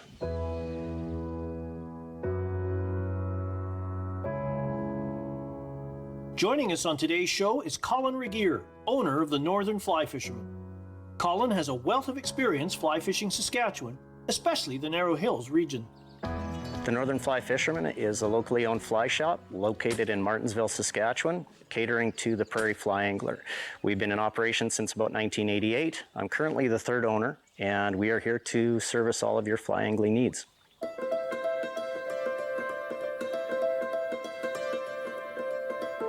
Within the Narrow Hills region lies Narrow Hills Provincial Park. The park was originally established in 1934 as the Nipawin Provincial Forest. It was then subsequently renamed Nipawin Provincial Park. The park's name changed once again in the 90s to Narrow Hills Provincial Park as we now know it today. Narrow Hills Provincial Park, I like to use a 6-weight rod, anywhere from a 9 to a 10 foot. Line selection should be floating lines for casting indicators, intermediate fly lines, casting in close, stripping in streamers or woolly buggers, and right down to a type 5 sink or a faster sinking line to dredge the bottom. Fishing season typically starts in the Narrow Hills mid-May, once the season opens and ice is off.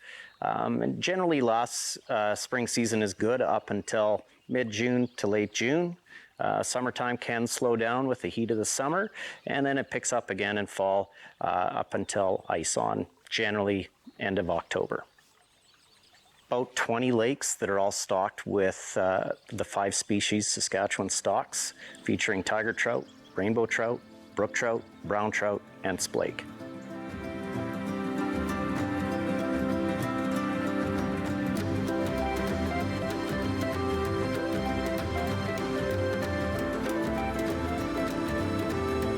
The fall is prime time to fly fish any productive lake. The lakes of the Narrow Hills region are no exception.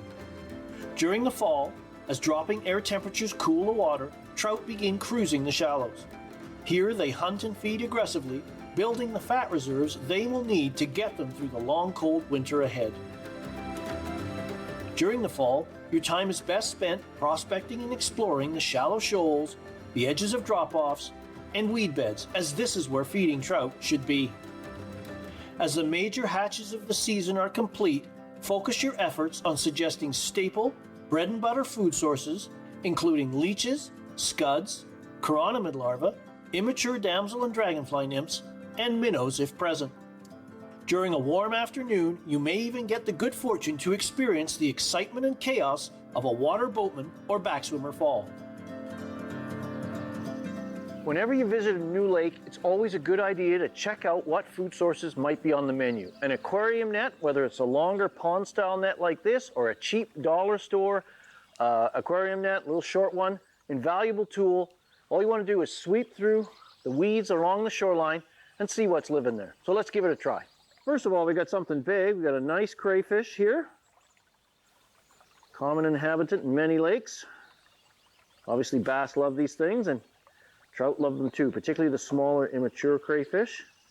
I think I saw a water boatman in there, so we've got some food sources to imitate, something to look around. Not a lot of samples, but in the fall, as the shallows cool, the bugs start moving out into deeper water.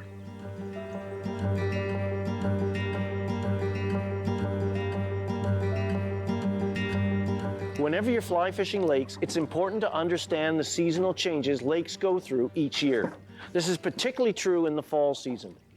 Over the summer, the lake has been quite warm. The upper layers are warm. The trout have been deep near the thermocline, trying to find any oxygenated water they can. As the water temperatures cool, due to the reducing air temperatures, trout are going to start sliding into the shallows where they're going to feed aggressively. So you're going to want to target the edges of shoals, onto the shoals, and they can be way into the shallows, chasing minnows, scuds, immature dragon nymphs. At this time of the year, they're hungry, and just about everything is on the menu. In the fall, you will be primarily targeting the shallows. As a result, your fly line selection should consist of a floating line for suspending flies under strike indicators, along with slow sinking, hover, and clear intermediate lines for cast and retrieve presentations. These lines will share the brunt of your presentation work. Slow sinking lines allow you the freedom to cover shallow shoal areas using slower retrieves with a reduced risk of hang-ups. This approach allows your presentation to match cooler water temperatures, which may slow the activity of feeding trout.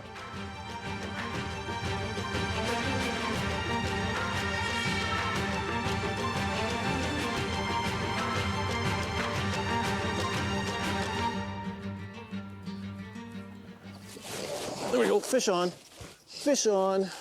I've got a little bugger variation of mine, a little variation on a thin mint, just a peacock curl body, mottled marabou tail, brown and olive, palmered with a brown hackle, and this little brook trout has got that stuck right in the snout. So we've seen fish rolling, and that's what we do. This is the 2-fish rule. You see fish rolling once, pay attention, twice, get over there and see what that's all about. We did, and within 2 or 3 casts, we've got ourselves, oh, it's actually a rainbow, dark little rainbow. Plump little guy. There she is, beautiful little Saskatchewan rainbow. Dark colors, match the dark water. There he goes.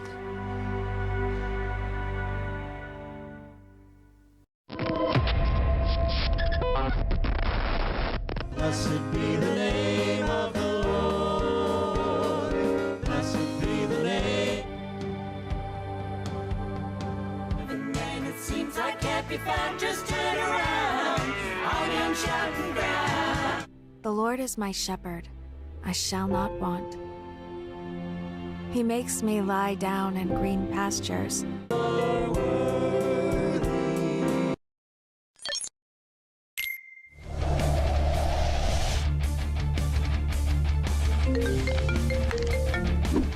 Yo. Yep. Okay, I'll be there.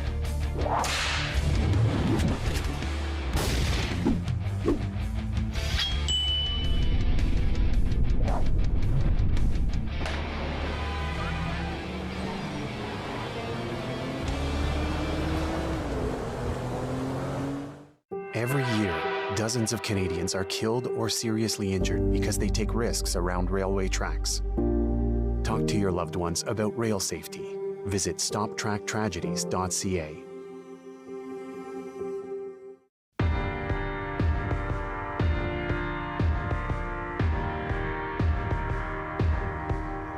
So we're using a steady hand twist here with pauses. The premise being the movement of the fly draws their attention, and when I pause it, they have a chance to pounce on it. You always want to be irregular and erratic because everything that they feed on doesn't swim in a robotic straight line.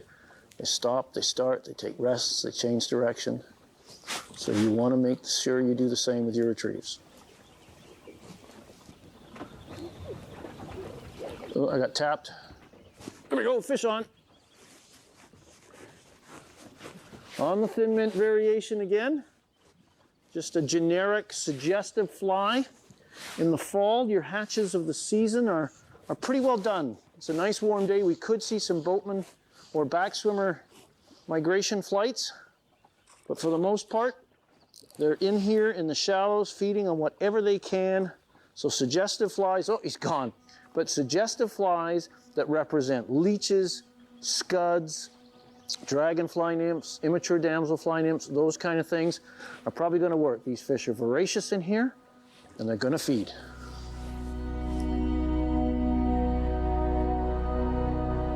As trout are usually in an opportunistic frame of mind, suggestive patterns are excellent fall choices. The Narrow Hills Lakes were no exception, and suggestive flies served us well. Some of our best patterns included my thin mint variation, flycraft fullback, and balanced leeches in a variety of colors, including brown and olive. Whoa, that was a good hit. Oh, you whacked that thing. You'd think a fish that hits that hard? But all we're doing is a slow hand twist, letting it sink probably 30 seconds. Because we've got these fish up at the surface, that's a good indication they're not very deep, because obviously you can see them at the surface. So one of the most important things in any stillwater situation is the depth of your presentation. And once you get that depth tuned in, you should start catching fish on a regular basis.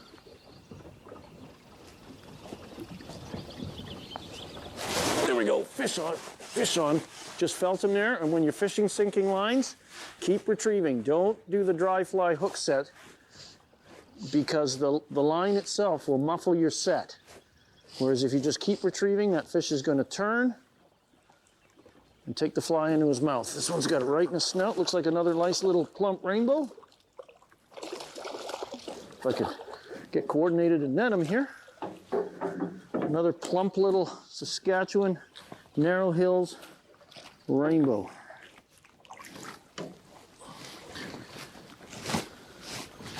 There we go.